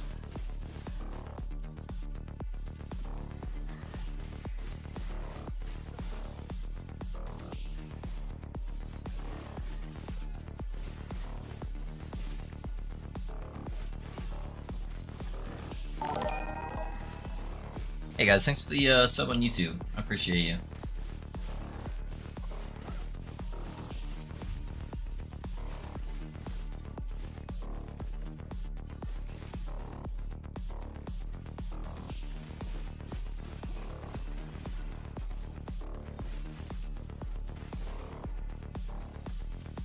Let me get around that shrine there.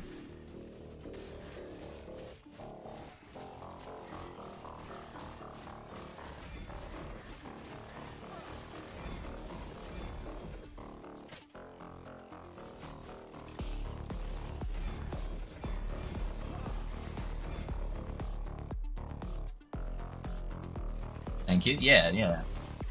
Do you theory craft the build yourself? Cool concept though.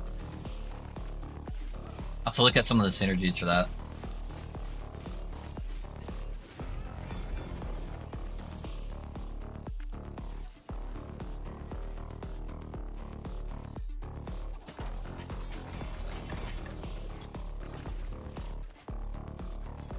%, movement, not bad. I need to swap to a Citadel boots, and I need to swap to the helmet that gives me reduced damage from critical strike damage taken. I've just been too lazy. I was waiting until I get higher level so I could just mess around with crafting them. So I'm high enough level now, I should be able to craft them to their full extent. I think you have to be like level 85 or something to even wear them. Plus a couple levels to actually increase the tiers of the stats on them.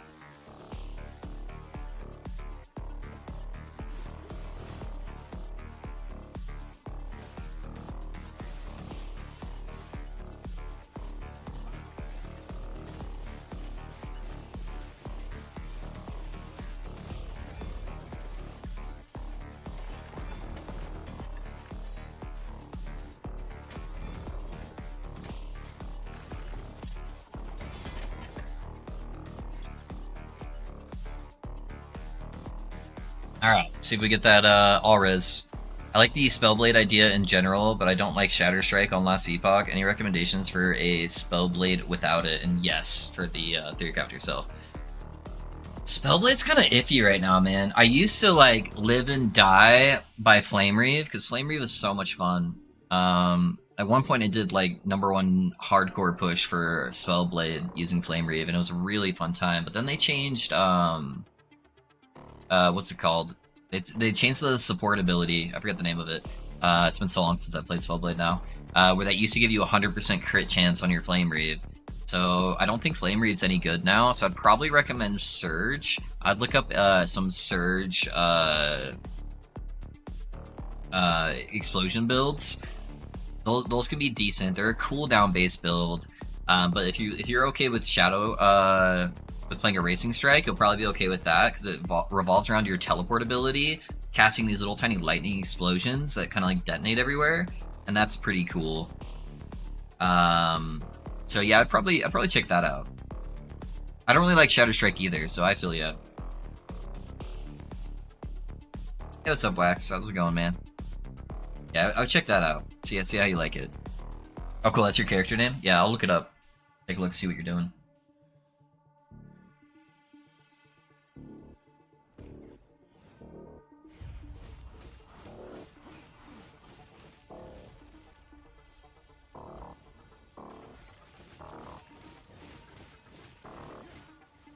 The overlap explosions there.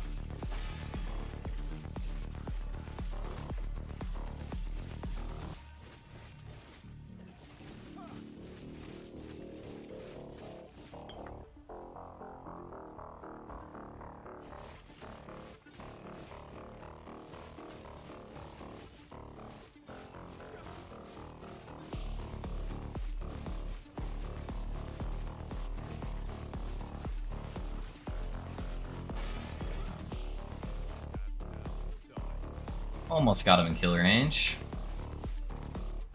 Yeah, we'll get him after this one.